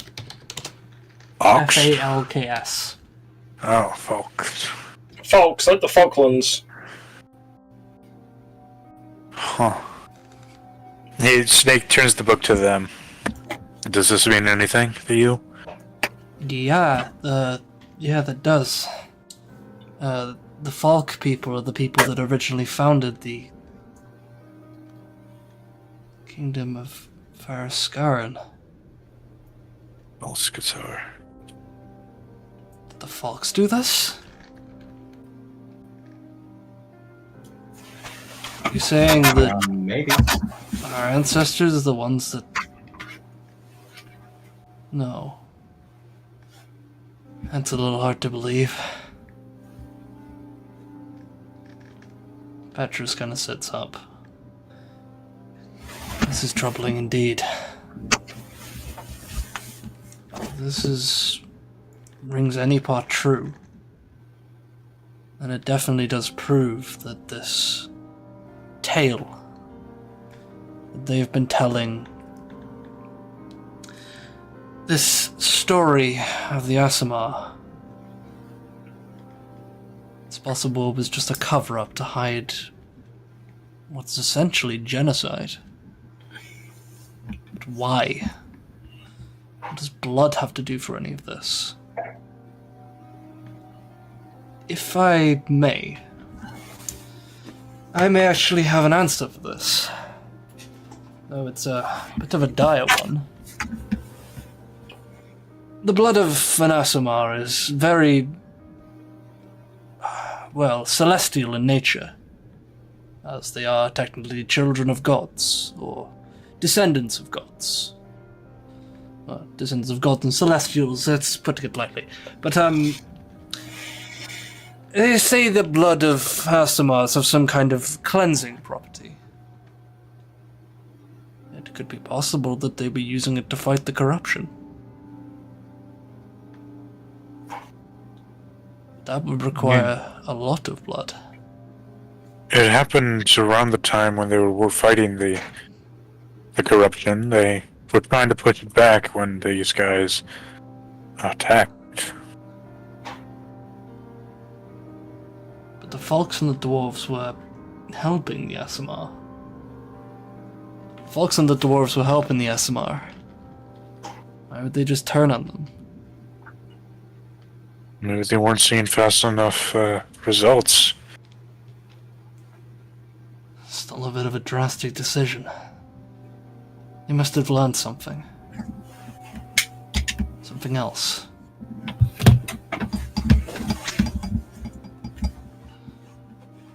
This doesn't bode well at all. Someone gained knowledge they weren't supposed to, more than likely. At the end of all this,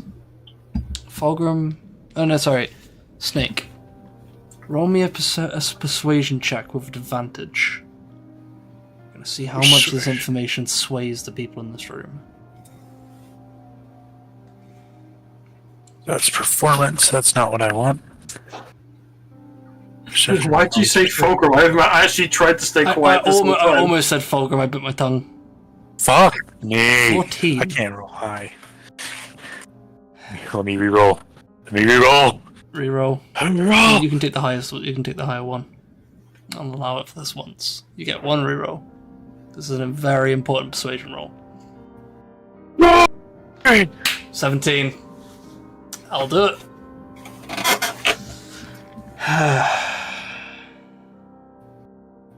Everyone kind of goes silent in the room. Would my bless still be active? Oh yeah. That's on 10 minutes. No, it would only be the last 10 minutes, yeah. It's been better part of an hour. We're not doing Boulder Gates rules here. Sad. This is troubling news. Listen, you all have done us a great deal. And I dare say I speak for everyone when I think our fears about you all have been unfounded. I think it's time we let you all in on the plan. We're going to strike back against the Obsidian Eye. And we're doing it soon. We've managed to identify a member of the Black Cardinals. And it's not good. Not good in the slightest. For the person in the Black Cardinals is dangerously close to the King's court.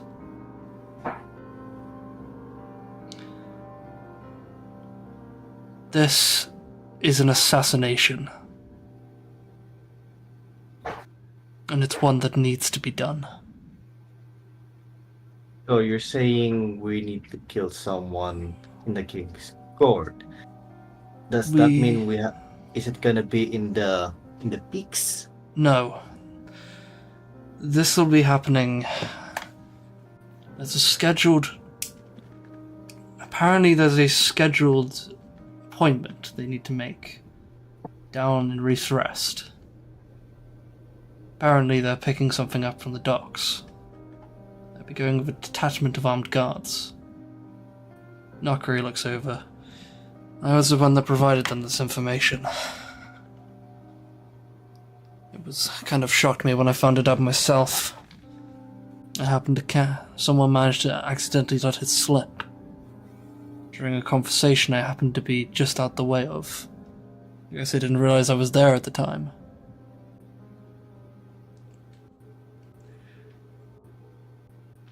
The name of this person is Chancellor Victor Incansera. He's the target. Name. And if we're not mistaken, he's a member of the Black Cardinals. He's something far worse. This name sounds familiar. Why? Make me an insight check, Snake. Is it only for Snake that's You can make it two if you do. If you remember, Go, you can say it, but you can also make one too if you want.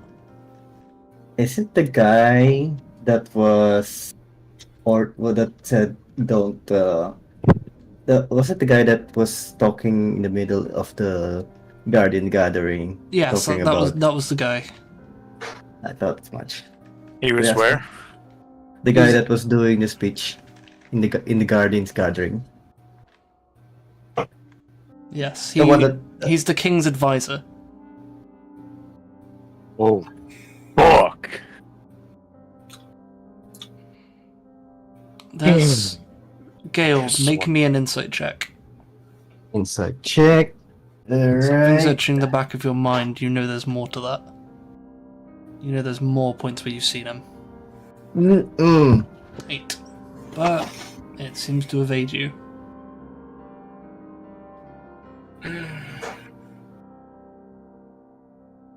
I don't know, something's bothering me about this. But I can't figure out what it is. Think about the village. What did you guys find in the village? I don't think anyone other than Fulgrim looked inside of that, Salty. Oh. In Fulgrim that was case, that's incredibly worrying. No one other than Fulgrim, I believe, and possibly Bartholomew, saw what was inside of that item that we found. Because no one else bothered to look at the time. Petrus looks over. What was there, unfortunately. The assassination is said to be taking place in the next couple days. Would Fulgrim have told Snake anything? Because they talk all the time. Nope. In Nope. fact, this piece of information is actually with the DM I sent you, Snake, and then promptly deleted. Fulgrim's damn. being I very, very loose, very tight-lipped about this. This is something that I sent you, and then went, no, Fulgrim would not tell Snake this because they're worried Snake would do something dangerous and stupid and get themselves killed. And I deleted the DM from our DMs. So, Petrus looks to Nakari. I'm the one who's, in fact, organizing the guard trip. The guards that'll escort Victor down to the docks. When you all So are we ready- already have men on the inside. Indeed, that would be me. Okay. When you all are ready, let me know.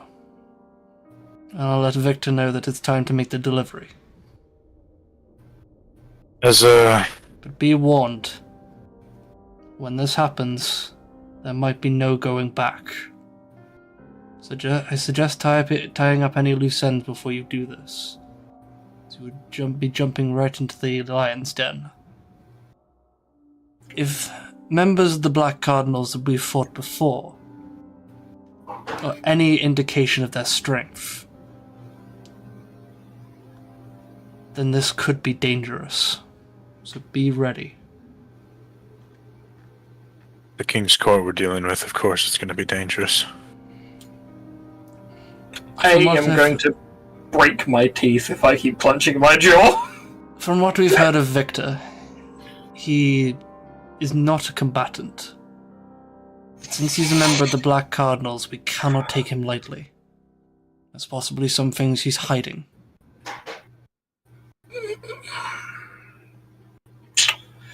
Is it possible that he is a sorcerer? Could be. We've never detected any magic from him.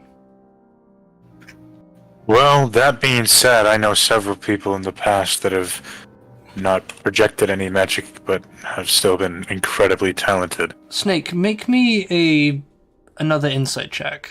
Actually, no, sorry, Gale, make me another insight check. Because something's Insight catching you as check. odd. You start to remember something. Let's have a team. Good. A very key moment that always caught you slightly off guard is how quickly Ike calmed down. Ike being the guy who ran up to Victor during that same speech you referred to. He immediately ran up to Victor shouting about his missing brother. And that the kingdom cast calm was doing emotions? He suddenly stopped in place and then became incredibly compliant with the guards. And then walked off. Are you Snake, suggesting... however, you also noticed something else, and the fact that he said that his memories were really groggy up till that point. Gale, make me an Yes. Arcana check. Arcana. Alright. 13. 14. This could be potentially some powerful enchantment magic. As some people affected by some kind of charm or domination spell tend to feel a bit groggy immediately after. Hey, about the speech we witnessed, there was a protester. He shot up and ran up, but he was instantly, I guess, submissive and very. Readable. Could become emotions. That's However- it's very along the lines of that. The thing is that, well, he mentioned how groggy he was and didn't really remember anything up to that point, and then I guess the best way to describe it is it didn't seem to come from any other person other than... As a person who doesn't know a lot about magic, I'd voucher to say that it was from... There was no Victor. physical signs that Victor cast a spell, I will state. It could have been someone else. He didn't speak a Course. word, it just seemed to happen.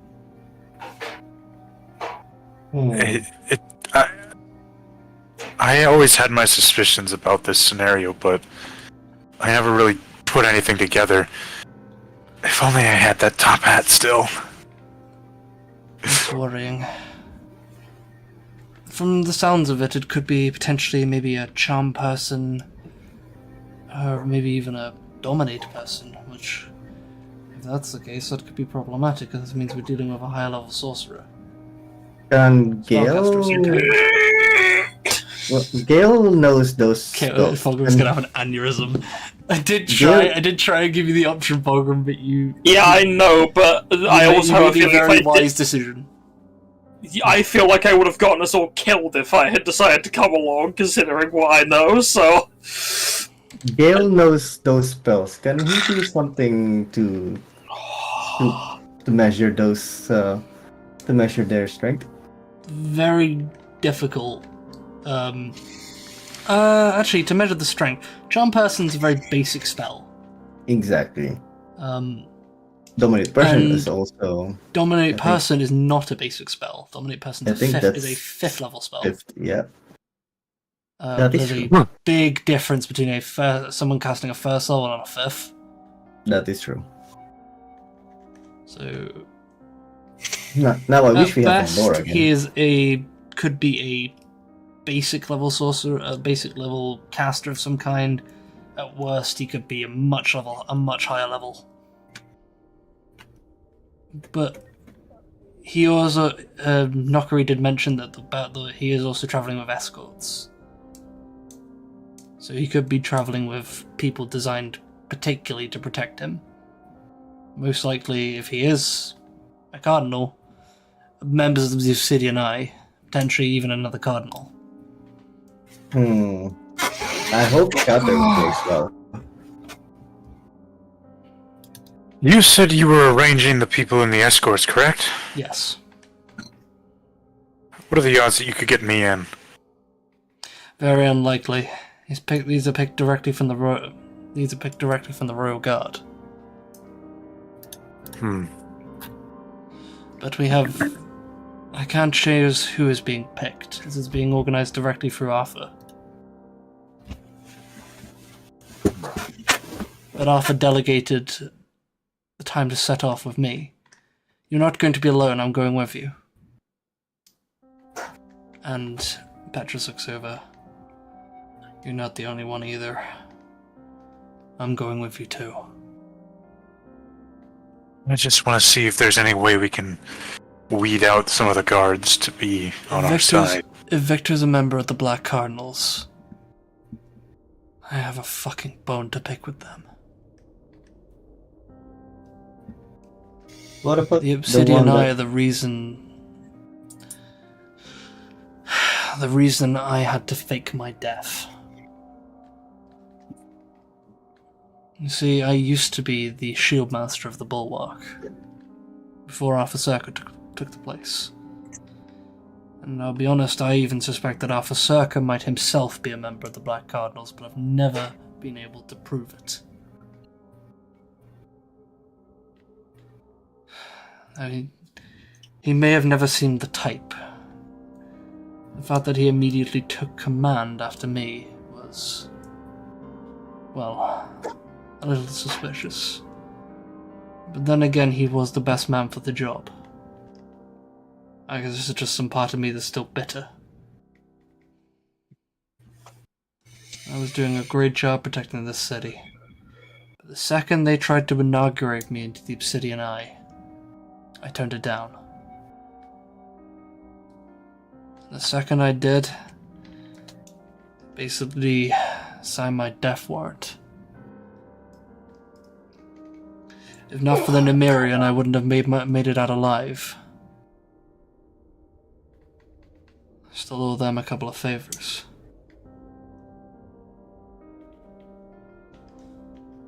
Just one question, Zelty.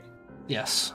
No one's gone past the window in the time that this conversation has been happening with the rest of the group, have they? Absolutely no one. You have seen a couple bits of street traffic, but no one fully. No one suspicious. I mean, you're not really there. You're in the... No. He's talking about the window because he's right next to the Church of the Profaned. If you remember, okay. I'm still in the Apothecary, which anyone leaving the Church of the Profaned by usual routes would be going past. You do have a cold sensation does go over you. Falcon, by the way, I will state. You just suddenly have a sinking feeling of dread in the bottom of your stomach. Anyway, continue your roleplay with the rest of the group, as I'm sure you don't intend on jumping me, since you said that I would be out of the roleplay for the rest of the session. Not for the rest of the session, but for the majority of the middle of the session. Oh, okay, cool. But what we're saying is I don't have to expend a charge of Divine Sense right now. Yeah, if you don't want to. I'll do it, just for good measure. Yeah. No one's outside the building, are they? No one with a particularly shitty smell. No one particularly, no. No one's within 60 feet of the building No. that I can smell? No, okay, cool.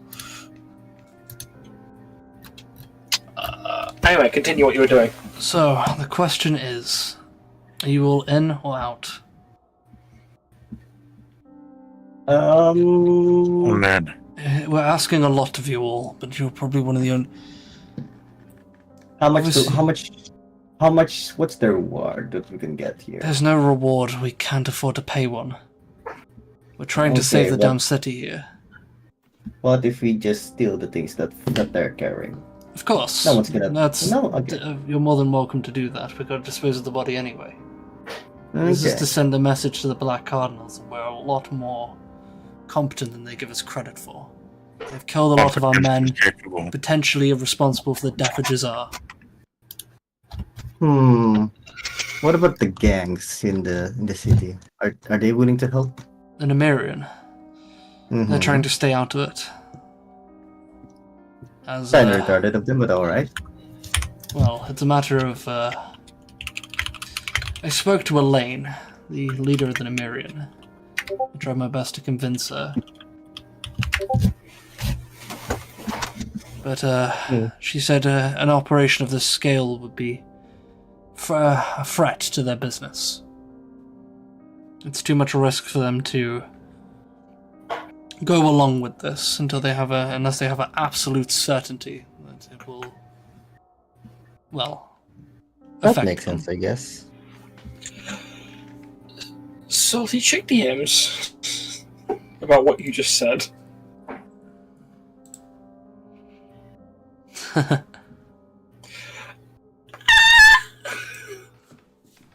I don't like that chuckle. Well, like I said, are you all in or out? Sure, why not? Inca's staying Yeah, quite man. silent about this. I'm going to leave Bartholomew's opinion about it anyway. So what do you two think? So Gale, you said yes. Yep. What about you, Sam? Snake said yes. Alright. When you're all ready, come back to the Tonnesgraph Brewery. We'll set off from there. There's an ambush site in the middle of the redwood forest. I've planned it out myself. That's where we'll wait for them to pass. Nokuru will lead them into the ambush, and then we'll fight them tooth and nail. Hopefully we can capture Victor alive. Make him talk. Hopefully then we can find out who the Black Minister is.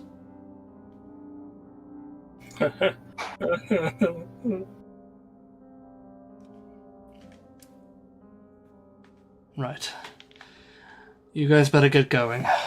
Can't stay here for too long. You draw too much attention. But when you're ready, come back here.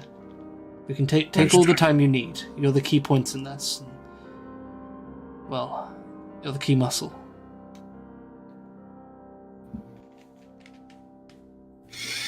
Suppose I should change out of this into something more flexible. So this is basically me saying, I mentioned this before, this is the point of no return. Make sure you guys clear up anything else that you want to do before you pass this point. Do we have a time limit? There's no time limit. Okay. Make sure to finish all side quests you would like to complete This before you is visit essentially Hanukkah like Embers. one of those moments. It's implied through dialogue. I'm just clarifying.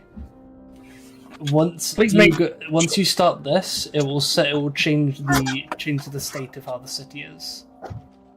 If you've played Cyberpunk, think this is us going to speak the Hanukkah Embers. Well, I was more saying a more relevant example is this is Baldur's Gate going into the mountain pass. That's Or fair. going to the Underdark, or going out of the to the Underdark. Shar. No, going to the Shar's going to the Shar's temple to the Right, point of no return.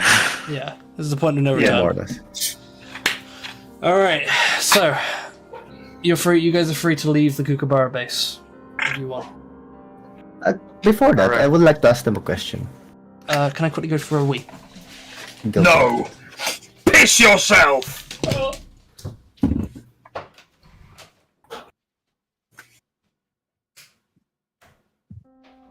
So, Yeah. Someone's losing their mind. yeah. Yeah. I know too much.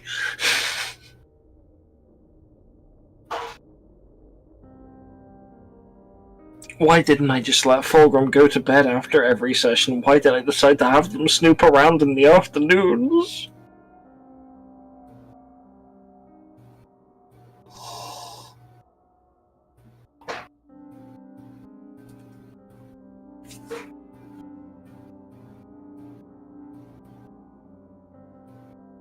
Oh well, there's nothing I can say.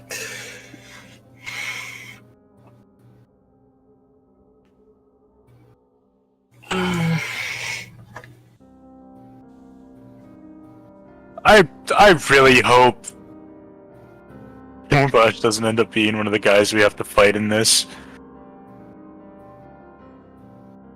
Because I No know comment. I know. What do you mean, no comment? No comment.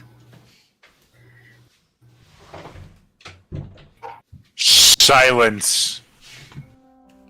Maybe I'm gaslighting you. Maybe I'm reverse gaslighting you. Maybe I'm gaslighting you into thinking I'm reverse gaslighting you because I'm actually gaslighting you. What are you going on about, DJ?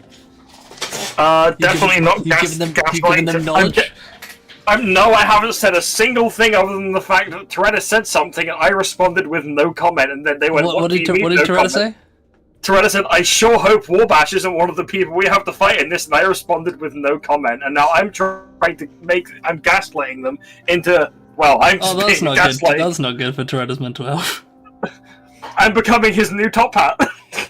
Okay, so Gale, what was the question you wanted to ask? I'll message you about it. No. Don't message me about it in this situation. You're in the middle of a conversation. Everyone's true. gonna hear it. Do they know anything? Do they know any magical? Do they know anything about the rest of the Bite Squad? Now that they're here. They kind of look over. I mean, we know that I, Lore just came back. I don't know but much about that. Sorry. You wouldn't happen to know anything about Warbash, would you? I don't even know who that is. Blasphemy. That's gotta sting. Fair enough. Okay. What about other? Do you know any other factions that are in this island? Well, the only real one I've mentioned is the Nemerian. If you want to call it a faction, Ollie does kind of have his own kind of coalition of various underhanded groups. Oh, yeah, what about Oli? Is he joining? No, he wouldn't really be of much use. He's a useful guy to know, as the information brokers go, and we've already tried to reach him to see if he knows anything more about the city and I, but he's been quiet. There's the Adventurers Guild, and a couple of adventurers that work with them. But they've been reasonably quiet as well. I even approached the owner recently, asking if he'd be willing to provide us with some resources. He's an old friend of mine. I would have hoped he could do something, but he refused and said he didn't want to stick his neck into this. Makes sense. Well, there's one more Aratesh speaks up about. The sorcerers of, the wizards of the Yellow Star Academy. Oh, tell me more. There's What are these? one Yeah, other go on. person that I've suspected as being a member of the Black Cardinals. Always have, always will. the current headmaster of the Illustar Academy. You see, his name is Volkir Alteron.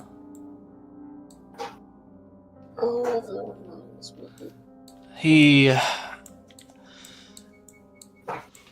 is the one who currently runs the Illustar Academy. He's also the one who's been in charge of installing the surveillance systems around the city. Designed for keeping track on people.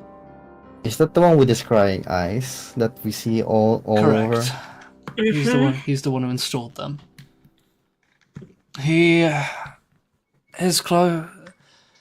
Well, back when I used to do dealings with the Illustar Academy, I always used to notice a large number of sketchy people hanging around with him. Anyone who would also... Well, he's also the one who controls a lot of the teachings in the Illustar Academy. If anyone would be a member of the Black Cardinals, he would be a prime member. Heck, he could even be the elusive Black Minister for all we know. If he is the Black Minister, then he is an incredibly formidable spellcaster.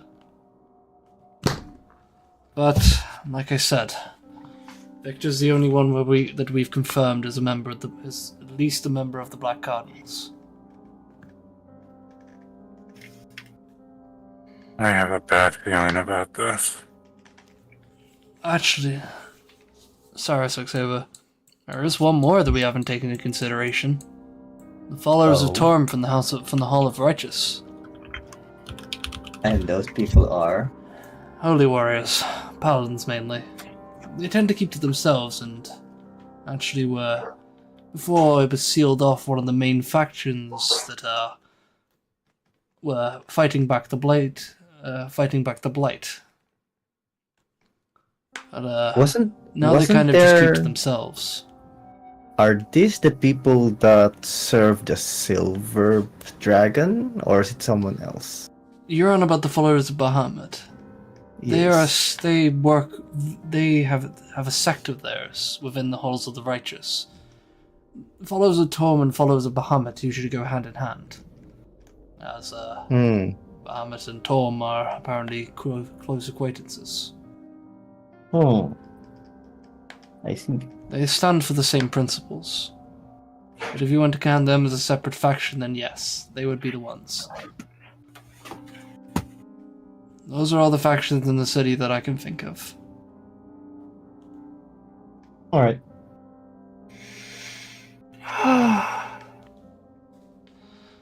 Well, any other questions, or are we done here? I believe we're done here. Yes. Excellent. If you don't mind me, I'm going to be returning to my tower. I do believe our meeting is all sorted. As for the rest of you, I have a tower in the peaks. If you ever need any magical advice, come meet me there. Can you bring that in them out there? Alright. Oh, the peaks. What tower? I'm Durabeskin's tower. I like how I pinged it before Salty did. I mean, for all we know, it could be the one next to the That's a academy. clock. That's a clock tower like this one. You never know. You never know. As for me, I'm going to be staying here. Sorry, so you're staying here as well, right? I do need to make another trip down to the Everautumn Sanctuary. I need to check on an old friend.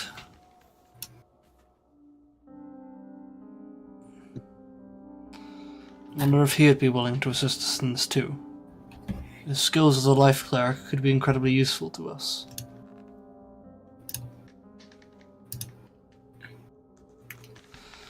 I'm curious of how Four Hooves could fit into our plan, but you never know what Torvia can get up to.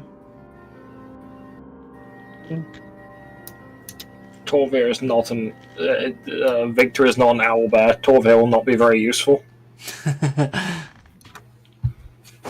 Alright. So, now that the meeting is concluded, where are you all heading next? I am headed to find Fulgrim. You gonna let him in on the plan? Yep. I bet you go. What's the question? Where are you guys heading after this? Good question. What are we gonna do? Snake's going to go see Fulgrim to catch him up on the plan. Um, Would rather Snake didn't do that, and I feel like Fulgrim probably would have mentioned to not come back to them. In fairness, you are not there at the moment. That is fair. If Snake wants to head there, he can. Gail's gonna go to the Mirian. Gale's going to the Mirian. What? Interesting choice. Alright. Bartholomew and Inca kind of a bit troubled by the situation, so they're heading back to the tavern. You know what? Snake is not going to go to meet with Fulgrim. Snake is going to the Rosecrest Tavern. Okay.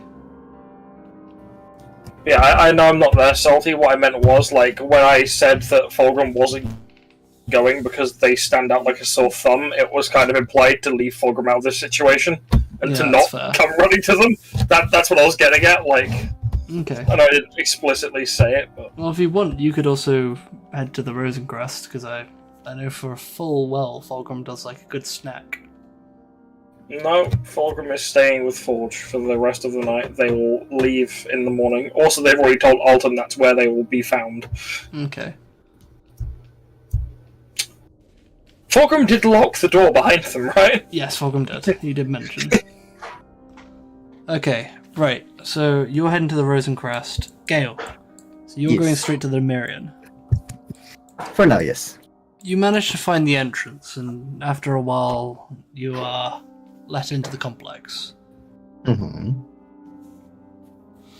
I You- look for the leader again. You've never met the leader, I will say. Okay. Well, who's the one that I met The last one time? you met before was Perilo. Yeah. Was he like the person? a half-elven man. He seems to be quite high up in there. Mm-hmm. After a while of looking, you find him. Gale, was it? What can I do for you today? What brings you down here? I'm just wondering if you have any jobs for us. Or Jobs? for me in particular. Yes. We got a couple. Oh. Yeah, I got a couple. Give me a second, I'll just have a...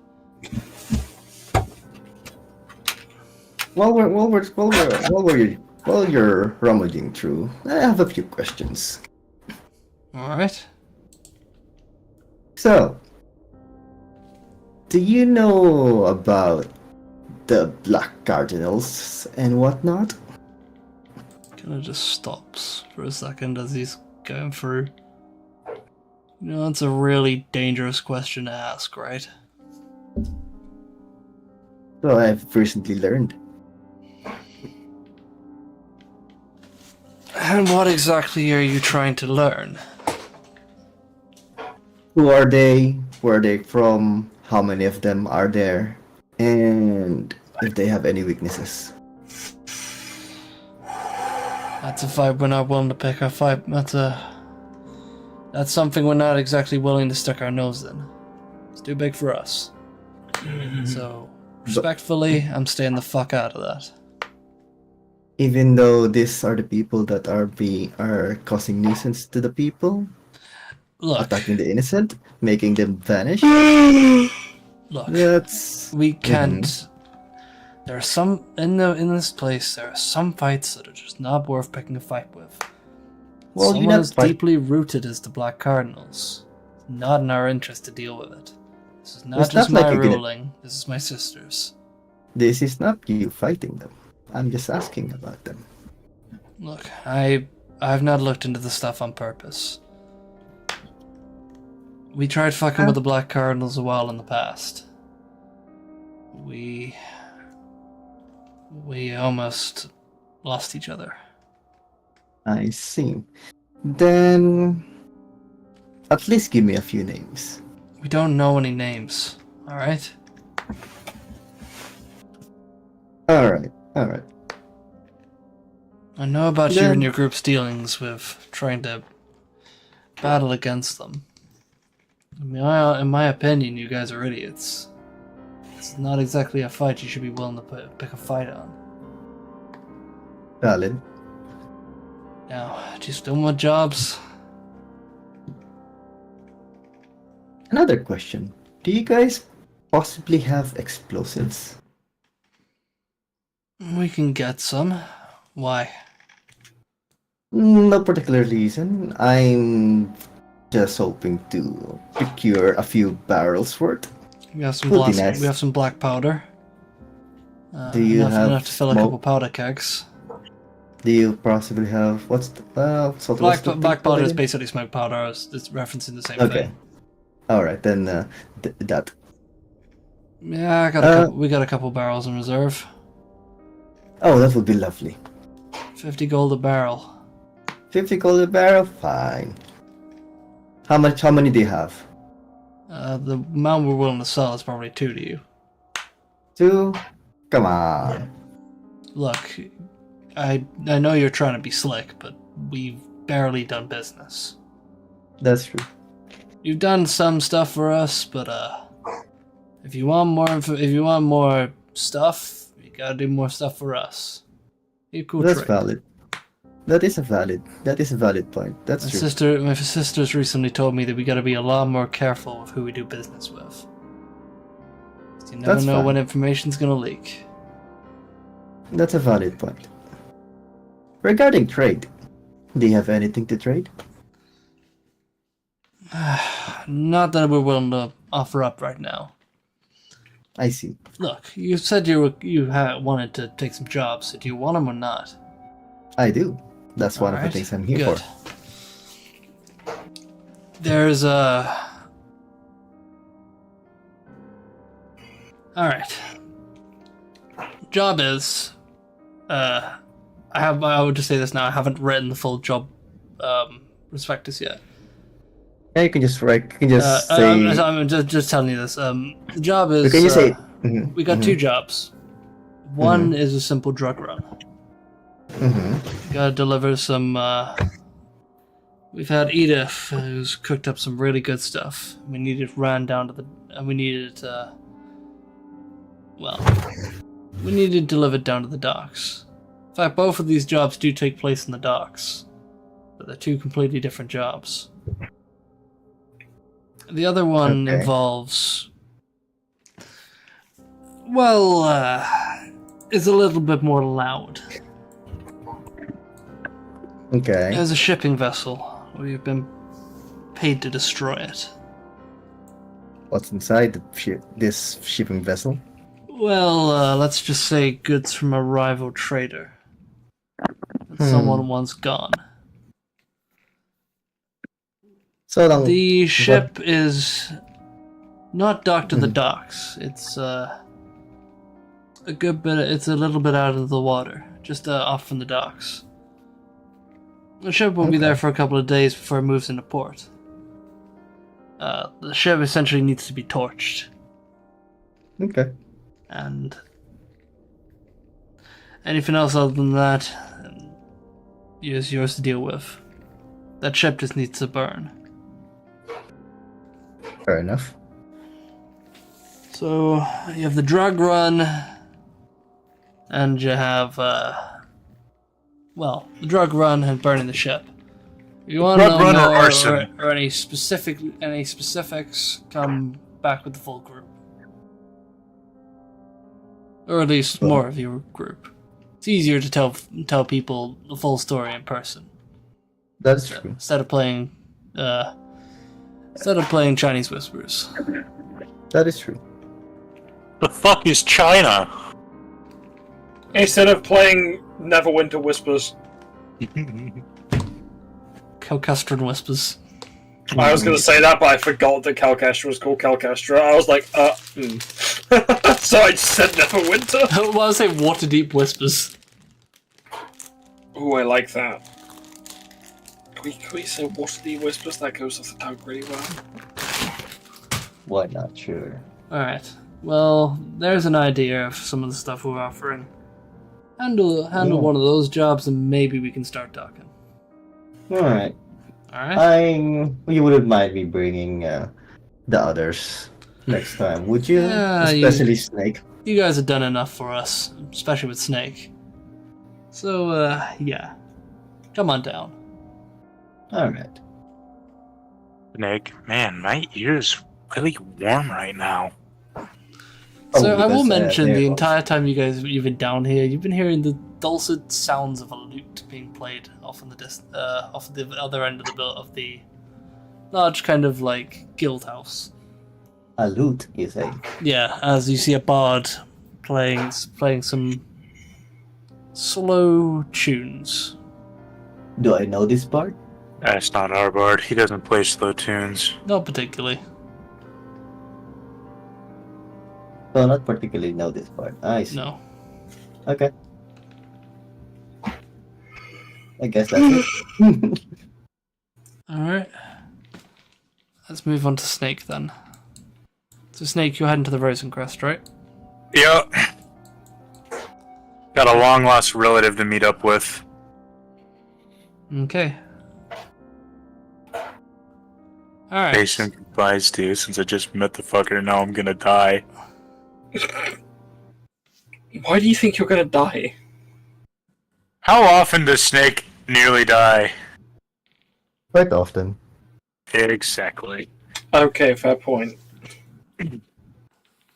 To be fair, you're actually kind of strong, but at the same time, you're the one that's always in the fight. That was. Yeah. Look, remember, to the fire. Snake's thinking a lot more clearer than usually currently. They probably don't think they're going to die, if anything. If anything, they should be feeling quite confident right now. Okay, Snake. You begin making your way into the tavern. Kind of looking around, and you remember that you kind of had to let them know when you wanted to go for a drink. Did you swing by the antiquities on the way there? Yeah, since it's there. On the way. Alistair kind of goes, alright, I could do with a drink. And as you go in, he goes, well, welcome to the Rosencrest. I'll do the talking. I know the owner. Oh, nice. That wouldn't happen to be another long-lost relative of mine, would it? No, I hope not. He walks over to a blue-skinned tiefling in a black suit vest with a red bow tie. Snake is still in his fine dress, by the way. Mm-hmm. He looks over.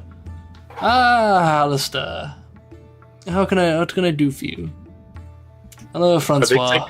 By the fact that there's two Alistairs now. Two Alistairs. There's Alistair and Shiny Alistair. Shiny Alistair? What do you mean shiny Alistair? Because Snake and Alistair are very similar. It's just Snake wears like the opposite of Alistair's suit. He looks over and goes, hello, Francois. It's a pleasure to see you again, my friend. Am I getting the usual for you today? Yes, and one for my friend here. Friend, and oh. Since when did you learn to duplicate, Alistair? He's my nephew. We only met today, funnily enough. Yeah, small world. What are you having? What's on the house? Whatever he's drinking to start. Red wine? Red wine. That does for me.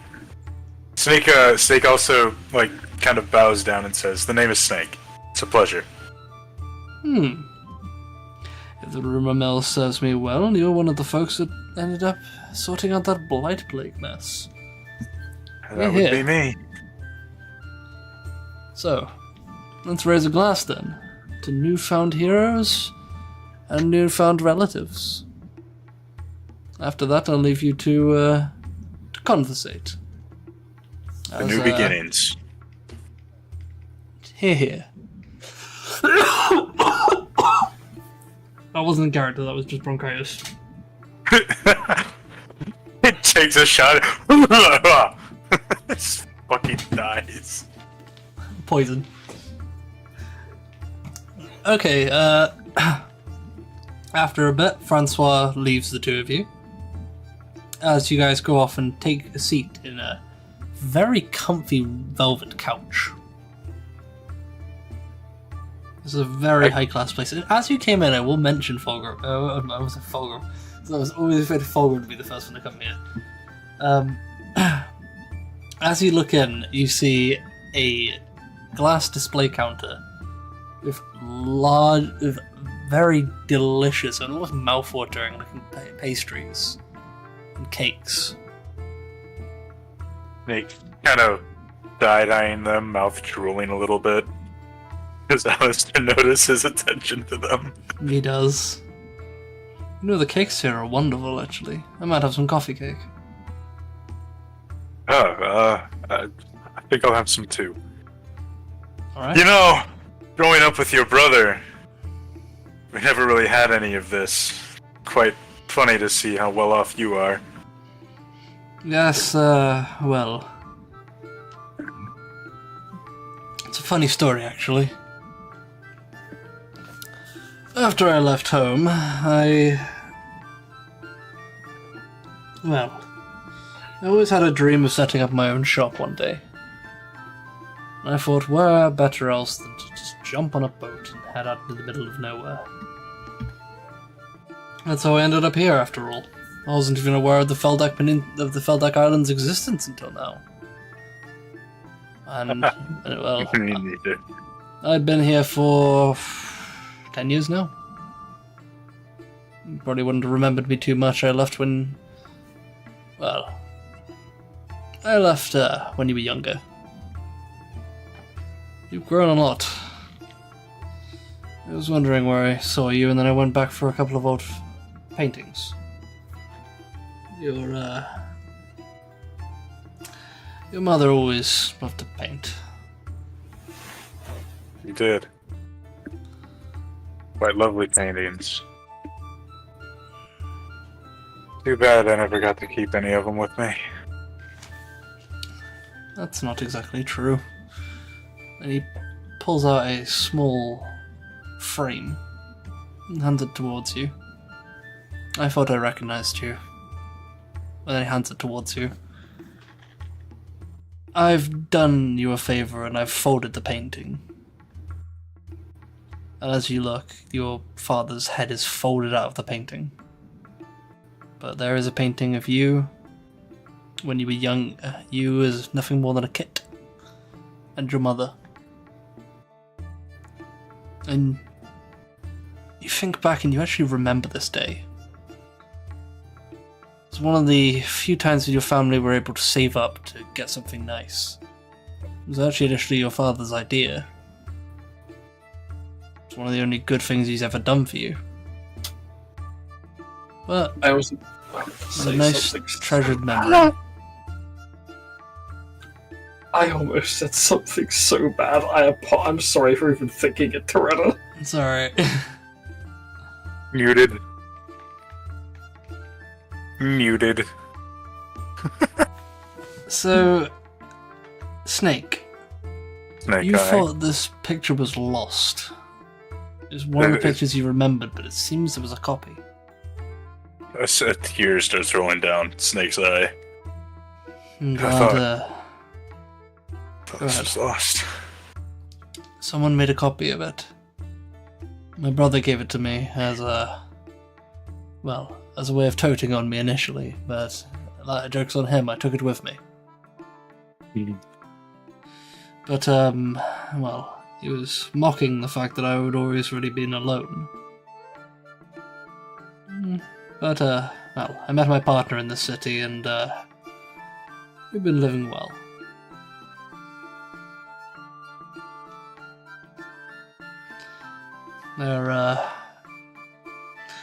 They're currently acting as a... They're currently acting as a guard. Funnily enough, they work all the way up in the keep.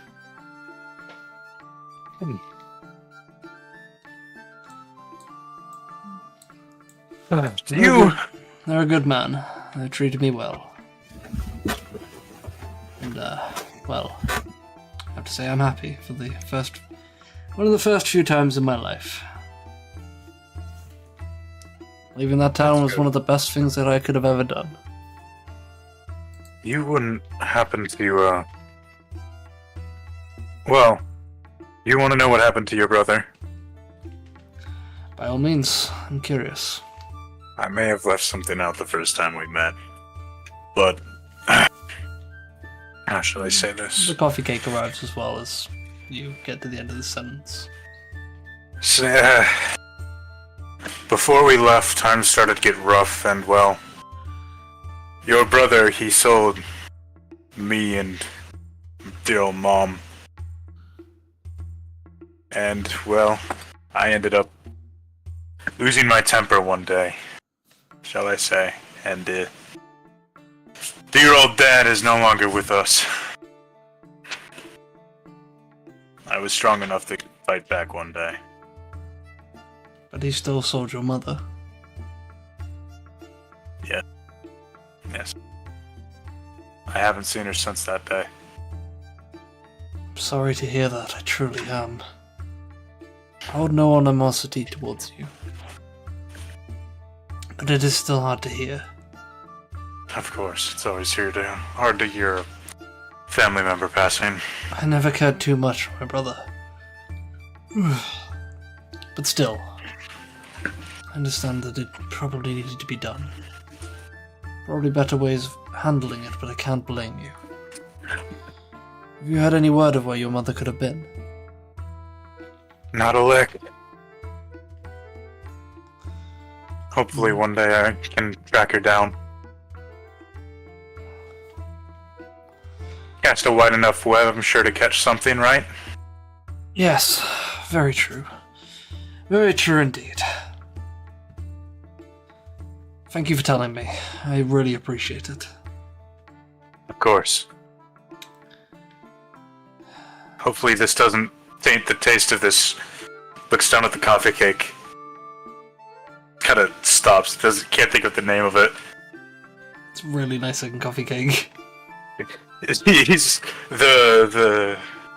this. Coffee cake. Yes, coffee cake. It says like he knew what it was and just forgot the name, but he's like, that's what it's called. Listen, a lot of this time that I thought I was the only real surviving member of our family. I had a feeling my brother would get his comeuppance someday, but I never expected it to be so sudden and so personal. I was worried I'd be the only one left of our family. Oh. At least it's a comfort to know I'm not alone. You may still be the only one to live with our name, but we still both have our blood. Very true. Very true. I will say Fatch is not... I don't think Fatch is your actual name, is it? No, it's not. It's River was the name. But yeah, Fatch was he took his partner's name. Yeah, I figured as much. Oh, thus it flows down the river. Where that river goes, no one will never know. Anyway, to New Horizons. To New Horizons. He lifts up his drink and cheers with him. The night goes on, and Snake shares stories, and I'm sure Alistair does the same. Yes. As they slowly get more and more drunken as the night goes on. I think one of the big ones is he tells the tale of a time he saw a sea serpent. And then you followed back with, hey, that motherfucker broke my shit. If I'm not mistaken, that sea serpent you're talking about, that motherfucker's the reason I ended up on that desert island. Oh dear, that must have been quite the palaver. I remember seeing him, and then I woke up washed up on a beach next to some strange-looking fellow in robes and a hood. Oh, Turns out hopefully he that's my didn't new steal your party wallet. member. Wait, who's camera guy? Sorry, I just had to throw that in there. Strange individual that's just hovering over your heads at all times. He's just Yeah, T-posing that's- above your head, Fulgrim. Sorry, I You had see, to- that's how I met my party. As a matter of fact, that damn serpent of yours is how I came with my party. The world is a funny way of bringing us together, doesn't it? It sure does. And heck, I didn't expect to meet a relative after just simply serving a random customer. It's always been strange seeing other tabaxis. I know there's one other in this town somewhere. I know of one down on our side. That's about it. That's the one, the short fella. Oh yes, very short. Poor guy must have had some kind of growth defect. Poor lad. Must have. I mean, man's 2 foot tall. what failure do you have in the genetic lottery to end up 2 foot tall? Here I thought he was only 4 foot. He must have been on a step stool when I saw him. DJ, shut the fuck up. What everyone else hears. Just meowing back and forth. Yeah, well,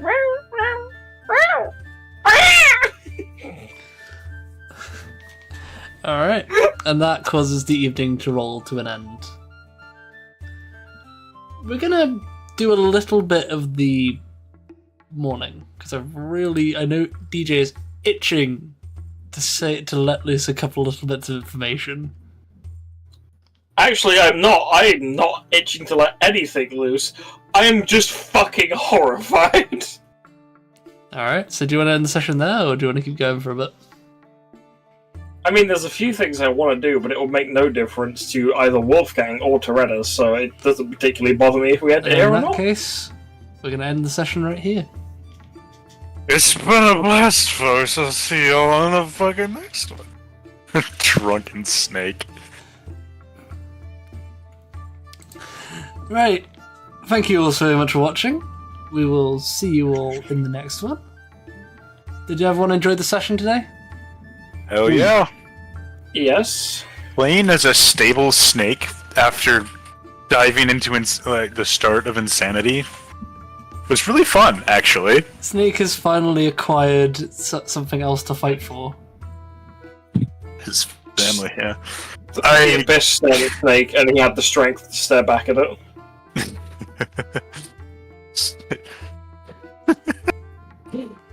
I ain't got friends. I got family.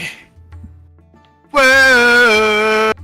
And now you have a chance to finally secure them safety. But at what cost? Ooh. Alright, and now we commence side quest bingo. We. Also, now Snake's gotta find his mom. Oh, by the way, Snake, Yeah. there's a quest board in the Rosencrest. Oh shit. Did you catch a glimpse at it? I would have, yes. Let's have a look. As a little urchin that I am, Let's see if craving money. Let's see if I have written the peak quest. I have. Alright, have I done all of them? I have. Yes. Okay, now I'm curious. Okay, We're not so- ending the session yet. We're hearing this first. Okay, alright. there are 3 quests on the board, and Alistair kind of looks over your shoulder as you're looking at them. The first one is called Missing in Action.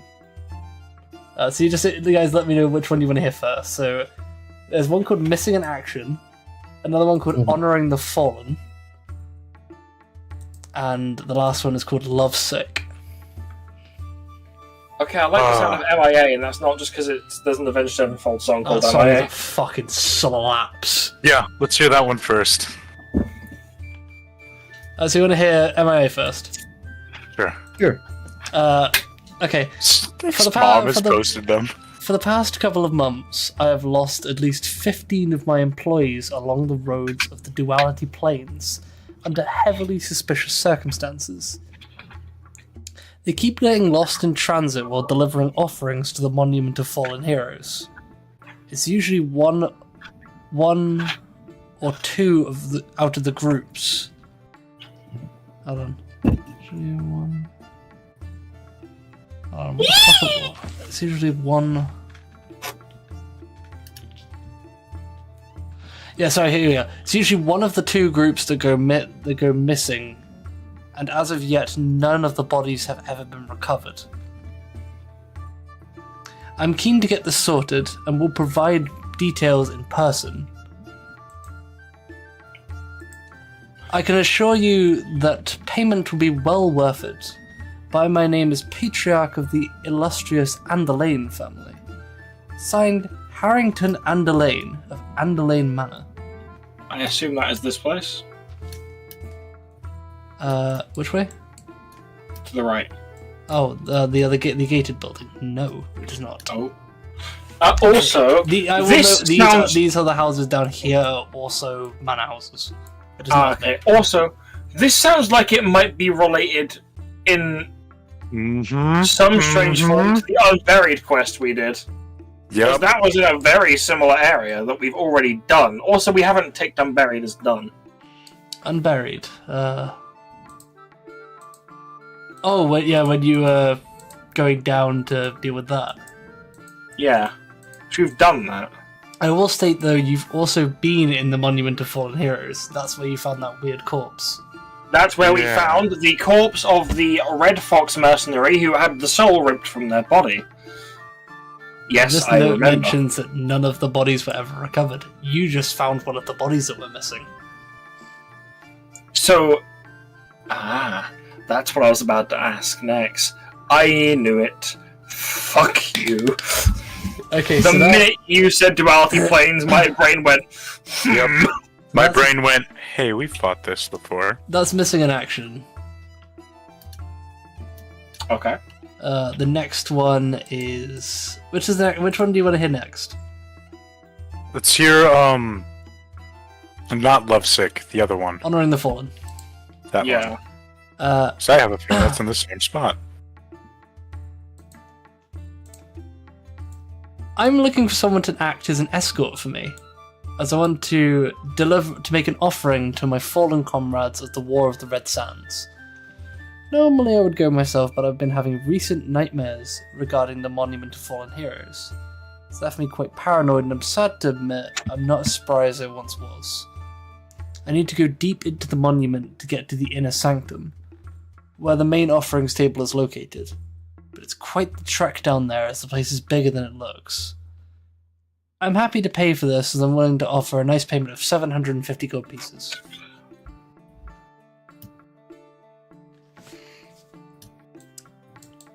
Okay. And the last one broken. is Lovesick. Lovesick, yeah, same thing. To whomever is willing to help a poor man find love. I cannot say my name to protect my identity and reputation, as for what I'm asking for is not exactly above board. I'm looking for the creation of a love potion to help persuade a suitor of mine to give me a chance. I have a representative keeping an eye on the Rosencrest Tavern for anyone interested in the job. Go to the back right booth and talk to the man with the burgundy bowler hat. Alika? Alika does have a burgundy bowler hat, I didn't realise. Please just make it so Alika's actually the representative. I feel like Alex will love it. Nah, that wouldn't make any sense, although it is immensely funny. Nah, Alika has a burgundy top hat. Okay, so Come on, those are the free quests. Do you take any of them?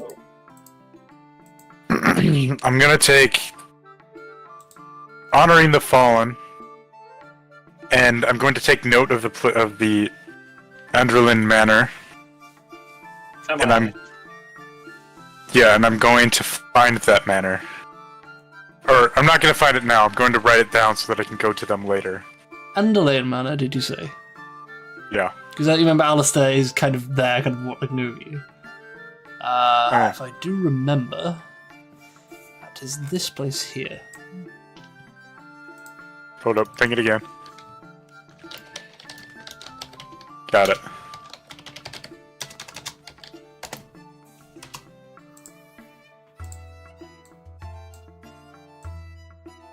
Oh, I'll probably head over there tomorrow. Beans! Ooh, Sorry. adventure.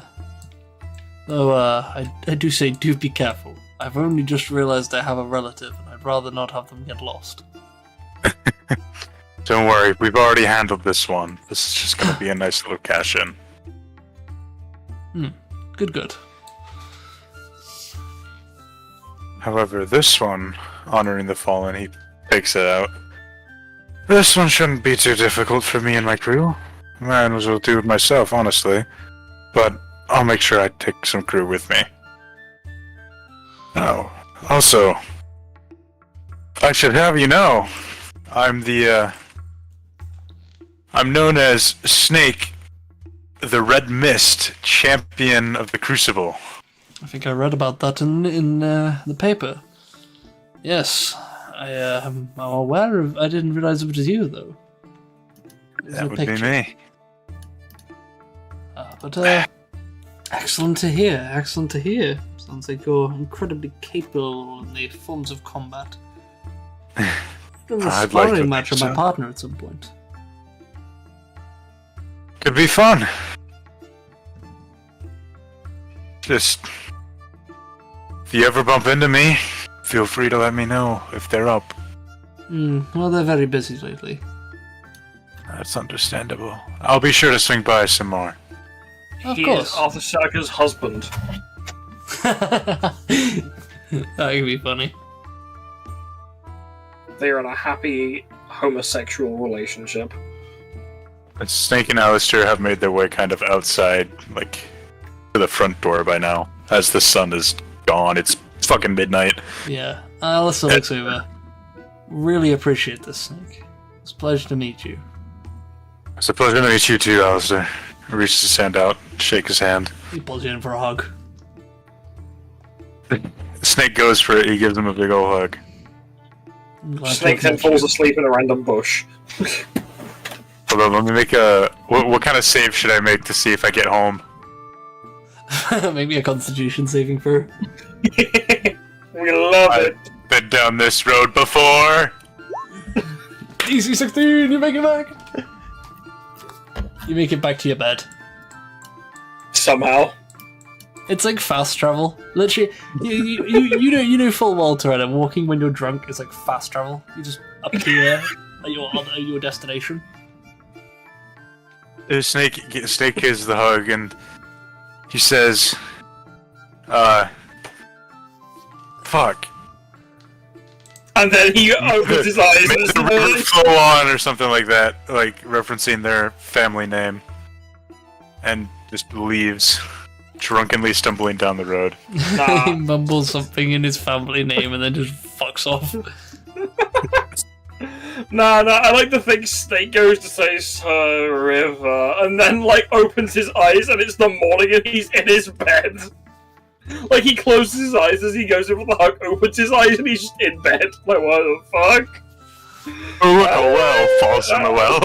Alright, get here! he goes, river.